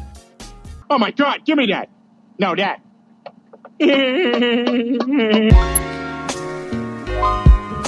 While Chapter 4 Season 1's map appears to be less dense with fewer POIs that are spread out, you would think that the season would be boring as shit. Well, I'm here to tell your ass that you're wrong and I'm right. This season made up for it with its near perfect loot pool, mainly the Red Eye Assault Rifle, Thunder Pump Shotgun, and Twin Mag SMG. If Fortnite wants to make guns in the future that feel satisfying to use, then they really need to take notes from this season. I think the Red Eye Assault Rifle is the closest thing to perfection when it comes to a hit scan red dot weapon. It's not fully automatic, it's not a burst rifle, it's a single shot weapon they have to keep tapping at the cost of having a bit of kick to it. The Thunder Pump is easily one of the most satisfying to use shotguns ever made. Take notes, Chapter 5. Ugly little shit. But the kinetic camera was one of the funnest means of rotation of all time. I know I glazed the loophole for a while, but I wanted to hone in on something that recent seasons of Fortnite failed to accomplish. Weapons that feel good will keep players playing.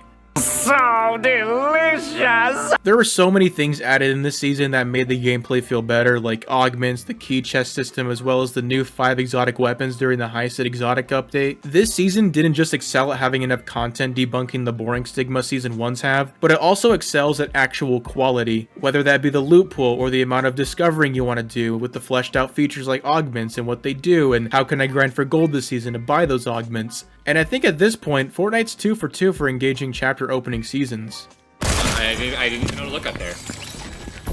You died of Ligma.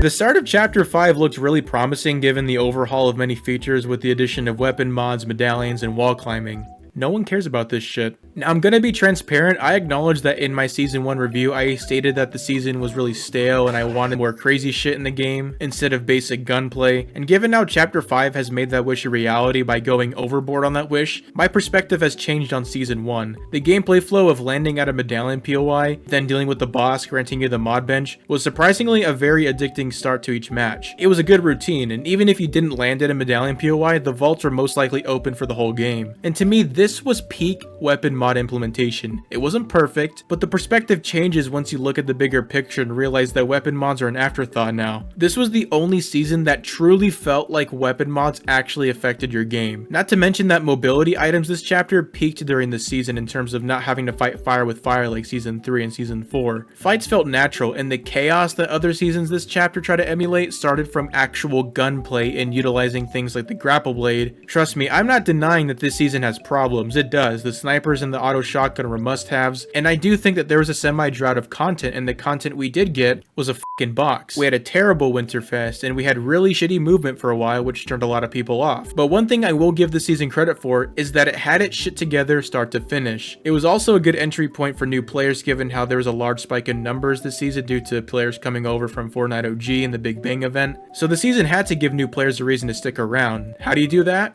You overhaul the entire ass game. Whoa! Yeah, wow. Unlike Season 3's where they have yet to break the curse of being bad starting at Chapter 3, I have to say that Season 1's have definitely broken their curse of being boring. In fact, I would go as far as changing the sentiment from our Season 1's boring to our Season 1's grounded, and the answer is yes. And I think the Season 1 that shines the most out of all of these is Chapter 4. This is how you start a chapter. Have your goofy rotational item, yet being fair enough to where you don't necessarily need one to win. Have a beefy update that adds 5 new powerful weapons. Emphasis on weapons rather than adding powers that dominate the meta for the sake of incentivizing people to use said powers. A strong shotgun and overall solid loot pool. Room for the map to grow and develop, and heaps of potential. I think Chapter 5 Season 1 is a close second due to mod benches being more frequent, thus capitalizing on the flagship edition that season, followed by Chapter 2 Season 1 because none of the weapons were insanely busted with terrible shotguns, followed by Chapter 3 Season 1 since the MK assault rifle made me want to chainsaw my balls off. Ain't you a goddamn fucking piece of shit? With Chapter 1 Season 1 being in last place, go figure. I mean, at the end of the day, Season 1s are supposed to be like this, gunplay oriented and grounded, which is the reason why I'm excited for Chapter 6 Season 1. With the amount of polls coming out about hitscan versus bullet drop, makes the possibility of hitscan coming back in Chapter 6 pretty likely at this point, as well as a gun orientated Season 1, and the obligatory items that make us love Fortnite, like junk riffs. Please bring back junk riffs. I didn't take my- hold on guys, let me take my What's your favorite Season 1? I already know that there's 50 pipe bombs being mailed to my house right now for not liking the Spider-Man season, but opinions vary throughout people and that's normal. Use my creator code or else you hate me. Otherwise, I'm gonna head out, have a wholesome day, and fly away today.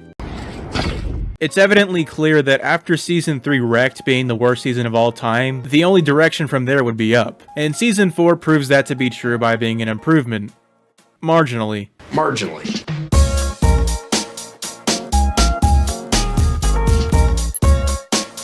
You might be curious as to why I'm not a fan of this Marvel season compared to the original Marvel season. I didn't go into the season expecting Chapter 2 Season 4 Part 2. I lowered my expectations by expecting something that was an easy upgrade from Season 3, but my main issues are more fundamental rather than which season has more superpower shit or what have you. For starters, Marvel Season 1's shotguns were far better than the ones we have in Marvel Season 2. With the exception of the combat, these were very strong and could heavily punish and do insane damage if you didn't have a Marvel item to use against someone. Marvel Season 2 has okay shotguns at best. That immediately terminates a large portion of the season's enjoyment.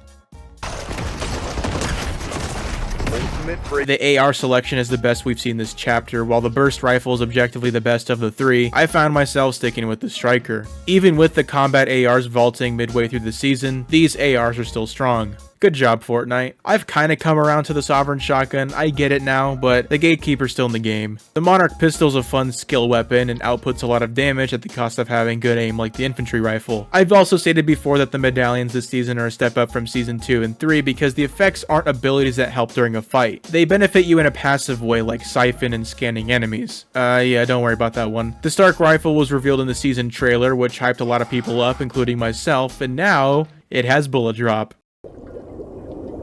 How the f*** did we go from this to this? It's even funnier when you consider that for a short time this was actually called the updated Stark Industries rifle. Updated. That's a funny word. That's the problem with bullet drop. It's hard to unvault weapons now since they literally have to rework them completely, and it's something we're gonna have to wait out until next chapter assuming hitscan is coming back. What'd he say? Garbage?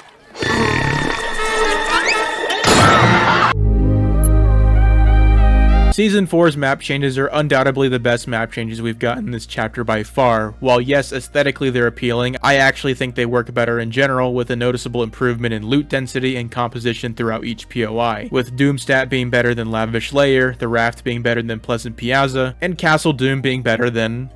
well, nothing. The closing half of the season had the Middle Lake be completely dried up for the live event, as well as Fortnitemares giving a noticeable overhaul to the atmosphere. Things like the Blue Prime Lake to Fruit Punch Prime Lake to POIs like Rebel's Roost Grand Glacier, and even renaming a few like Brawler's Battleground to Brawler's Patch and Reckless Railways to Freaky Fields. What the f***?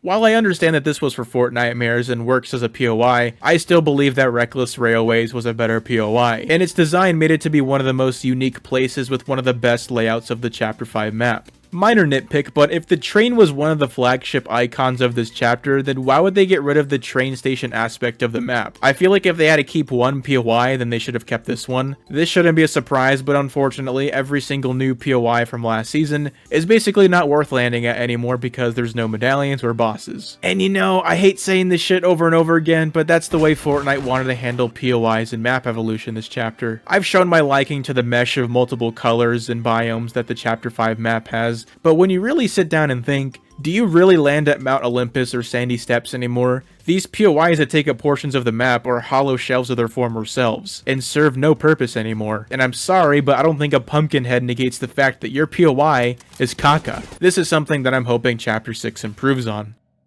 You suck ass. You really do. It's evidently clear that since this is a Marvel season, again, there would understandably be an influx of Marvel-based items, which is normal. Mind you, during the first week or so, I talked about the season in good faith and thought the season was already light years better than Season 3. But as time went on, some of the items began to rot of shit and BO. And there was also a plethora of people using degenerate and heinous playstyles that made me want to do something terrible in real life.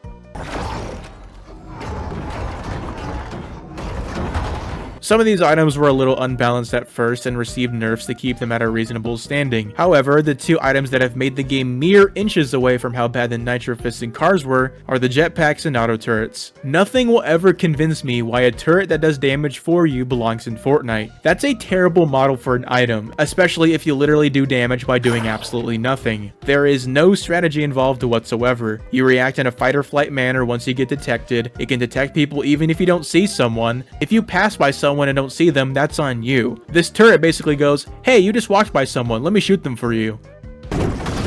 What is happening? Nice, what just we're happened? better than them. The jetpacks are pretty much the mobility item this season. Yes, there are other items that can get you from point A to point B faster, but you really aren't at a disadvantage if you don't have one. Attack-wise, Shuri's claws require you to be up close to your opponent and do significantly less damage than items like the Nitro Fists. And Iron Man's boots act like the wings of Icarus with only mobility and dodging and being able to be shot down. It doesn't allow you to shoot people while flying in the air with the exception of the one unibeam shot if you have the gauntlets, which is honestly a good trade-off since they take up an inventory slot. But the War Machine jetpacks do allow you to shoot while flying and boosting. It is a noticeable problem when it comes to this item. It is damn near impossible to win a fight against someone who has the jetpack and you don't. Even if you do have one, it's not even fun. Most of the time you are chasing someone who's boosting away. Ninja put it best. Since all guns are projectile based, you have to account for bullet drop, which is already one thing. But if someone has a jetpack, you also have to account for the random boosts in multiple directions in the air. So there's two bullet drop caveats. One of them is completely unpredictable. That is not fun or fair. But hey, I'm sure the jetpack items are prevalent enough in the loophole and aren't difficult to come by. That shit makes zero sense. Honestly, I would have forgiven a lot of the fundamental flaws with the jetpacks if these were everywhere, but that would make too much sense and would require logic. I know that there's people out there that want to have a gotcha moment by saying, well, you probably like Chapter 1 Season 4 and Chapter 2 Season 4, and they had jetpacks in those seasons. Well, for starters, those ran out of fuel where you had to find a new jetpack to replace it. In addition, you also took fall damage from those jetpacks. That's not the case with this one. And not to mention that there wasn't a tech people did with the boost, let alone having a boost in general. And honestly, it's so frustrating because a lot of the problems from this season, or really this whole chapter, stems from bullet drop, and I really want to like this shit because this could be really fun and well designed if there was hit scan, but there isn't. Something that is practically hit scan or more accurately aimbot is the Iron Man gauntlets. This shit is so fucking stupid. At least it was for a few weeks, but I think it's just best to show you.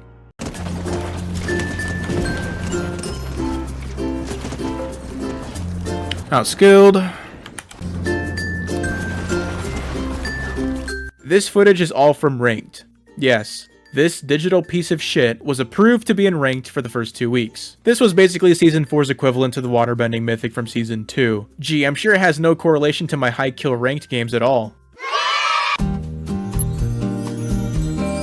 I mentioned Fortnitemare's map changes earlier, but I want to acknowledge the return to normalcy when it comes to seasonal events, at least for now. Fortnite genuinely knocked it out of the park, and I'm not even counting skins because people think that skins count as updates, which they don't because at that point, you're technically paying for an update, but this is definitely one of the best, if not the best, Fortnitemares. The Billy Bombs were not insanely overpowered like I thought they would be. They're mainly a nuisance they have to avoid, and the chainsaw is a mobility item that I'm very fond of. I know they can be annoying as shit in builds if a whole team slashes through your box, but the mobility aspect is genuinely one of the best and balanced movement items this entire chapter. You're not in the sky, in fact you're on the ground, and the duration isn't too long or too short, and you can't shoot while doing it. Oh yeah, also during this time they vaulted the jetpacks. I gotta say, with the jetpack gone and having a better and balanced mobility item, this was the most fun I had all season. And Fortnite was in a really balanced state during this time. Yes, you still had the auto turret, which still holds your hand and wipes your ass for you. And I'm sad and disappointed that 3 weeks before the season ended, Season 4 turned itself into a relatively enjoyable season. It's genuinely hilarious how one item can significantly affect a season.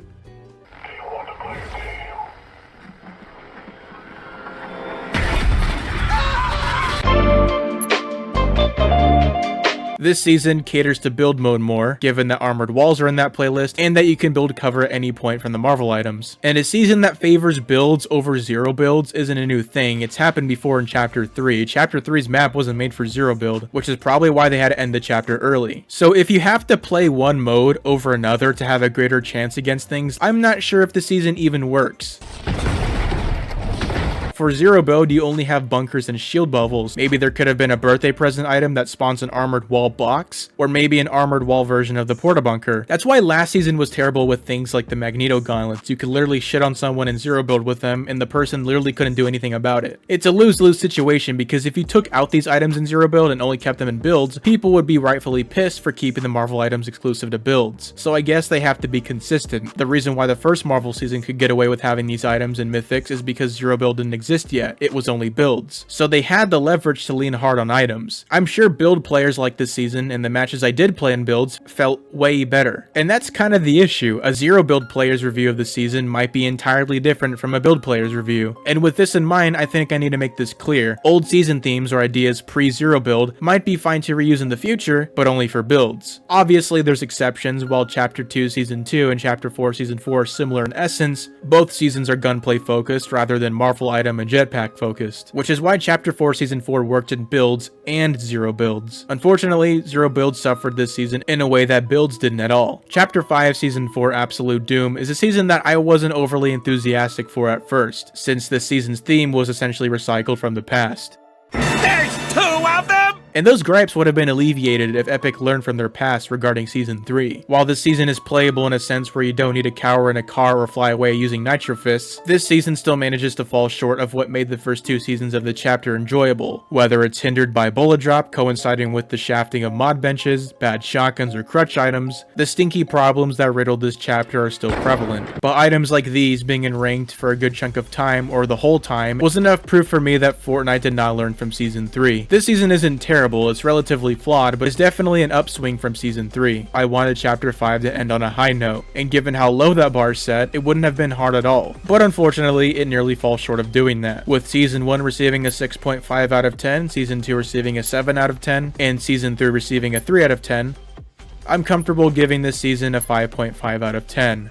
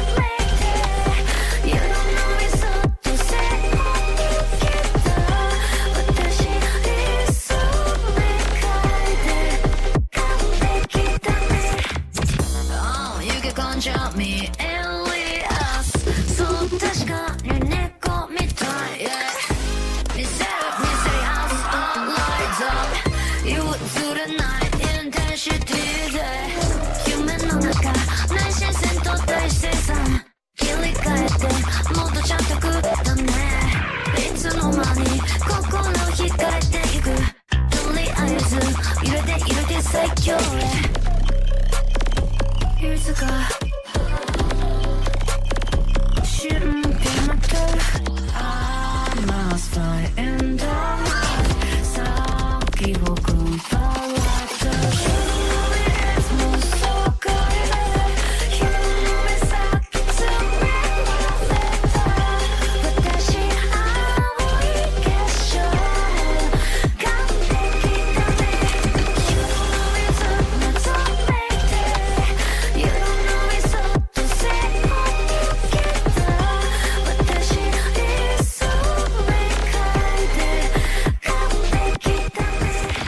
We're finally away from that plague known as the Chapter 5 map, and with the return of the Chapter 2 map, I've picked up on a few things that I like and a few things I don't like. The Chapter 5 movement is still present, as well as sprinting, mantling, sliding, etc., which is a no-brainer. Epic Games has problems, but they're not fucking animals, alright? The massive ass elephant in the room is, why is the agency Snoop Dogg?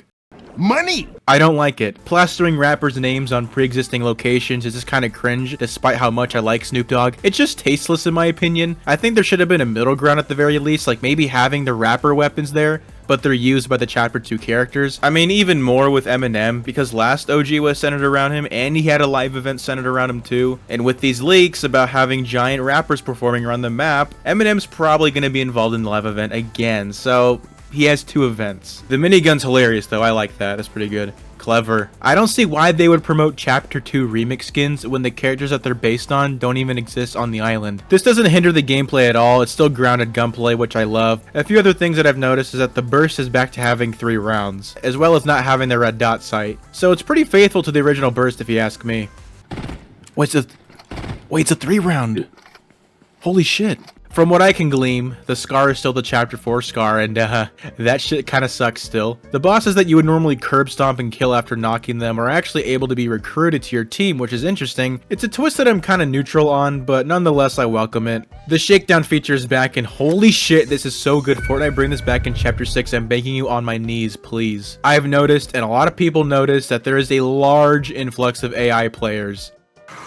Oh, you better be joking. It's weird knowing that there are millions of people playing this month like last year, yet they still fill lobbies with this horse shit. Bots are bad, and I don't like throwing this phrase around because it's basically lost all meaning at this point, but if you defend bots, it trickles down to a skill issue. Their main rebuttals that I've seen is I don't want sweats in my lobby, or let people have fun. Like I said before in a previous video, people just want free elims so they can feel good about themselves. End of story. The upgrade tables are back, but not in zero build, which I can kind of see why. There's no mats to trade in, but omitting an entire feature just because it's zero build is kind of crazy. Now my first reaction is to say to change the currency from mats to gold, but that would be way less of a purchase rather than sacrificing mats, which help you in a game. Another anomaly is the presence of cars during this first week of Remix. Now I'm a little iffy on it since cars didn't get added until Season 3, and you know, that's kind of the approach they're going with this year. The attention to detail regarding which week has which unvaults are kind of out the window, and to be fair, it was kind of like that last year, because Season 1 is kind of taken care of already, since instead of season rotations, it's Season 2, but each week is a different stage of Season 2. The cars have received a new major feature being hydraulics, and I fucking love this change, because you bounce around and shit like inflatables from Season 7, it's so fucking good, I love it. Oh my god. What? This would have been a major problem in a season with bullet drop, but everything's hit scan now, so a skilled player would be able to shut that shit down instantly. There are a few bugs with these cars, and I can see why people love this, and I can see why people hate this. It's funny. Shooting someone who's sitting in a car just for them to fly into the stratosphere would be a bit annoying after a while. I do think comp players should have a little grace there. And I do feel like we're gonna keep this feature going into Chapter 6. Now, despite my fun with this Chapter 2 Season 1 implementation, it's kinda unfortunate that it's taken over by rappers and not a faithful remake, because it's clear now that Fortnite isn't confident in their IPs, whether it be characters or POIs, because I think Fortnite is at its best when it's original. And that's not to say that this isn't fun. It's still fun. The essence is still there. The boogie bombs are still the most broken things on the planet. It's still Fortnite, but it's Fortnite if it was a kick stream with the gambling ads on the side.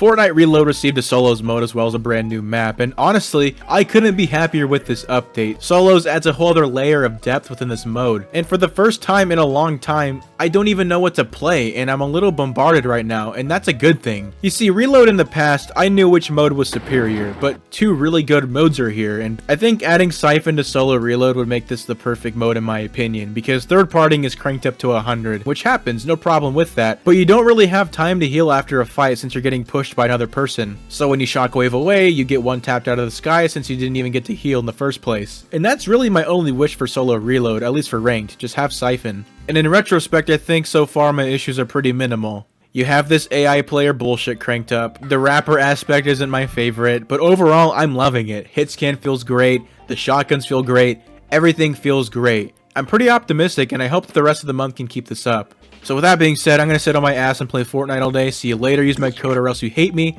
Have a wholesome day and fly away today.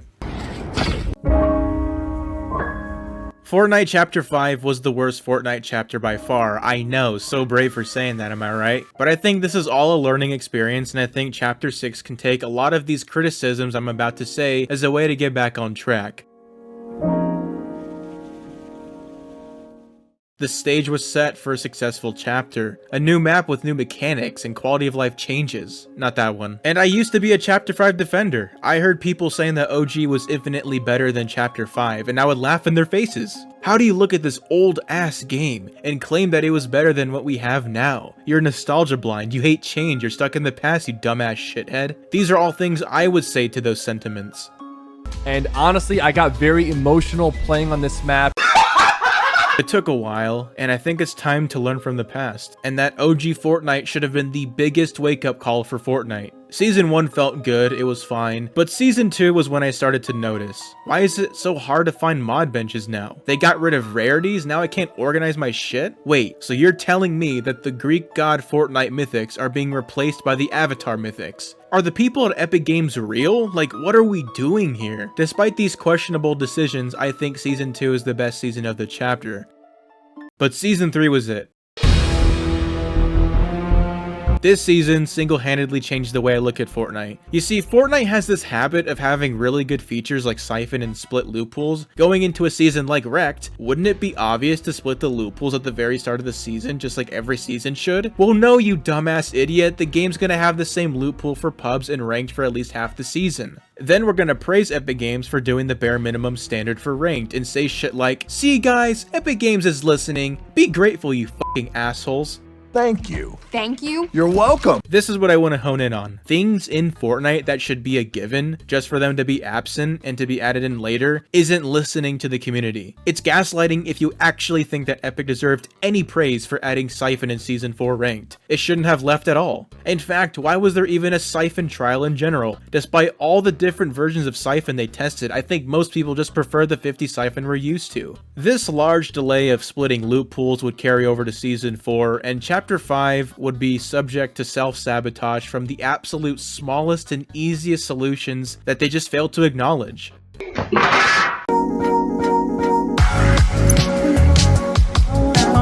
I don't think medallions worked, and I don't think that they will ever work. The reason why every single map except Chapter 5 works and at least has some balance between their POIs is because the medallion system didn't exist. Preference is thrown out the window the second medallions are a factor. Season 1 handled medallions relatively well compared to the rest of the chapter, considering that all of them gave you shields and that there were 5 of them spread across the map, with each season decreasing the amount of medallions on the map and shifting to abilities, where some were objectively better than others. You were heavily encouraged to land at a specific location instead of having the freedom to land wherever you wanted and still be at the same playing field as everyone else.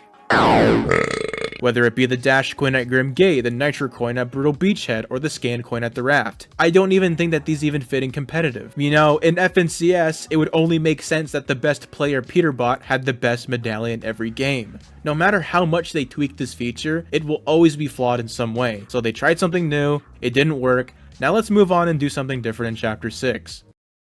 Okay, so if this is true, I hope that it's just augments, but the description is just kind of reskinned to a medallion, and that the rings on the map turn on if you decide to use these minor medallions. I think if it was handled this way, then yes, it would be an improvement, but the second it encourages you to land at a certain POI, this map is doomed to fail.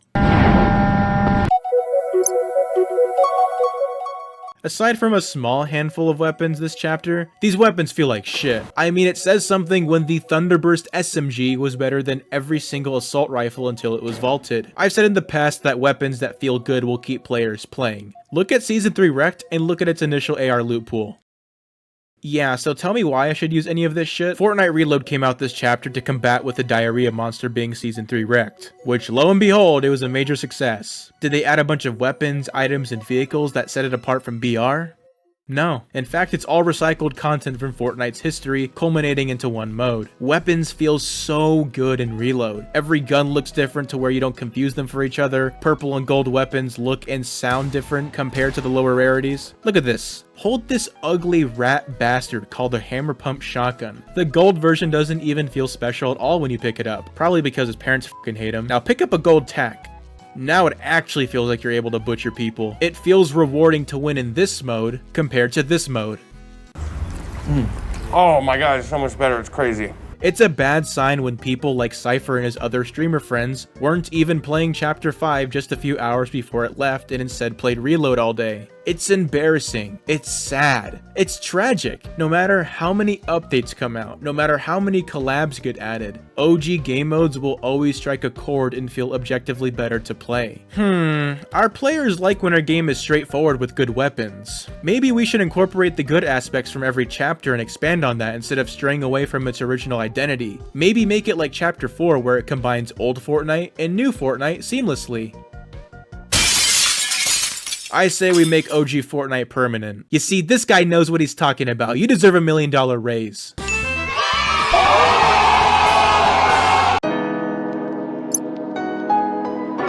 Listen, I'm not a story guy, but seeing story events this chapter was honestly kinda based. There was clear direction of where the story was gonna go, even to a normie like me. So instead of actual closure to the underwhelming defeat of Dr. Doom, Fortnite did something even better. Epic decided that Ice Spice flaunting her ass in front of the family-friendly audience that plays this game was a way better conclusion. I can understand the event can be fun when looked at in certain perspectives, like if you watched it with friends and laughed the whole time because how terrible it was, then yes, fair enough. But this is indefensible. Easy, bro. Fortnite just sent it! That's so cool. This is insane.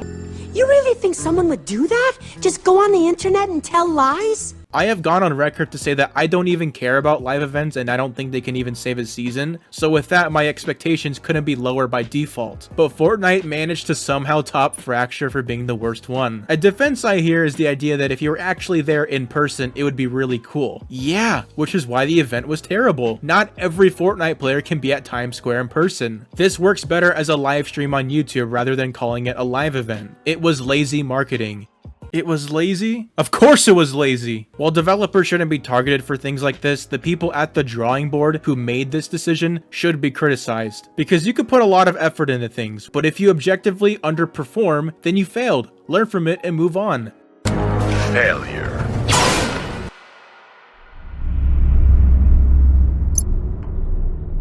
This is probably the biggest sin that Chapter 5 committed. We got attachments this year, which was highly requested from fans over the years, and given that we can slap on red dot sights and all of these gadgets on our guns, it would be a little overpowered to have a hit scan gun with all of these attachments, since we've seen how broken hit scan red dots were in the past, so Fortnite decides to make every gun projectile based to compensate.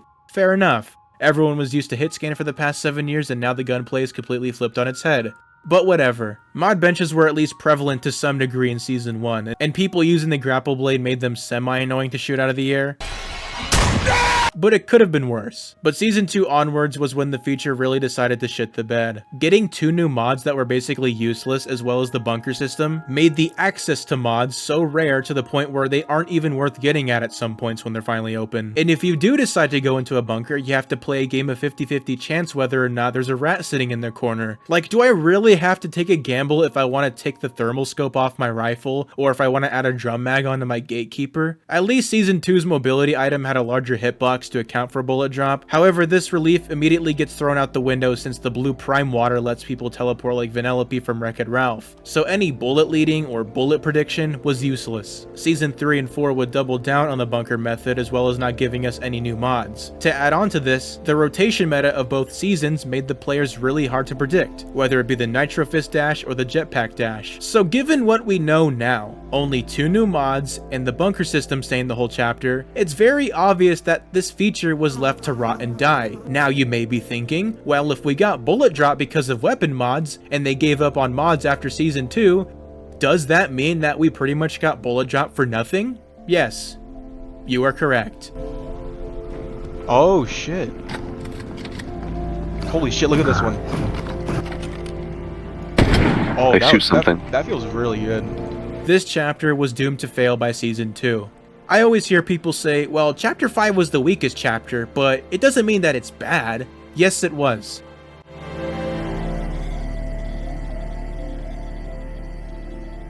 All of this with the neglection of mods, why should I have to cower and say that it wasn't bad and cover up for Fortnite? Why should I have to lie to myself and all of you guys? It was bad. Of course I had fun moments in the chapter. Yes, I had moments where I would clutch up a good fight and reload, but for the most part, my fun was mostly caused by the people that I play with, not the actual chapter.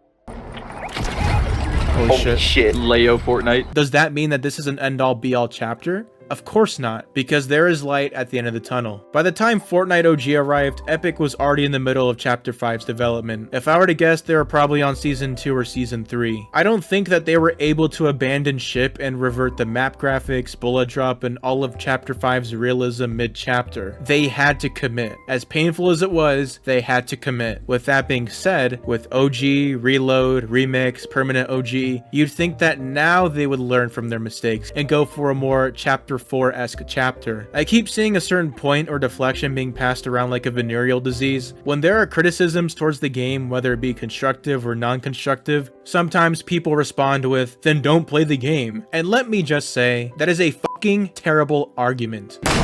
Because that doesn't do anything to challenge the actual argument that they are being presented with. It basically tells the arguer to fuck off. It's funny because a lot of people find that deflection to be a good gotcha moment, and I'm like, really? If people don't want to play the game, they won't. Do you think people are gonna hear that argument and go, oh, maybe you're right. Okay, I'll go take a break now.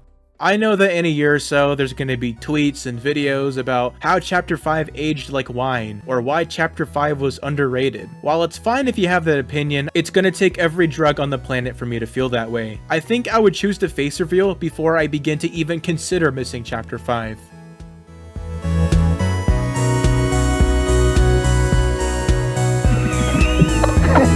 God, he's sniping. Holy shit! What the fuck? The car out of here. There were good aspects of this chapter, but there are too many glaring issues to where it's inexcusable. I know people are excited about the permanent OG mode, which is fair, but I actually couldn't be more excited for Chapter 6. I genuinely have hope for this chapter. And if Chapter 6 doesn't land, well, I guess we have options, and Fortnite will have to keep learning its lesson until they get back on track. And I mean, at the end of the day, they probably will, but we're just gonna have to be patient.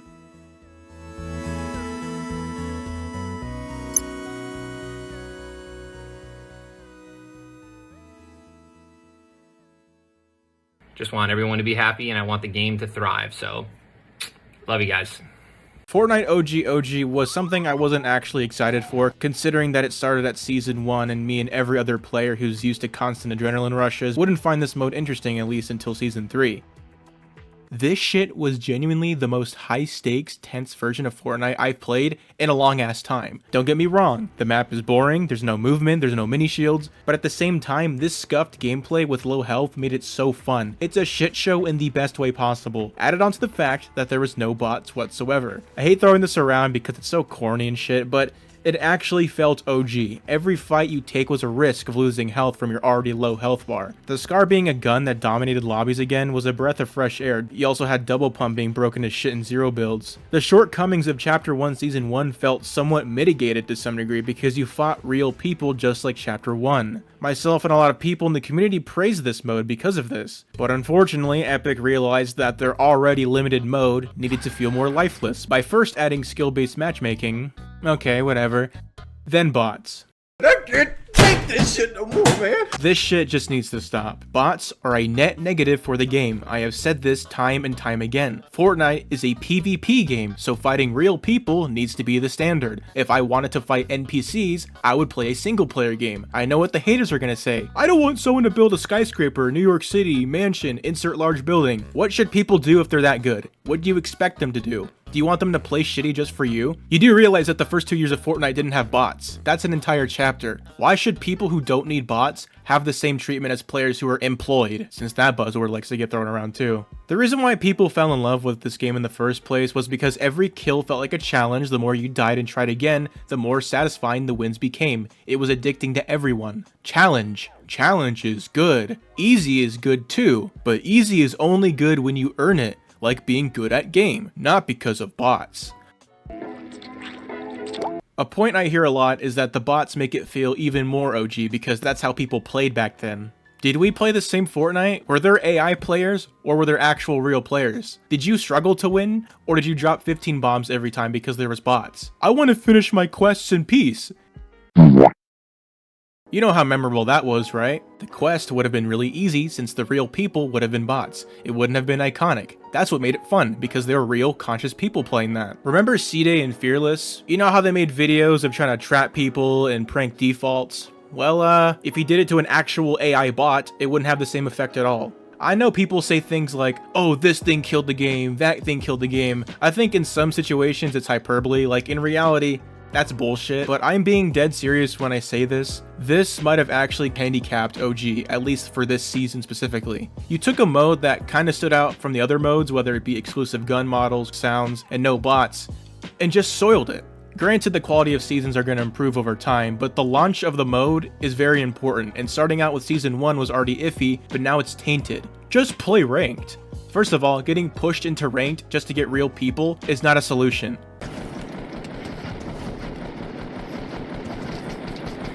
Now, I don't want to generalize the community, but for the most part, from what I've observed, the people that were shitting on this mode since it was announced, who said that it was going to have 0 players because of Chapter 6, were the same people complaining about Switch and OG. Let me be clear, I didn't even plan on playing this mode after the first day or two. I agreed with the Chapter 6 side, but the complainers coming in, guns blazing, saying the same garbage sob stories like, let us have fun, you're unemployed for being good at the game even though the game's been out for 7 years. I never learned how to build and I stuck to scroll wheel this entire time, but I'm not going to sit here and shit on these sweats because I know that they're better than me, and that's okay. I hate that I have to say this because it sounds like the most boomer shit imaginable, but this is basically giving everyone participation trophies. No matter how you shape it, it is, and that's okay. You're not a bad person for being less skilled than the higher skilled players. The more people come to terms with that, the better. I know that there are millions of people better than me at this game, but I want to improve. The more real fights I get into, the more I can learn and get better. Also, what's a sweat? Is it someone who tries? Because if so, everyone sweats, some more than others. So you're telling me that you've never locked in before. During 1v1s, I expect these anti-sweat people to let the other person win, because if you try, you're a sweat. It's actually really cool to see streamers and content creators share their opinions on this because whether you believe it or not, these creators have some reach when it comes to feedback. Obviously, Cypher was fence riding as always, but he brought up a point of people are conditioned to win. Yes, that is the end game to every single game, to win. Yes, it's fun along the way, but in the back of your head, what are you actively trying to achieve? Why did you queue into the game? To win. I am genuinely confused as to why wanting to win is a hot take.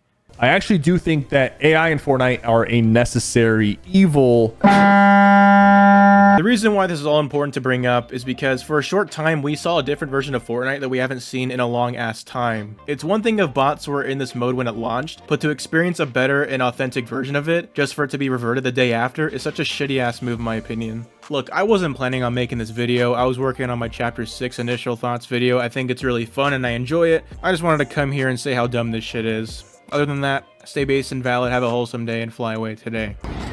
Chapter 6 is based.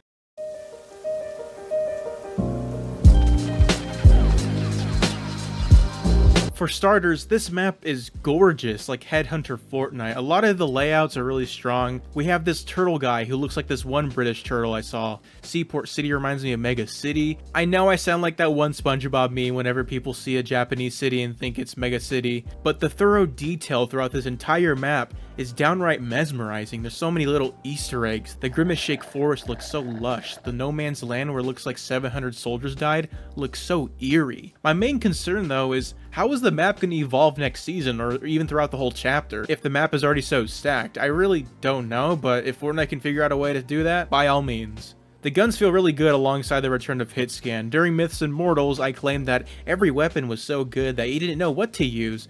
There's different types of playstyles and there's different weapons to fit those playstyles, and there's a lot of debate of which loadout is best. That's bullshit. So with that in mind, I'm not going to really reuse that sentiment this early for Chapter 6. Eventually, the optimal loadout will be known by the majority of people, and by the looks of it, it looks like it's going to be the Twister Hollow and the Sentinel Pump Shotgun. The Sentinel is what the Hammer Pump should have been. I've seen some outcry regarding Hitscan being too OP and people getting beamed out of nowhere, thus wanting Bullet Drop to come back. While I can see that frustration, I actually don't think Hitscan itself is the problem. I think it's just the time to kill due to the weapon stats. I also think because one of the Hitscan ARs has a red dot sign, website, and we're all aware how broken these were in the past. To me at least, it seems like there was just a slight lack of understanding of what the community wanted when we wanted hitscan. It's not like we were begging Epic Games to bring back hitscan and red dot sites. We kind of grouped bullet drop and red dots together, which was why a lot of people were confused whether or not bullet drop was going to come back, since everyone saw the SMG scope and thought, well, bullet drop's coming back, guys.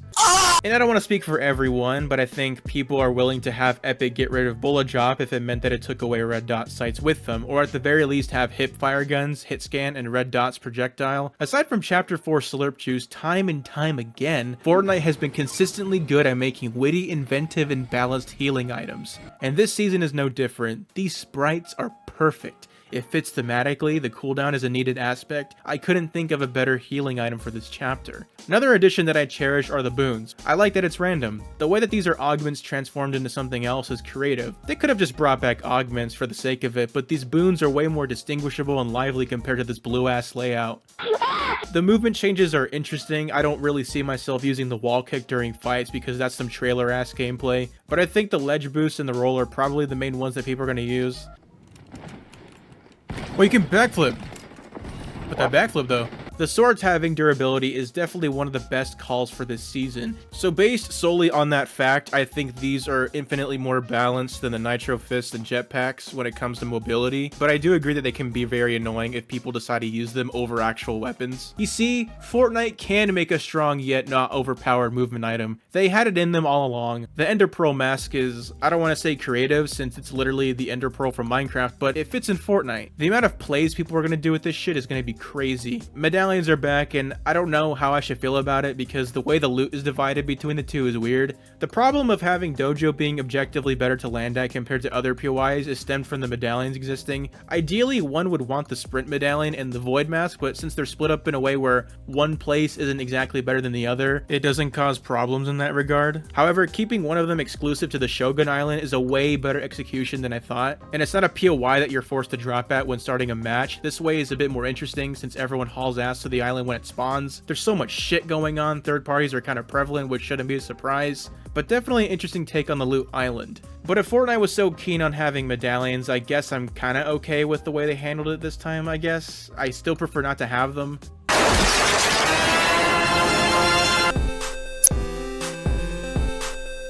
The season so far is probably the most replayable launch of a chapter ever. The last time I wanted to log on and play over and over again was Chapter 5 Season 1 to mess with the attachments and maybe Fortnite Reload, and I don't want to speak too soon just in case they add some bullshit halfway through the season. But I do like it, and that it's a very interesting time to be a Fortnite player right now. We won, we're the best, we're the best, we're the best, we're the best, we're the best, we're the best, we're the best. I think Chapter 6 can do some great things, and that all these other games can eat my ass.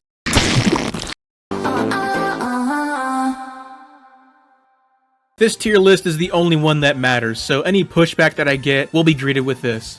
Now let's get started. Starting off with the worst chapter of all time, Chapter 5 Season 1. This season was very grounded, had a lot of basic gunplay, but I needed more powers because it was so boring.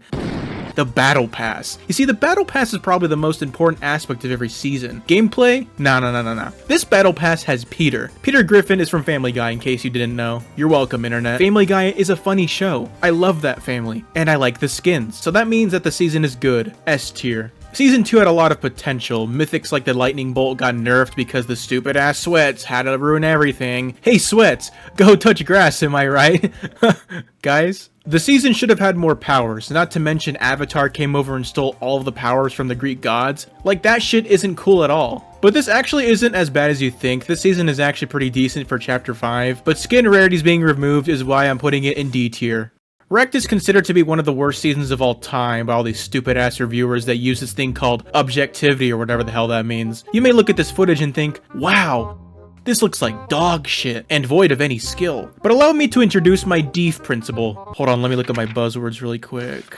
Okay. If the season is different, if it evolves Fortnite, if it experiments, and if it changes the formula of Fortnite, then it is automatically one of the best seasons of all time regardless of the quality, so I'm putting this shit in the clever tier. Now this season just gets it. Marvel pretty much makes the best movies and shows of all time, so getting 2 Marvel seasons, I say hell yeah. These Battle Pass skins are kinda like goated and shit. The less viability of guns in a season, the better. I wanted all the Nexus War powers to come back, and I wanted 5 LTMs. That's really the season's only flaw, but I'm still putting it in the LeBron tier. This is unironically one of the best and underrated seasons of our lifetime. It's kinda like the Stephen Curry of Fortnite. The medieval map theme, the Scar coming back, the hammer made you fly across the entire world. Definitely a top 5 season ever. C tier.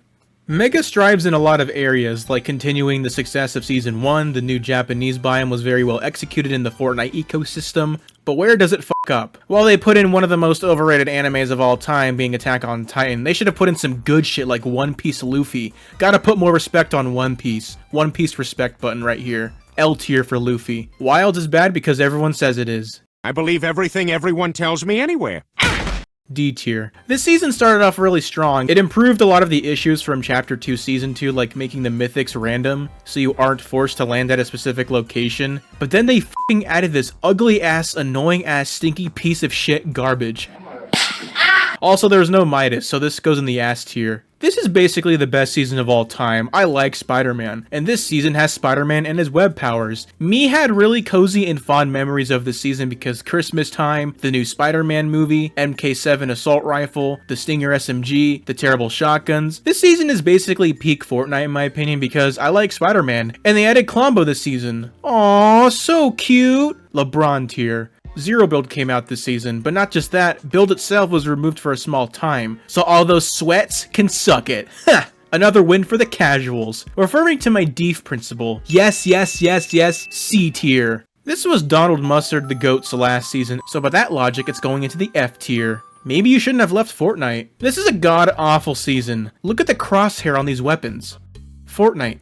What the hell is that? I know the Thunder Pump had a horizontal crosshair, but holy shit, man. That is such a nice shotgun. I don't know how much damage it does, but it feels very satisfying right now. The map looked really ugly, and I don't even know you can even do that since everything was supposed to be chrome and shiny. The lever action shotgun and the prime shotgun walked up to the Ranger and Evo Chrome and said, "Hey, we're a part of the shotgun loophole still, get used to it, terrible season." Chapter 2, Season 1.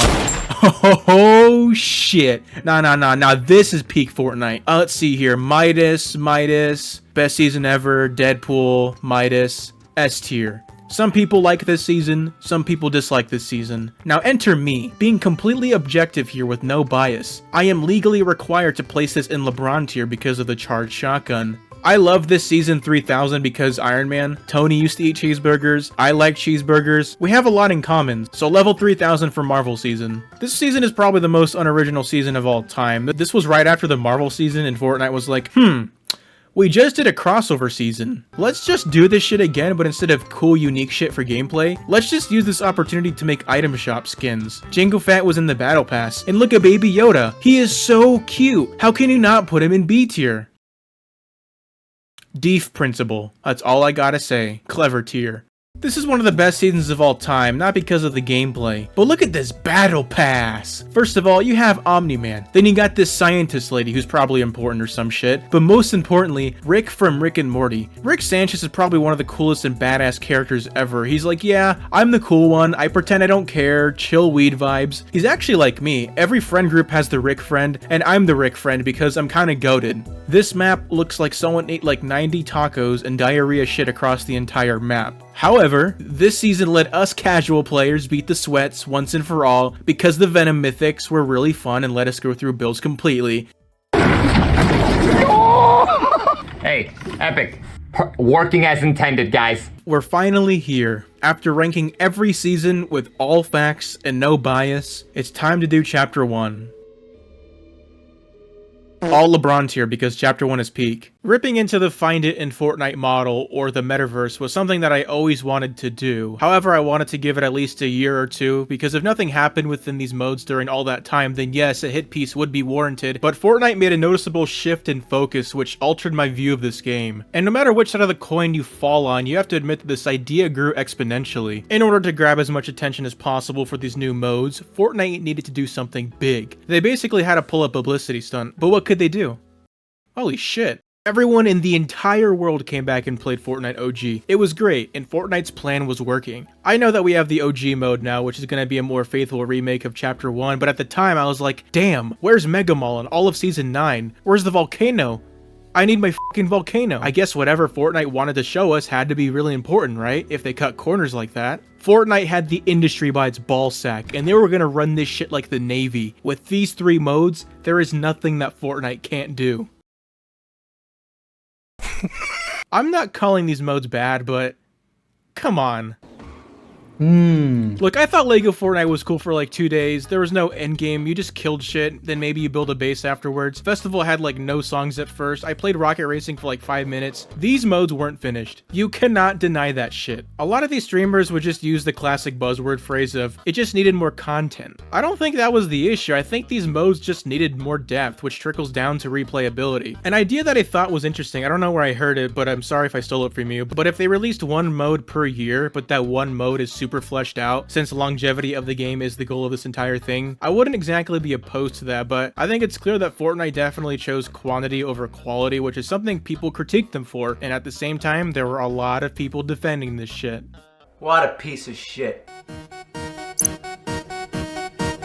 This shit is basically Fortnite politics, whether you want to believe it or not. You're a metaverse hater who only survives off of negativity, who loved the game unconditionally under Donald Mustard's administration. Or you're a bought-out pawn that will defend anything Epic does. All hail the metaverse, you love to bootleg a billion-dollar company, and you will glaze Tim Sweeney's administration. You see, everyone leans towards one side, but you can acknowledge that being radical on either end is fucking stupid. Like, I definitely lean towards the Mustard Party, but I know when to criticize things under his administration and to give Tim Sweeney his flowers, vice versa. It's when you misplace your criticism due to being radicalized by your respective party, you lose a lot of credibility. I hate Bullet Drop, and I hate the new movement. Yeah, me too. It's all because of the metaverse. Wait, what? Like, the problems that I mainly have with Find It in Fortnite are mostly annoyances or hypotheticals. I think the UI looks like dog shit in that it's been over a year and they barely changed anything. I thought the shops were terrible at the start of Chapter 5 when they would rotate the same 3 skins for a month because of Lego. I think kicks are a scam and would rather have them make goofy ass shoes like Tim's or high heels instead of making 50 pairs of Nike recolors. I hate how there's no more original vehicles anymore like Chapter 1 and 2, since the vehicles have to have a cosmetic version in the item shop for Rocket Racing, so they just have to play it safe now and have the same 2 cars forever. Now, if there was actual confirmation that issues within Chapter 5 were gonna be fixed, but never happened due to allocating resources to Rocket Racing or some shit, then yes, I would have 100% ripped into this shit day 1 and would call the metaverse the worst thing ever made. I hate this shit. And the Mustard Party people had some justification in their anger, because the news that came out that live events were going to get Mickey Mouse scraps while Lego Kitty Island got Family Guy Dad eating all the food, that is something worth being upset about, and I don't blame people for feeling that way. I understand why people like Donald Mustard, he seems like a nice guy who had a lot of passion, but we shouldn't act like Mustard's way of doing shit is immune to criticism and to treat him like a king, and we shouldn't treat Sweeney like he just murdered a family of 4. Being radical on the other side is stupid too. People should stop treating Donald Mustard like the plague to the point where you have to save face and make it clear that you aren't stuck in the past every time you praise Donald Mustard. Like, it's okay to admit that Mustard did things better than Sweeney in some areas and vice versa. That's the point, they're 2 different people and naturally the game will reflect differently depending who's in charge. People shouldn't have to endlessly defend shit if there's clearly flaws within something like Find It in Fortnite did for a while. It creates toxic positivity and people don't want to take you seriously if you state the most obvious things whenever you get backed into a corner like, Epic needs to make money, or you don't have to play those modes. Okay. Both sides should and need to admit when the game does something good or something bad, and that's what I'm doing. I'm admitting that Fortnite has potential in what they're trying to do. This tastes different. Did you put anything different in it? I put a bit of... We have 4 solid modes now. Battle Royale. Yeah. Fortnite Reload. Oh shit. Fortnite OG. Oh shit. Ballistic. What the f is Ballistic? Oh, that's what it is. This is what I'm talking about. This is the money. This is the shit that will keep Fortnite alive for years. I saw that Shoota trailer they posted promoting these 4 modes alongside each other, and I thought, Fortnite did it. They won. I won. This is what the Find It in Fortnite model should have been. I'm aware that LEGO and Festival have little communities, and yes, they've been fleshed out over time. They added Odyssey and LEGO GTA or some shit, so I'm not going to advocate for pulling the plug on those modes, but a player like me is eating this shit up. Ballistic needs a lot of work, but given that it's labeled as early access and the only other time a mode has been labeled that was Battle Royale, alludes to the idea that they have massive plans for this. I don't think it's going to kill CSGO or Valorant. I mean, come on, you can't replace the Valorant accent. Viper, are you a girl? No, I'm not. Yes, there are issues or improvements that I would like to see when it comes to some of these modes and how they need to diversify them even more, and I will stand on those opinions because these modes have a lot going for them, because I care about those modes. Like, objectively, if keeping people on the game is your goal, then BR should be like the best thing ever made instead of adding supplement mode after supplement mode, and I agree with that. But Fortnite made a commitment. Fortnite cannot back out of this branching out idea they've been rolling with. In a perfect world, I wish that Find It in Fortnite never happened, but given that it's here to stay, I'm happy that these modes are being pushed. If I had to pick between these or these with the baby shit looming behind it, then I'd 100% choose the latter, no question. What's next? A match 3 puzzle game mode? You'll get a few existing players to try out the mode, but once they've gotten all the free rewards you've incentivized them with, they'll go right back to Battle Royale and never touch the new game mode again. It's not sustainable. Stop.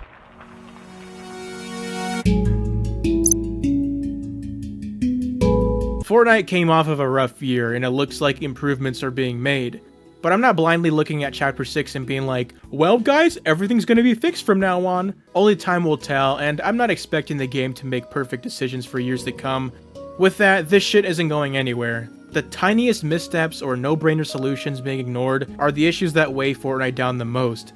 I think that's why it's so frustrating, because I imagine the game at its full potential beating Chapter 1's player count, but now we're focused on putting bots in OG for the people that'll play the mode for like 10 minutes and then go back to Chapter 6. Now we're neutering Siphon. But despite these weird-ass decisions, I still think Fortnite does it best. In an industry where games are rightfully getting review bombed because zero passion or care is put into them, Fortnite has charm that games like COD will never have.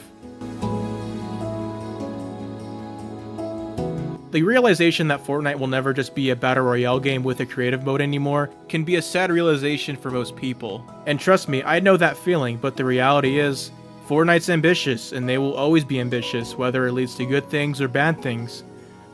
I mean, I'm critiquing. I'm having fun.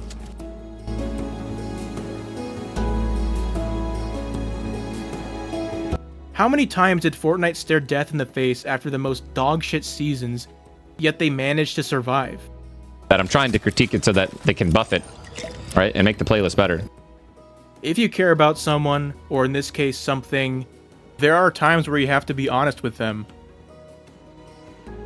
And sometimes you just have to tell that person, we can't stop you, but I wish you the best. And I think that's the case with Fortnite. How else are they going to improve? Like, if I just sit here and glaze it, right, and say that it's perfect and nothing needs to change, how is anything ever going to get better? So I guess all I have to say is, I believe in Fortnite.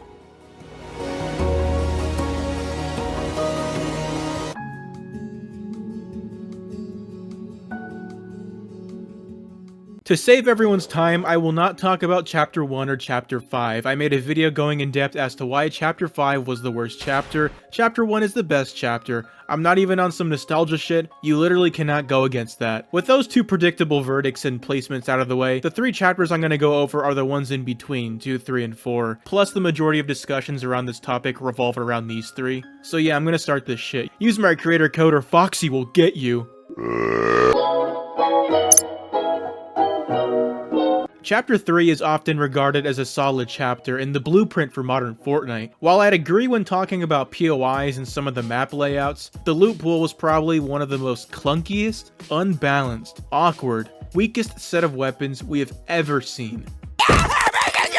It slightly beats Chapter 5's weapons because of hit scan. The only gun I can actually appreciate from this whole chapter is the hammer AR. You have to understand that everyone values different things when it comes to rankings. If you rank it solely on fun or enjoyment on your end, that's completely fine. But I value strong and reliable weapons with a balanced meta. Loot pool over everything. A lot of this chapter leaned heavily on strong SMGs and weak shotguns instead of strong shotguns and reliable SMGs. That in and of itself immediately sets everything back. You can say that the Spider-Man shit was super fun. You can say that the Zero build season was super fun. You can say a lot of things were good and fun about this chapter, but if you can't even have good weapons, then what's the point? The worst season of Chapter 3 is hands down Season 4 Paradise. I understand what they were trying to do with the crow mechanic, however the upgrading factor was super unnecessary and the supporting weapons were extremely inconvenient and dogshit with the worst crosshair I've ever seen in gaming. This game sucks. This season can eat shit. Season 1 is right above Season 4.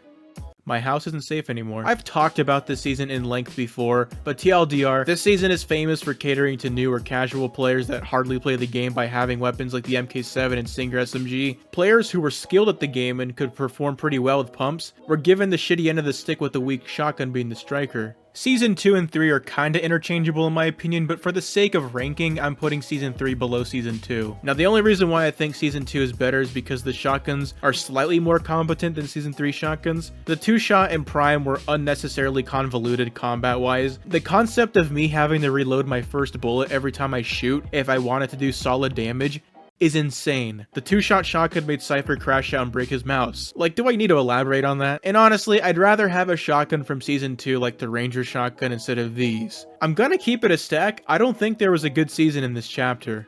The game was that bad! Which is unfortunate because I actually liked Chapter 3's map and the content flow of this chapter was a noticeable improvement compared to early Chapter 2. However, like I said, what is the point of any of it if you can't even pass the necessary threshold of having a good, solid, reliable loot pool? Oh yeah, I have some shit to say about Chapter 2. You must die!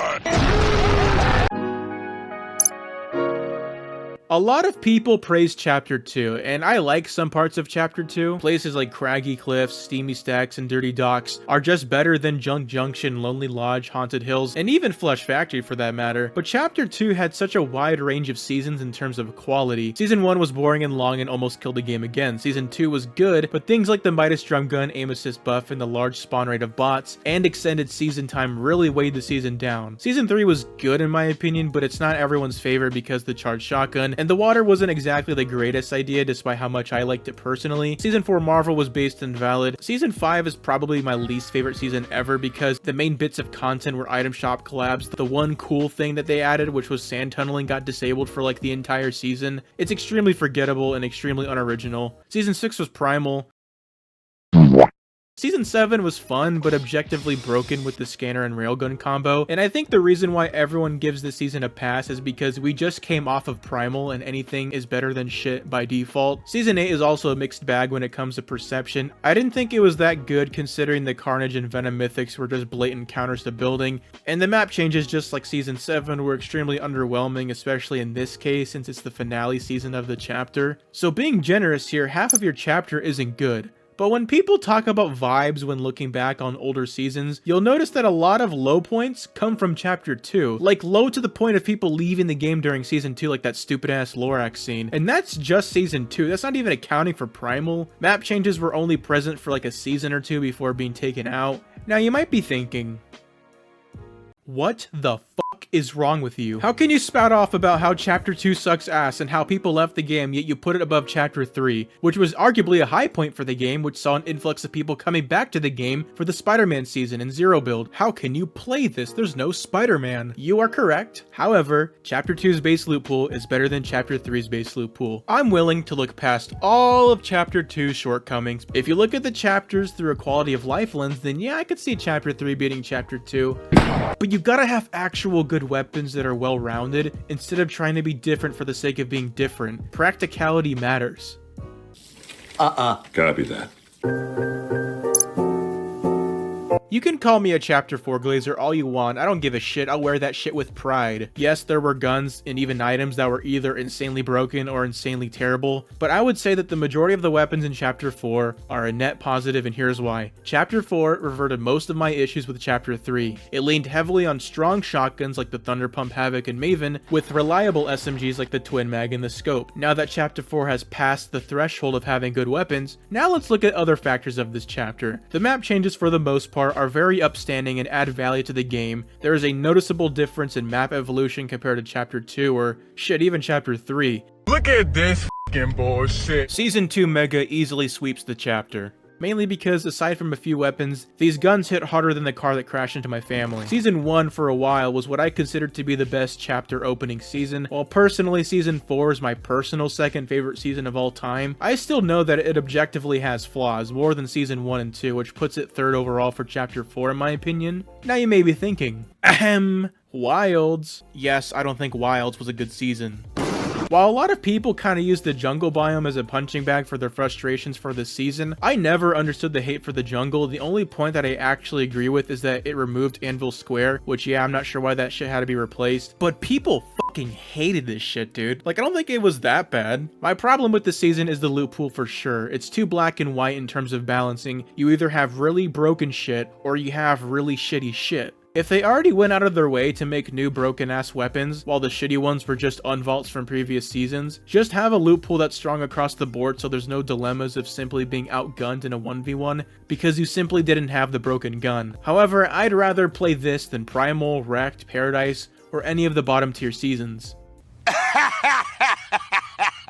Oh wait, you serious? So even with Wilds being bad, that's 3 out of 4 resulting in a 75%. Chapter 4 isn't perfect. My main critique is actually continuing one of the bad habits from Chapter 3. While it fixed the shotgun problem, the AR problem carried over. Hit scan ARs with red dot sights will always dominate the meta. There is no point in having things like the Chapter 4 Scar, the Havoc AR, or the Flapjack AR if that same season has one red dot sight AR. It's as simple as that, which is actually a criticism that can be said for Chapter 6. It's not even that these guns are terrible, well maybe just one of them, but they're just outclassed by default, which sucks. But in summary, I think Chapter 4 is the second best chapter so far. Sue me all you want, but I don't give a rat's ass.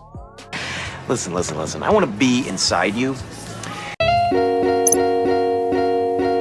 I know some people might be a little confused about the percentage ratios that I provided for each chapter. Like Leo, didn't you praise Chapter 5 Season 1 and 2, thus resulting in a 50% grade, which would match up with Chapter 2's 50% grade, therefore Chapter 5 should be higher? You would be correct about me praising those Chapter 5 seasons if we're solely talking about Chapter 5. Chapter 5 is its own thing in its own bubble. It will always be at the bottom by design. It was difficult to make this ranking. There are things that I had to take into account, a lot of trade-offs I had to make, especially when talking about Chapter 2 versus Chapter 3. So with that, do you agree with this ranking? Do you think that my priorities are too broad and that I'm tunnel vision for putting the loot pool on a pedestal? These are things that I want to know. Feel free to contest with my ranking in the comments. Thank you to all of my subscribers for the growth lately. It's super based and valid of you guys for sticking around. Have a wholesome day and fly away today. Fortnite Chapter 6 has been out for over a month now, and this season came out swinging. A beautiful and expansive map, a cool emphasis on Japanese culture, hit scan guns with a pump shotgun that doesn't suck ass. This season has success written all over it. Surely there isn't anything weighing it down. Oh no.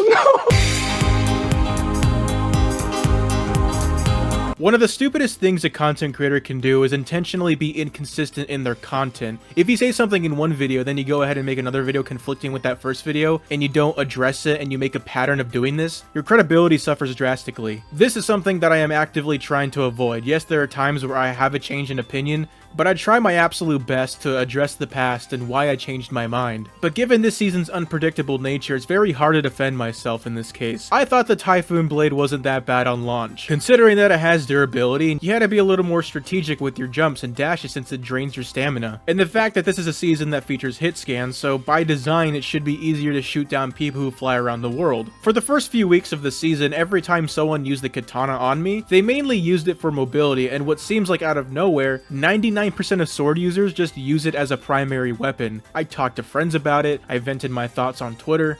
So, alright.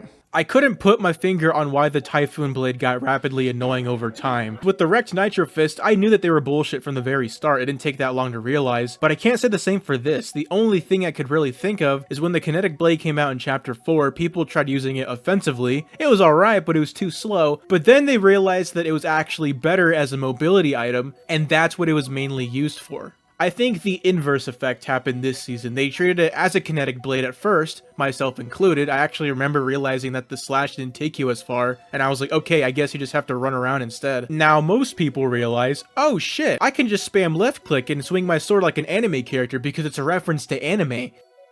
I like how I like how they didn't use their guns at all. That was pretty cool, huh? Now let me be clear, I still think this has more trade-offs than the fists and jetpacks. These didn't have durability. These had durability, but it was just a cooldown. But I think it's fair to say that figuratively, these are the Nitro Fists of Chapter 6 so far. I know that no matter what I say in terms of possible ways to make this more balanced, I'm always going to be seen as someone who hates fun, which isn't the case. It's also not fun when every fight I get into ends up being whoever presses their slash attack first wins. Look at the fucking range on this shit, man. You literally make the cars go flying too. As funny as this is, this shouldn't happen. I'm not saying that Fortnite should remove this and that it doesn't belong in Fortnite, but I think if we're gonna have items every season with offensive and rotational capabilities, then it should come with the high risk, high reward feature. And we actually have an item this season that does that, being the kinetic blade.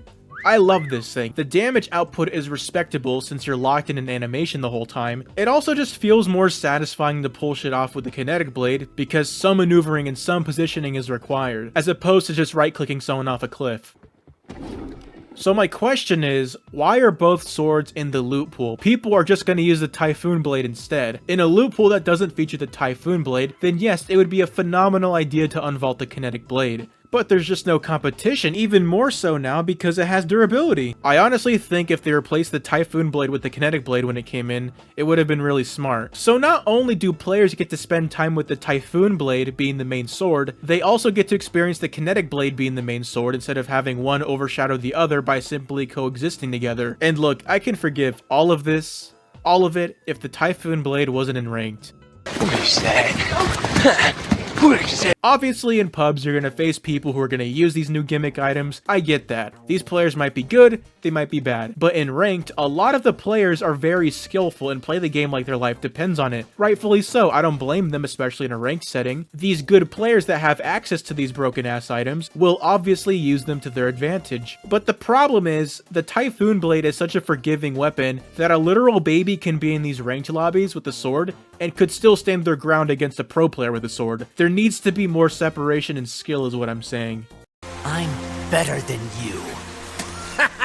On paper, yes, I can't get mad at people for using a sword as a weapon because it's a fucking sword, what do you expect? But the Kinetic Blade does everything so much better when talking about balancing. While I appreciate that the katana just got nerfed, I don't think 2 less damage to players is going to do anything. I would say have the stamina drain a little faster, and actually make it to where if you start attacking with your sword, it also drains stamina. Make the hitbox on the right click smaller so it's not 100 feet wide. Also maybe have it to where you can't send cars flying across the world. With these nerfs, I'd like to throw the other side a bone by making the Typhoon Blade last longer durability wise. The players aren't impossible to shoot and kill, but at the same time, it's just so fucking annoying. Yeah, just instantly pull out the sword, yep. Don't use your purple gun, but use your sword. That works.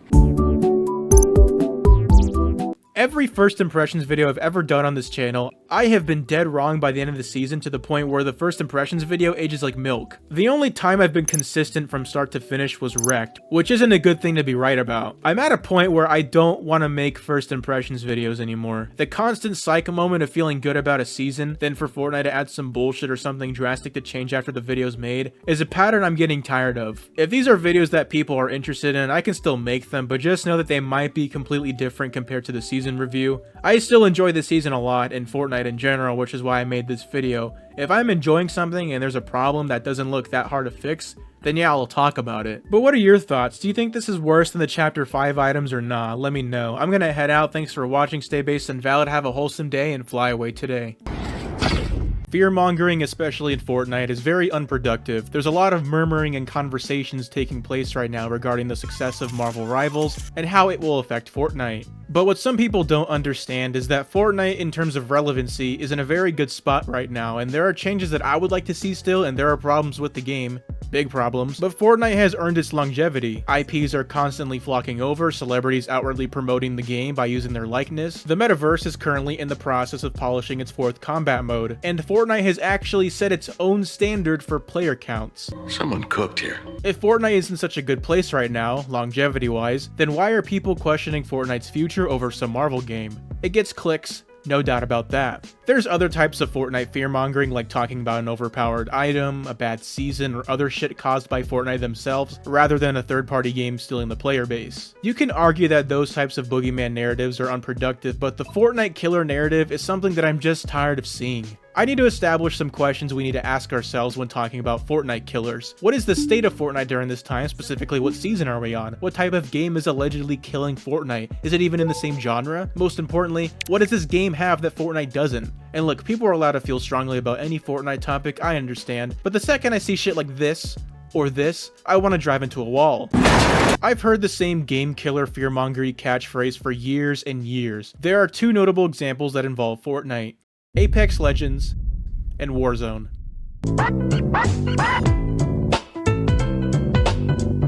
Apex Legends came out in 2019. Oh, a battle royale game? It's the same genre as Fortnite. Okay, well, what's the appeal? Why do people get a kick out of this game? Different characters to choose from with differing abilities. They have sliding, it's more fast-paced, trios mode, pinging, a way to reboot your dead teammates. I mean, shit, Fortnite literally copied most of the shit that I just mentioned. That must mean that Fortnite's super desperate if they're stealing ideas. Okay, what season were we on when Apex got popular?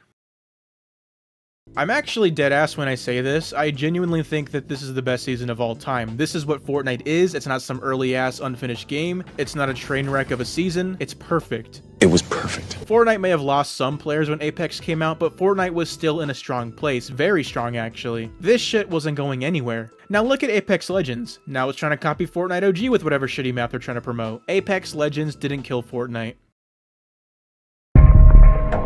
Now, this one had some legs to stand on. It's based on an already established franchise with a strong player base.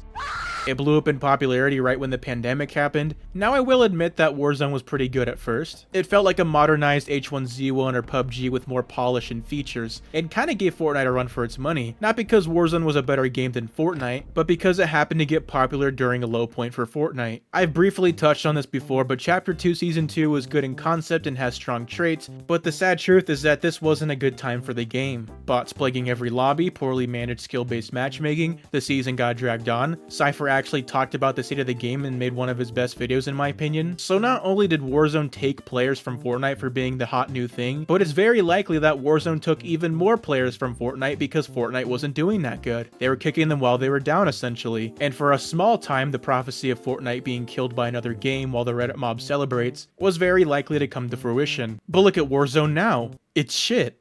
It's actually shit. It's the boy who cried wolf trope. It's never happened and it never will. But what about Fall Guys? It has bright colors like Fortnite and it's technically a battle royale. This shit goes beyond Fortnite, it goes back to Smash Bros. Did people really think Nickelodeon All-Star Brawl was gonna kill Smash Ultimate? I don't know how the hell Hungrybox lived with himself calling Smash Ultimate dead. Because fucking SpongeBob could wave dash, like be for real. No dude, you don't understand. Multiverses is a platform fighter, so that means it's a Smash killer. No it's not, just like how these weren't Fortnite killers. I have not played Marvel Rivals. I don't know, man. I just don't like hero shooters. I never liked bullshit payload game modes. That being said, I'm happy for Rivals right now. Games suck nowadays, so it's refreshing to see stuff like this. I think Fortnite's got its shit together aside from loophole balancing, but I don't see how Marvel Rivals is killing Fortnite at all. It's not even in the same genre. And I'm aware that games don't have to be in the same genre in order to be competition for each other. As long as there are people playing other games, it's competition. But at that point, you can say that someone playing Poppy's Playtime on the Switch is competition because they're not playing Fortnite. I know that's an exaggeration, but I don't know why people feel the need to make everything high stakes. Like, why can't two games coexist? Let me reiterate, I am not against these types of videos when it comes to gameplay changes that Fortnite makes themselves.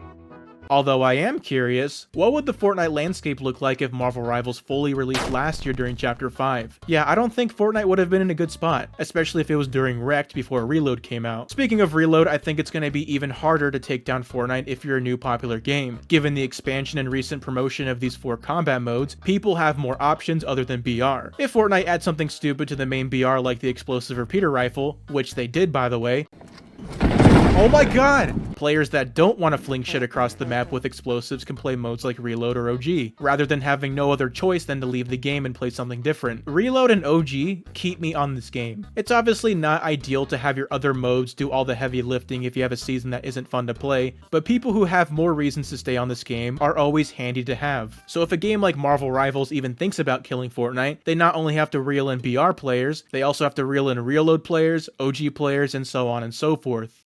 Reload is the saving grace of Fortnite for the second time in a row.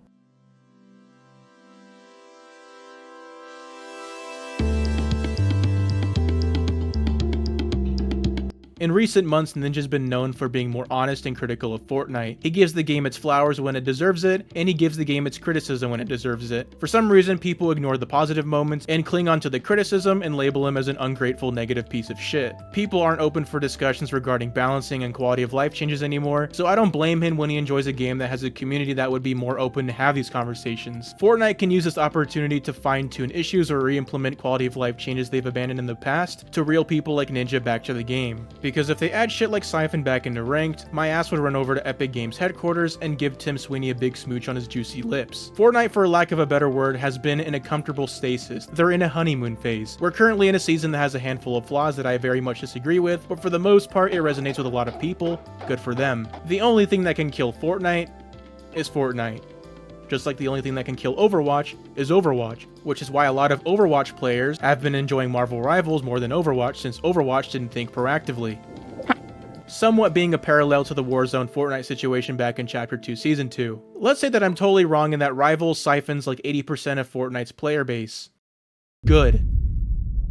You serious? I actually wouldn't be against that. Maybe Fortnite will go, you know what? Maybe we should split the ranked loot pools. Maybe we should put Siphon in ranked. Maybe we should make bots optional with the toggle. Maybe we should fix the desync problem. Maybe we should implement the thin client so people don't have to download a 50 gig update every time they hop back on. For some reason, Fortnite, to my knowledge, is the only current popular game that panders lobbies with bots and have zero options to opt out of it, but Fortnite is the only current popular game that has done the unthinkable. These games wish they made the mark that Fortnite made in pop culture. Sometimes it's good to have a fire lit under your ass because it makes you lock in. Again, that's not to say that Fortnite hasn't improved since Chapter 5. Instead of fear-mongering and dancing with the idea of Fortnite being taken over by Marvel Rivals, we should be coming together and push for positive changes, so we don't even have to have this conversation. So with that, Marvel Rivals will not kill Fortnite. We should root for Fortnite, and we should root for Marvel Rivals, because two games can coexist without killing each other, and that Fortnite fear-mongering is cringe.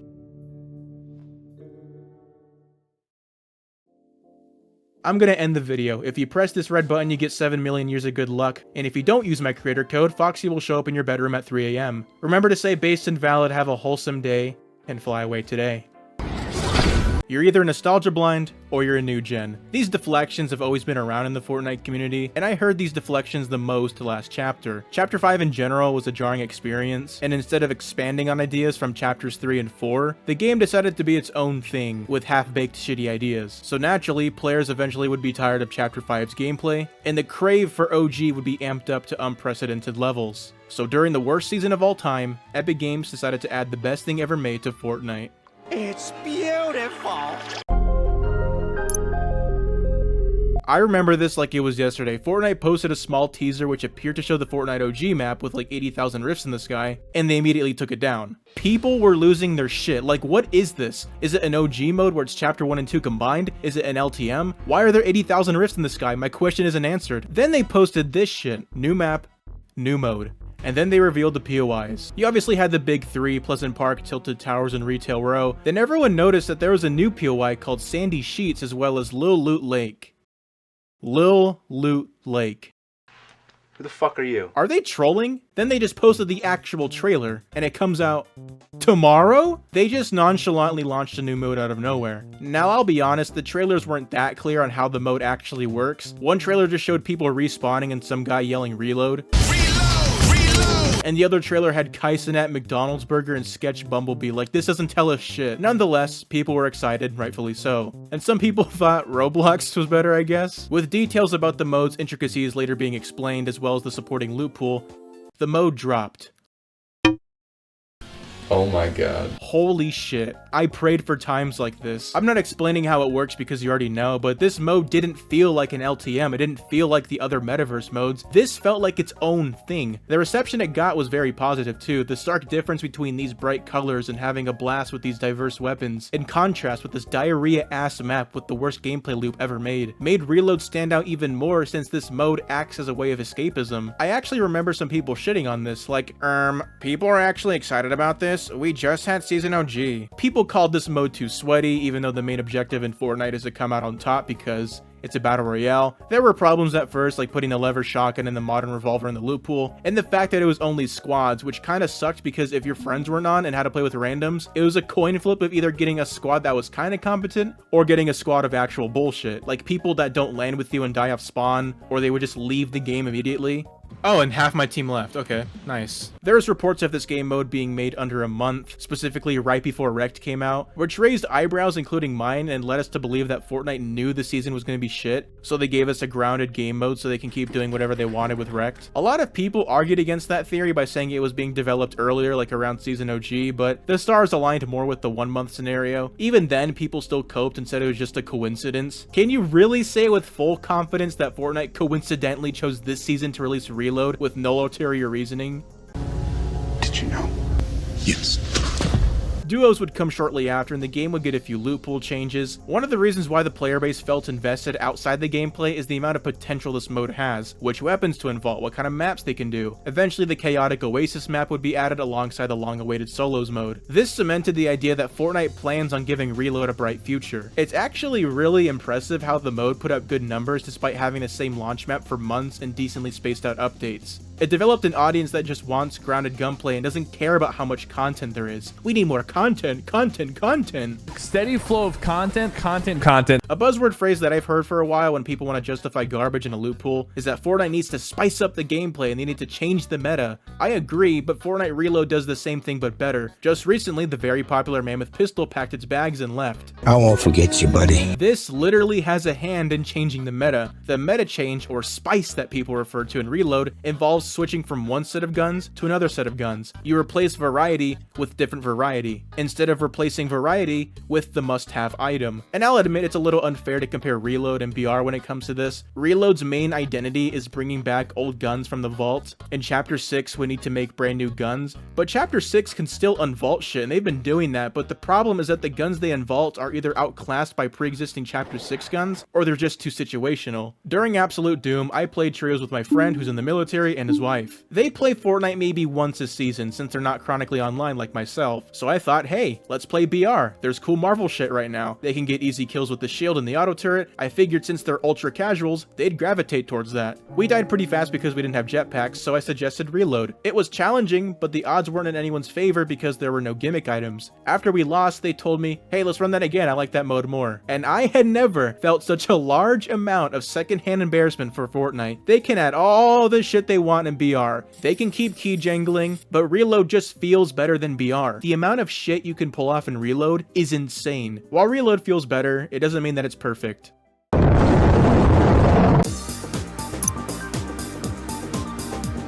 My problems with Reload are actually very minimal. I'll be honest, when it comes to red dot sights, I feel like either all the assault rifles need to have them, or none of them need to have them. The hammer AR, despite being very good, simply cannot stand a chance in terms of accuracy and precision as the AUG. And that's not even mentioning the lower tier ARs like the Havoc and Ranger. Go all in, or don't have any at all for red dot sight ARs. During Absolute Doom, Fortnite added the ranked mode to Reload. Holy shit, this is awesome. So this is what it feels like to be in an FNCS. Cool.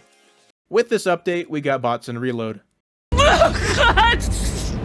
I don't f***ing understand any reasoning for this. Not to mention that there has been multiple occasions where the game code gets bugged and unironically fills your entire lobby with bots. That's not even hyperbole, like full bot lobbies. I think the bots in Reload are tuned down a lot now. For a while it was a huge problem, but I still think the mode just doesn't need any at all. Elephant in the room. Siphon. I think Siphon needs to be in solos. I have said this before. I know there's arguments against it saying how it would make the games longer and drag out. I could see that for squads maybe, since you can just keep farming health off of one shitty player every time he comes back, but reboots eventually turn off. Same with solos on top of only having 3 lives. I like the bonus overshield feature and that people drop minis, but I feel like they're just going so much out of their way to not just put Siphon in. Like they're just making shit harder for themselves. Put Siphon in, I want my goddamn Siphon. Why isn't it possible? It's just not. Why not, you stupid bastard? Aside from that, that's really where my problems end with Reload. I wouldn't say that Chapter 6 is bad since the chapter just started, but I'm just not the target audience for Battle Royale anymore. Yes, there are things that I disagree with when it comes to Reload. Like, why are they putting the explosive rifle and the sticky grenade launcher in this shit? Fortnite, I thought you learned. As a casual who has a competitive mindset, why would I want to play Battle Royale ranked if the loot pool is exactly the same as pubs with no competitive difference, when I could just play Reload pubs because the loot pool is closer to a competitive game mode? Why would I want to walk around this large ass map trying to find people when I could just get action almost every minute in Reload? They unintentionally made a mode that has just as good qualities, if not more good qualities, than the standard Battle Royale playlist. And I love it. I don't like Fortnite Reload. You understand? I love Fortnite Reload. I love Fortnite Reload. This mode saved Chapter 5's player base. Big emphasis on player base. The gameplay was doomed to the point of no return. But regardless if you think that this mode's too sweaty, it's too basic, whatever you may think, I think people should thank this mode for coming in and giving us a great experience. Aw, come here Fortnite Reload, I love you. What's that, Fortnite Reload? You want everyone watching to use code Leo1 in the Fortnite item shop? Well shit, that's kinda based. You want everyone to have a wholesome day and to fly away today? You heard the man, have a wholesome day and fly away today. The launch of a Fortnite chapter is very important, and no other chapter launch has been more important than Chapter 6's. It had a lot of expectations from players, given what we just came off of. Fortnite needed to do some course correction from the previous chapter. They cleared everything off on the meeting room table to write down one thing. It's time to lock in.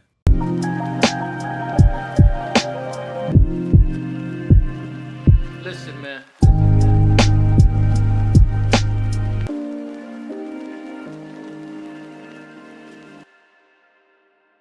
From a visual aspect, I think this map is very attractive and radiant. Fortnite obviously took a few pages out of Chapter 4 Season 2's book and thought, hey, let's make this shit again, but for the whole chapter, which I'm fine with. I truly feel immersed in this map. This genuinely feels like an open world game at times, like Breath of the Wild, Egg Bunny 2. We even got actual map changes with the Pickle Chungus factory, the bridge collapsing and getting rebuilt, Winterfest shit with the respective snow on the map, the water draining at Flooded Frogs revealing a secret room. For Season 1, we got some good-ass map changes. In terms of functionality, I've noticed that since we have a million POIs, it divides the lobby a lot. If I want action, yeah, I guess I'll have to land at Seaport City against my will.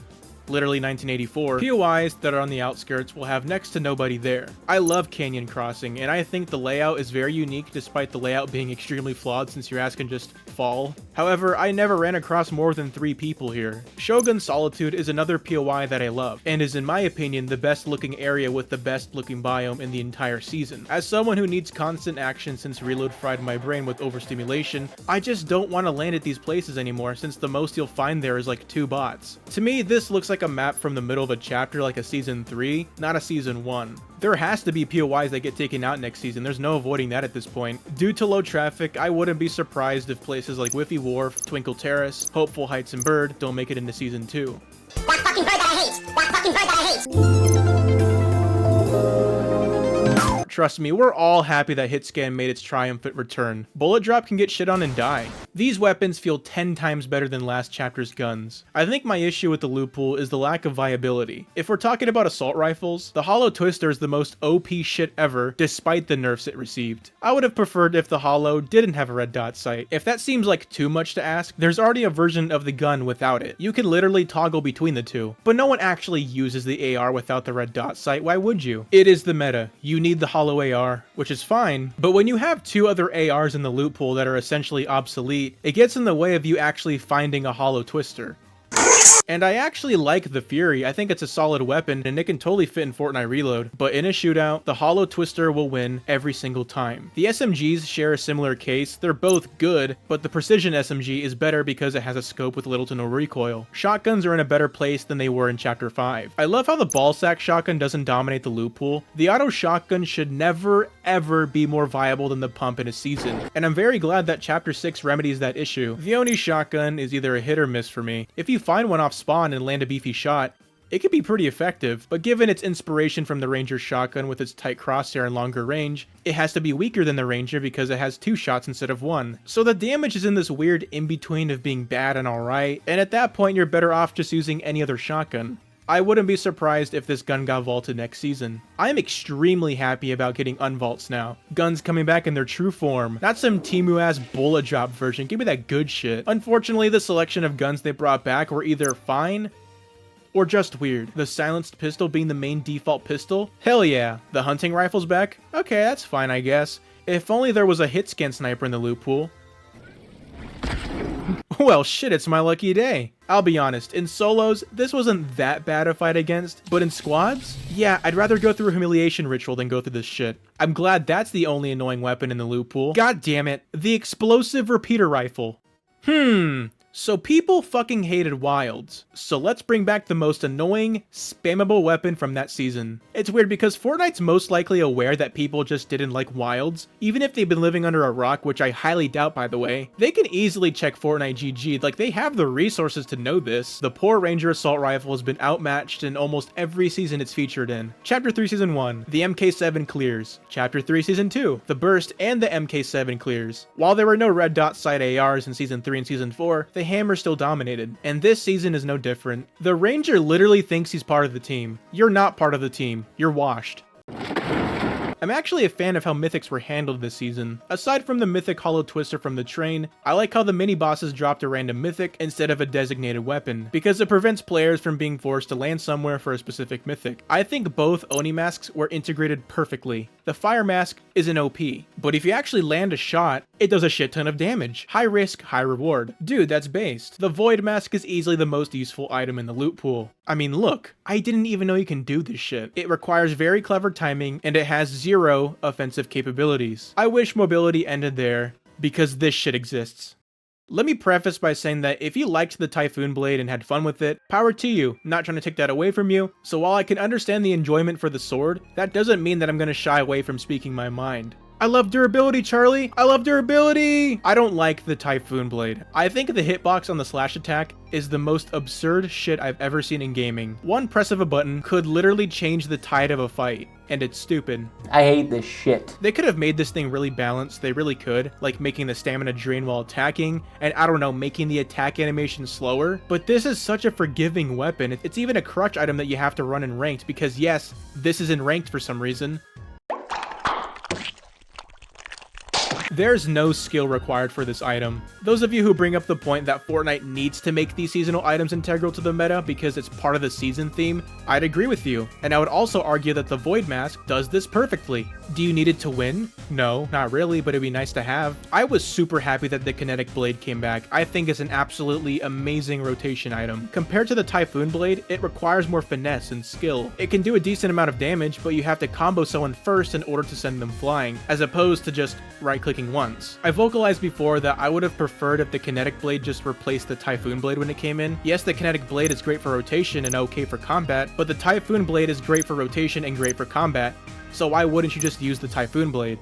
I've crashed out so many times to this shit, like yeah, I can use it against people, but it's just not fun, man. This is one of the things that kills the season for me. I love boons and sprites. I want more of them. Fortnite's always good at making cute ass shit, and Fortnite's always good at making healing items when it comes to originality and balancing. Most of the time. The shrines are a really compelling feature. I'm always in favor of mid-game progression like the weather towers. I have zero complaints about these. The new parkour mechanics are slick for the most part. While the idea of ledge jumping seems pretty optimal for zero builds or any situation where you need to pull off a jump shot is heavily neutered since there's a pullout delay. I think it can be pretty jarring, and it would be nice if there were settings to turn certain mechanics off for you. Okay, no matter what I say, people are gonna think I hate fun. Godzilla in Fortnite is cool. Out of all the giant kaiju people we've turned into in Fortnite, Godzilla definitely feels the weakest, and you can probably go an entire game without seeing him, but he's still powerful as shit. I'm just gonna be honest. My feedback to Godzilla is that he doesn't feel like Godzilla. He doesn't feel strong enough. Cypher, what would make you feel like Godzilla exactly? You weren't able to kill the entire lobby and explode the island with the press of a button? Fortnite should have done what they did with Thanos and made it a separate mode. It would have made both sides happy. People who don't want Godzilla shit in their lobby can play pubs. People who do like Godzilla shit and want it to be more OP with 100% spawn rate with no draining health so you can actually win with them could play the LTM. But for some reason, it was in every single mode, including ranked. What a sick joke! Every kill you get in ranked should be earned. Your rank is on the line. Every fight you take is a gamble. Someone can get 10 kills with Godzilla and camp for the rest of the game when they go back into human form, yet they'll boost up a lot. It's not fair for people that actually get 10 legitimate kills in ranked as a human. This all doesn't surprise me, to be honest. Fortnite genuinely doesn't care about the ranked playlist, and this further proves it.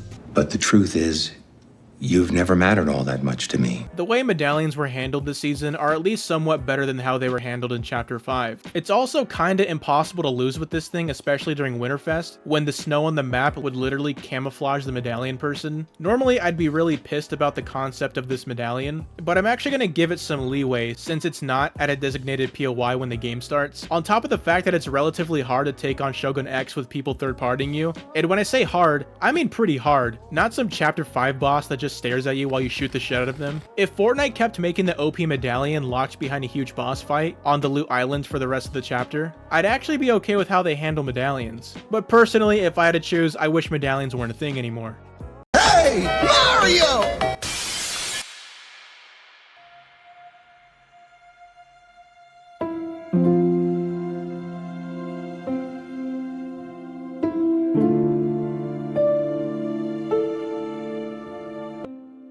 This season for me was a 9 for the first 2 weeks. But Fortnite barely nerfing the Typhoon Blade, unvaulting random ass shit to cater to people that just want to spam, lowers this down for me. For squads, this is like a 6, but for solos, duos, and my overall grade, this barely reaches a light 8 out of 10. I disagree with things from this season, but there's a noticeable jump in quality when compared to its Chapter 5 counterpart or just Chapter 5 as a whole.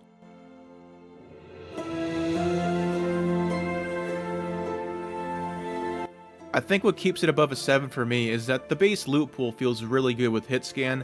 They somewhat improved the medallion system, and they also improved how you can get mythic weapons. I was never worried about Fortnite dying as a brand and as a company. In fact, I actually had the opposite opinion, but for a while, I was pretty worried about the direction of Battle Royale.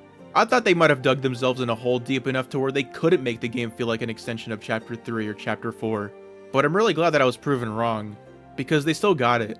I am a little scared for next season. Why are they adding this shit back in the game? If I could describe Season 1 Hunters with one word, it would be reassurance. Yeah, they're gonna keep adding broken ass rotation items, and yeah, I'll keep hating those items, but I feel confident and reassured that Fortnite's gonna lock in this chapter for the most part. But now it's time to become a GTA crime mob boss.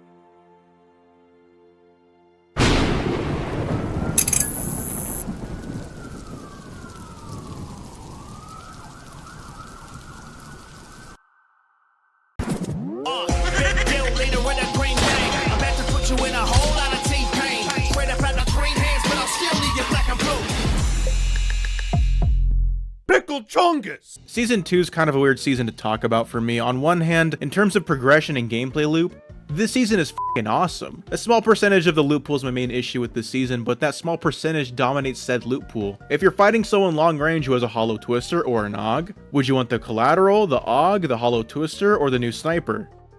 Well, the answer is actually neither of those options, because the only answer for long range is a gun that came out of the shadows, so to speak. The Mammoth pistol. Now, I have a weird relationship with the Mammoth. I think it's a creative idea to essentially have a blunderbuss-like gun that does one powerful shot, but the fact that it's hit scan makes it so that any sniper in that loot pool is extremely redundant. Now, I don't blame Fortnite for bringing back a gun that a lot of people enjoyed since it simmered in Reload's loot pool for months, but to me it just seems like, hey guys, you like this gun? Well, we're bringing it back. It's a smart move on their part in terms of promotion. Speaking of promotion, what the fuck was up with the marketing for this season? They kept trying to hype up the stupid pickled Chungus skin, which I totally called by the way, and they just had him be a dickhead at T-Pain. This rat beef angle with diss tracks is obviously trying to reference a certain rat beef that's been pretty popular. I know that Fortnite had to make the beef PG, but I don't know, I feel like they could have made it a more serious conflict. All Pickled Chungus did was knock shit over, steal T-Pain's laptop, and just run off with it. Sorry, I went off script there. The pulse scanner is the Emma Frost medallion, but better executed in my opinion. The laser isn't really that overpowered. I think it's a fine addition. And the Gold Splash and Gold Rush feature in general is a better and balanced version of the Nitro Splash. I love shit like this. The Med Mist is a remarkable healing item. Fortnite literally never misses when it comes to shit like this. They're smoking weed over there like, smoke weed every day. Smoke weed every day. I understand why they brought back the sticky grenade launcher. Thematically, it fits. Wow, you get to shoot the vans and shit with grenades. But a better replacement would have been the Anvil rocket launcher since it's specifically made for vehicles. But that answer probably won't sit well with people. Not because it wouldn't fit thematically out of the two, but because one is easier to use and can get help with getting free kills and cheaply shoot down builds. The sticky grenade launcher is one of the more infamous spammy weapons in recent years. I think it's obnoxious in builds and zero builds. If Cypher gets annoyed from an item, then you know it's stupid. Is this guy for real? This season saw the addition of the kneecapper item. Many people immediately compared it to the Typhoon Blade given its similar rotational and offensive capabilities, and the public opinion was, it's the Typhoon Blade but more balanced, or this is what the Typhoon Blade should have been. And people were right when saying that, but it's very important to think about how that statement reflects on the balancing issues with this game. There are times when Fortnite takes the necessary steps to nerf or buff things that need it. I'll give credit where credit's due. But there's also a lot of times where they either marginally tweak something or just never touch it at all during the season. In reality, the end goal of making this item super balanced and fun at the same time wouldn't really be worth it for Fortnite because they're already working on releasing a reskinned version of the Blade for Season 2. You get accolades from every side. Sword haters can go, well, at least the sword's gone. Sword and bat lovers can go, oh, it's super fun. Content creators can go, well, it's new content to cover, so why not soy jack over it?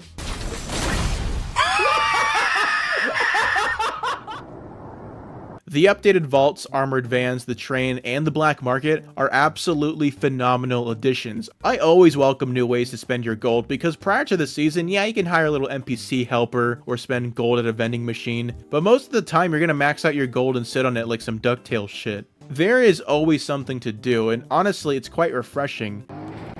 Oh my god. Oh, it is like sex. The new boons are great, I can't complain there. Bringing launch pads back into the game is something that I'm really glad they did. The 4 new POIs are mostly fine. I like shiny shafts because it's a mine shaft mimicking shifty shafts, and I love shifty shafts more than I love my family. You've never mattered all that much to me. My least favorite is probably Evil Lavish Lair. Yes, it has the most loot density out of all 4 POIs, but it's such a bitch to navigate sometimes, just like how Lavish Lair was. The Wolf from Bad Guys Medallion is basically the pre-buff Nitro Medallion, and if I'm being honest, I don't like it. I don't like it. Fletcher Kane not being specifically mapped to a specific location every single game is pretty cool in my opinion, and instead is mapped to a different bank every single game. But you know where he is when you're on the battle bus, so why not just land where Fletcher Kane is? She's not here. And who is that? When talking about the Shield Medallion, this to me is probably one of my favorite medallion abilities ever. It does everything right. It's a little enhancement, it doesn't impact your chances of winning the game. It's funny how there's a lot of players out there that are like, well, that's fucking stupid, it needs to be more powerful. Like, seriously? Do you guys really need everything? What could you possibly want? You have the mammoth pistol in the game, the mythic version having 2 bullets, an explosive exotic one on the way. You have the sticker grenade launcher that an 80-year-old coughing up dust can use without any problems. You have the Nitro Medallion back essentially. You have a reskinned Typhoon Blade that could launch players to the fucking moon. And you have a Sub-Zero item that you can exploit and become the fastest thing on planet Earth. Does everything really need to be broken? Yes!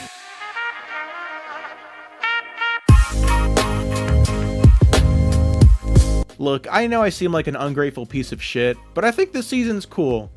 This season feels like a movie. The gameplay loop feels seamless. You feel like a robber or something who is rebellious and whatnot. The mid-game progression additions they added are probably one of the coolest things they've done in a while. There's just some loophole problems that rub me the wrong way, and my only hope is that this season doesn't get tarnished midway through. Do you think I'm a dumbass? Let me know if you do. If you don't use my creator code in the item shop, I'll tell my goons to do something rather nefarious to you. But do me a favor. Have a wholesome day and fly away today. Hey, what's up guys? It's CypherPK. This is going to be my new YouTube webpage. Too many bots in the game. That's not an actual PvP experience. Fortnite saw my video and it became like a big deal. Like the hashtag started trending. F Cypher. What? I can't be the punching bag on both sides. People do not do research on their own. They're trying to keep this fake positive attitude towards Fortnite. Nah, come on. It's not that bad. Ninja. Bossy. Go watch Cypher's stream if you want to watch builds. Not here, dude. Not happening. You've complained every game. I don't regret anything I said about any of my takes about that season. Like, this was the best gun in the game. And then they keep this gun in the game, and then they add another useless rifle. Like, who's balance testing over there, man? I'm just being honest, and I would love to know if I'm in the wrong.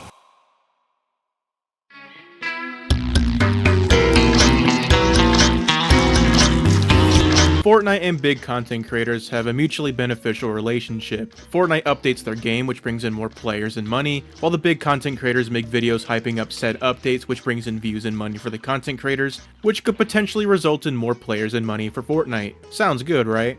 When I say that they hype up updates, I meant all updates. Good updates, bad updates, it doesn't matter. Every single addition to the game, regardless of its quality, is a net positive for these content creators. Financially, at least. It keeps their channels up and running. So for seasons like Wrecked, with tons of broken items and mechanics, the content possibilities are endless. And if you're in a position like Courage, Nick830, CypherPK, why would you want to advocate for nerfs which would water down the content possibilities?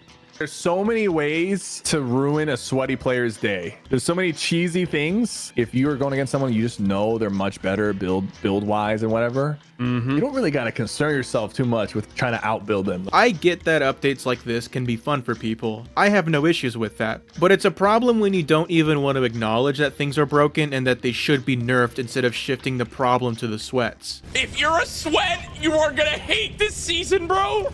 They know that at a rudimentary level, this season was negligent in the balancing department, but it's fine so as long as the sweats are the people that suffer from it. The more broken something is, the more likely someone is to watch something. If Fortnite didn't have broken shit in the game, do you think Cypher would be able to post videos like, Fortnite made a mistake? Shit like this sells, so why not just suck it up and get your bag? If content creators like Cypher genuinely had no issues with Wrecked, then fair enough, that's your opinion and that's totally okay. But when you make a video going over the history of Fortnite's mistakes and you agree that Wrecked was broken, Nitro into builds. This was pretty disgusting. And the cars too. it reinforces the theory that you actually don't care anymore whether or not a season's bad, since you can just make content off of it regardless. Especially if you end your video like this. But it is what it is. Fortnite's still making mistakes after all these years, but they've also had a lot of great stuff. You know, no one can be perfect, right? Come on, cut to some slack. You see, that's your problem, Jimmy. Thinking the ends justify the means. For Cypher's case, I think I might be able to pinpoint a specific time that may have pushed him to this point.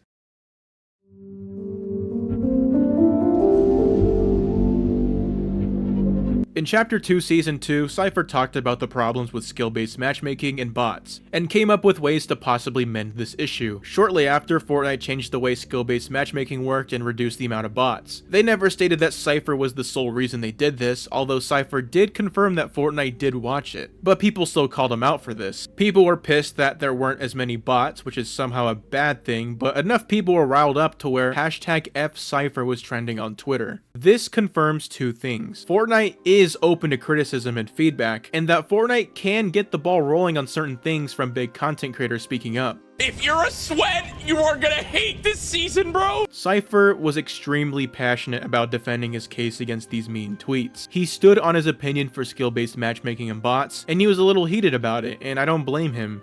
To point your audience at somebody who literally has only good intentions for Fortnite, I like to think of myself as an ambassador for streamers and content creators, because I want this game to be more enjoyable for people who create content like you. I'm trying to help you, and a lot of you turned on me.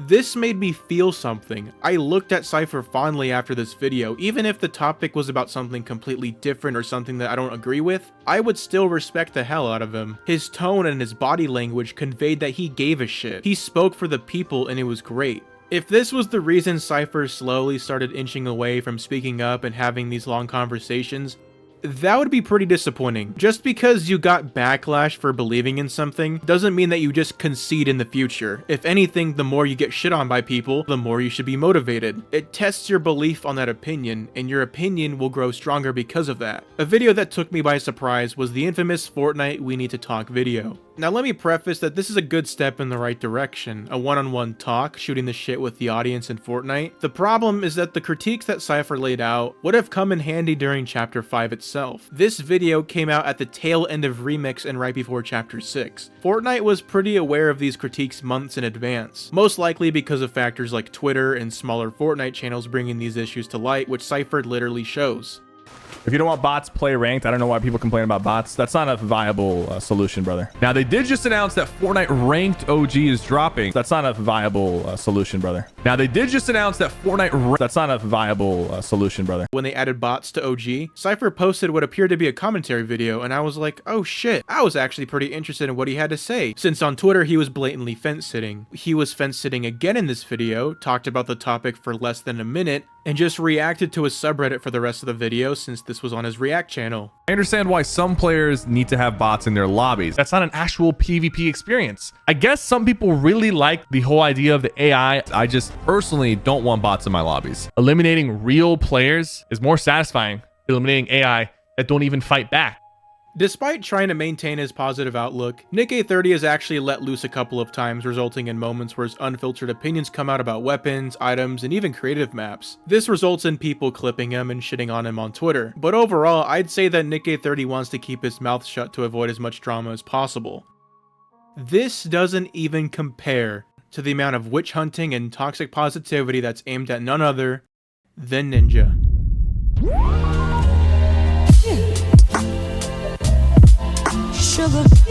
He was loved by the majority of the community, but this was almost 8 years ago, because now, people fucking hate Ninja.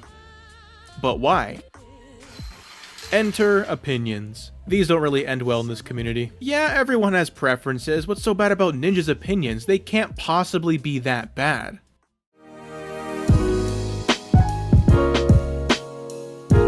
Daily Clip Central as a channel, conceptually on paper, seems like a great idea. They take small tidbits and viral moments from different streamers and they post anything significant that might have happened that week. It's straight to the point, it's great. But this account milks the absolute shit out of Ninja. Which doesn't sound that bad at first, but when they intentionally just post blatant clickbait, spread misinformation without context about people like Ninja, is when the problem arises. Fortnite added rank to reload and Ninja is not having fun. I mean, it's asked. All my matches have been against AI. Right now, I'm playing at, 11 a.m. There's like 20,000 people on in zero build. Not everyone knows about it yet. We'll find out, more when I'm playing with Courage and them. Of course, Ninja hates it. I love it. I think it will be great. So yes, he didn't have fun for a match or two, but if you read between the lines, he actually had a blast when his friends got on and the lobbies got more competitive. So it's a bit disingenuous to say that Ninja isn't having fun. There isn't really an excuse since channels like this just sit on their ass and watch streams and VODs all day. Ninja's officially making the move to Call of Duty. I'm going to COD. Going to a real battle royale. Do I have to explain how he's joking? And you wonder why Ninja has this terrible perception. In this new renaissance of constantly clipping random garbage of person A saying something funny and loud, and recording person B's silly reaction to person A, it's not surprising that people don't want to do actual research when they can go to some clip channel and eat the low-hanging fruit. But it's safe to say that clip channels don't really give Ninja a fair rep. For a long time, Ninja has always been an anomaly of being admired of his past accomplishments, but also being detested by people since he likes to complain sometimes. Yeah, this hands down is the worst season I've ever seen in my entire fucking life, bro. You know where Ninja stands when it comes to seasons and chapters. He doesn't shy away from it. Another misconception that's passed around like a venereal disease is that he only likes chapter 1 and has been hating on the game for years. But here's the crazy part. If you actually do the smallest amount of research, you can actually see that Ninja loved Chapter 4 and puts it alongside Chapter 1. He even claimed that there wasn't even a bad season in that chapter, meaning that he liked Wilds, which mind you is one of the most hated seasons of all time. In general, the entire map was solid, rock solid, flawless. I don't even think there was a bad season. Chef's Kiss, it belongs right up there with Chapter 1. Yeah, this guy hates modern Fortnite. In general, the entire map was solid. Bro, the jungle biome sucks for a lot of the same reasons that Coral Castle sucks. Whoa, Cypher, that's really hateful, dude. What the hell? Ninja hating Wrecked is unacceptable, but liking Wilds, a hated season? Now, we're not going to acknowledge that because it doesn't further the agenda of Ninja hating modern Fortnite. The launch of Chapter 2 Remix saw a relatively large bump in player numbers, but obviously it wasn't going to reach anywhere near the player count for Season OG. When Cypher and Courage wanted to know his first impressions, Ninja brings this up, and he's right, it's nearly impossible to compete with that first day of OG. What are your initial thoughts, Ninja? Can I be honest? Yeah. Disappointing. Your first game, bro. Can we be positive, bro? I am. Listen, I'm being honest. I'm not. I don't sugarcoat shit. Wow, that's a compelling statement, Ninja. Courage and Cypher, do you guys have any input on that?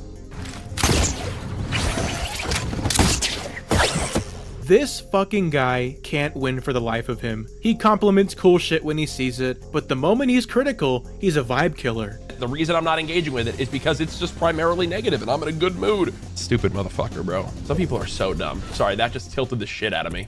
Courage meeting Ninja is probably the most spineless shit I've ever seen in my life. Ninja wasn't even complaining, he was literally bringing up his point from earlier, how the concept of a Chapter 2 OG season wouldn't stand a chance against a Chapter 1 OG season. It's a simple discussion that he wanted to have, and he's not even wrong about it. There's player count data proving it. Nah, dude, you have to have the same opinion as me, or else I might have to mute you. Millions of people are on right now. Like, why not turn off, like, 50% AI? Like, why are we in 50% AI lobby? Maybe even more. Maybe like 80%. Anyways, I'm done. I'm already getting roasted for talking shit. He's out of line, but he's right. To this day, Ninja still remains the black sheep of this collective of big content creators. He still has moments of enjoying himself on Fortnite. Goal.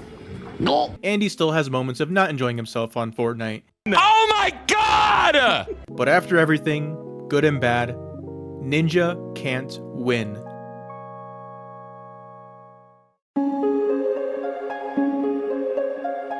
I'm not saying that these content creators need to climb on the rooftops and scream into a megaphone because the Typhoon Blade's broken, but I'm asking just to have a little backbone once in a while. Think outside of a content creator perspective and think about the game itself. Courage will never do any of this, so I'm not really concerned about him, but the reason why I've been so adamant about Cypher is because he was able to have a balance in his content. He would do a mix of both commentary content and his usual videos. These will always get 10 times more views than videos like these.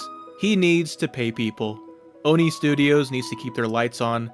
I get it. But it sucks that it comes at the cost of Cypher becoming harder and harder to read on his main channel videos, especially for being known for being the exact opposite in the past. If you're able to make time to react to Fortnite clips, TikToks, or your subreddit, a simple commentary video or a bi-weekly check-in of how you're feeling about the new season or meta wouldn't hurt anybody. But it wouldn't be evergreen content because everything now has to be evergreen content. And that's the problem. It's simply not worth it.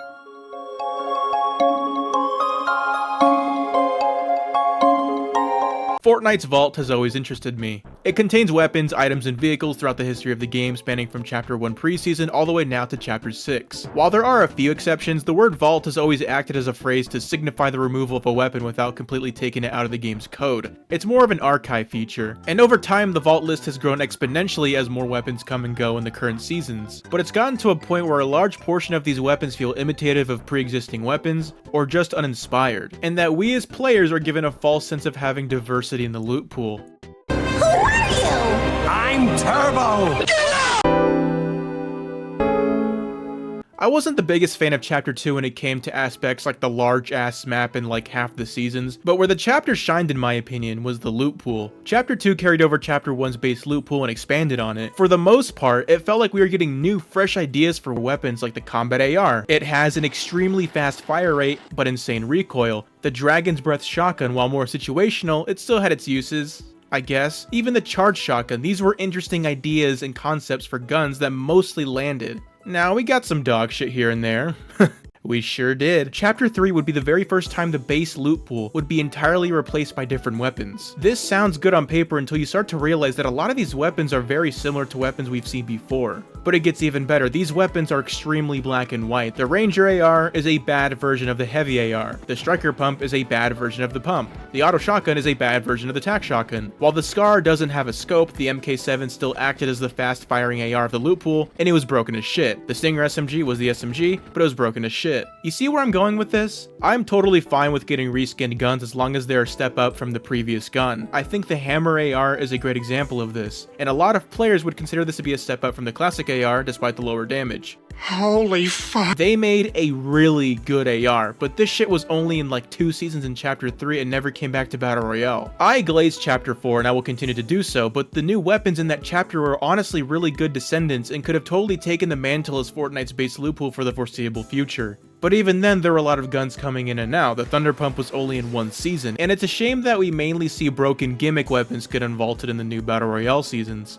Now get the fuck out of here. Another thing that just pinches my scrotum is that they will make new weapons just to set them up for failure. Even with Lawless, yeah, the Collateral AR is good up close to medium range, but for long range, it's god awful. And for what? They took out the Fury AR in favor of this? But why would you use this new gun anyway, since the Hollow Twister and the Auger here? Now it's at a point where there's just better options, and that's the problem. Ninja actually brought this up, but people think he's worse than Genghis Khan because he points shit like this out. The scenario of having alright guns but being swept by big ass powerful weapons is what I'll be referring to as the hydrogen bomb versus coughing baby method. I really started to notice this method occur during Chapter 5. In Season 2 they took out the Striker AR and replaced it with the Warforged AR, which was a worse version of the Striker with more recoil. This is bullshit. Even if you don't take issue with this, the Thunderburst SMG was still in the game, so why would you use the gun? You don't want your gun to shoot bouncy baby bubble balls, but you also don't want it to sweep the entire loot pool. Even if it passes both tests, it's still at risk of being overshadowed completely by a pre-existing weapon like seen with the Harbinger and the Thunderburst. Now, I don't think it would be fair of me to say that Chapter 6 hasn't been improving when it comes to making original shit. The Pump and Dump achieves a balance of not shitting on the Sentinel, yet being a new original hybrid weapon that we haven't seen before. But it also wouldn't be fair of me to ignore that the Hydrogen Bomb versus Coughing Baby method is still being present in Chapter 6. The Hollow Twister is still in the game, and you have the Mammoth Pistol?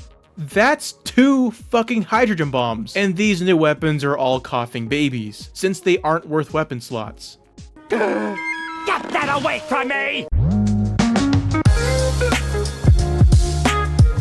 If Fortnite kept porting over older weapons instead of making new ones that act virtually the same as the old ones, there would be no reason for big content creators to make videos on the game, considering that a lot of big content creators primarily base the quality of seasons based on how much content there is. It's emblematic that Fortnite doesn't have a lot of faith in a season without obligatory new weapons for the sake of being new. People's perception of the Kneecapper has been, it's what the Typhoon Blade should have been. My question is, why couldn't they just keep the Typhoon Blade all chapter and tinker with it over time until it's an iconic, solid, and balanced mobility item? Wait a minute, I hate the Typhoon Blade. Yes, I still hate the sword, but it's the most obvious case of taking advantage of lowering our expectations when we settle for a diet version of it. I'd rather have it be fixed and balanced over a period of time until they get it right. That way devs don't have to be constantly jumping on new projects like items and weapons just for them to be vaulted a season later. However, it's clear why it got vaulted. If you kept the Typhoon Blade in the game, you wouldn't be able to give it the photo op in the new poster of the season. Despite my idea having good aspects, it's a slippery slope when it comes to that mentality. If Chapter 4 had that approach of having one mobility item all chapter, we likely wouldn't have seen things like the Kinetic Blade or the Rocket Ram. It also wouldn't be good for player counts either. Players would only see 2 new weapons for a season launch and be like, that's it. Honestly, it's a hole that Fortnite unintentionally dug themselves in. Fortnite set a standard in Chapter 1 by adding new weapons and items bi-weekly and sometimes weekly, which is insane. Chapter 2 Season 1 gave us the reciprocal of that, literally nothing, and we saw how that went. So the only course of action was to try to replicate that feeling of constantly seeing new shit in the game, but eventually you're gonna have overlap in weapon concepts. You can't keep inventing the wheel over and over again. But even with Chapter 1, weapons mostly carried over to each season, which plays a part in why a lot of people, including myself, praise the Chapter 1 weapons. They're not only really good, but we got to use them for 10 seasons, which is the length of 2 modern chapters combined. You cut off any potential that these weapons might have when they only have a chapter or even a season to live. However, despite the quality of loot pools potentially being good, people might call the game stale if Fortnite took this approach today. It's a hard position to be in, and if I had to suggest anything, is to take a risk and give weapons the lifespan they deserve. If the Chapter 6 Season 1 assault rifles were the Fury AR, the Heavy AR, and the Hammer AR, or the shotguns being the Sentinel, the Maven, and the Combat, that shit would have been bonkers. These unvaults have so much potential to have a meaningful presence in the loot pools, and they've been getting better about that. The AUG's back. This is good. The new gun back to back with the old gun. This is what I love to see.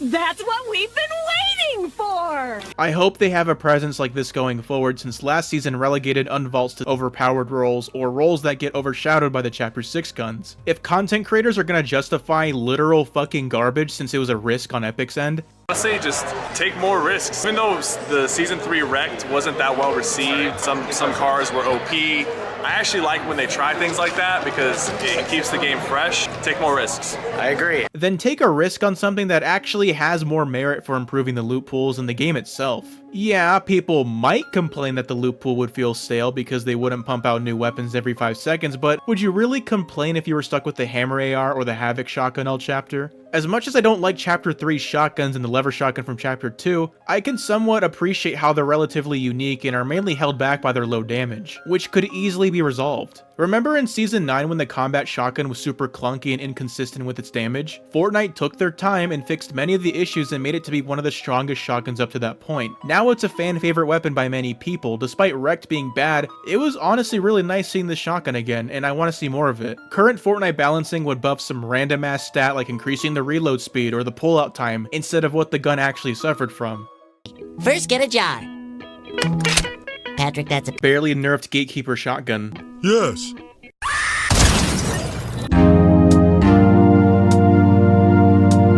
Chapter 7 will most likely feature an entirely new loot pool. Those weapons will either be slight deviations from classic weapons or just actual reskins. This will happen in Chapter 8, Chapter 9, Chapter 10, and so on and so forth. Which, yeah, they're technically new weapons, but it's going to be pretty evident to a lot of people that the weapons are going to be reused. Now, I don't want you to think that I'm being a spoiled little bitch right now saying, I'm not impressed, we need new original weapons every single season. I'm more aligned with, if it's not broke, don't fix it. I'm simply suggesting that Fortnite look at the vault, weed out all the shitty weapons, the broken gimmick weapons, the weapons that are too situational, and make a list of good potential unvaults that you can keep rotating, and actually give them a good purpose instead of, yeah, let's bring back the Ranger AR. Because I actually really like these weapons, and I guess Reload's there to be a playground of sorts. Like, I see why they take this approach, but sometimes I'm like, damn. Do you think I'm a dumbass? Let me know in the comments. This is my dog Tadashi. He is a sad ass puppy. He's sad because you aren't using my creator code in the item shop. Do you really want to make my puppy sad? No! Anyways, I'm gonna head out and play some ranked because they brought back Siphon. Stay based and valid, have a wholesome day, and fly away today.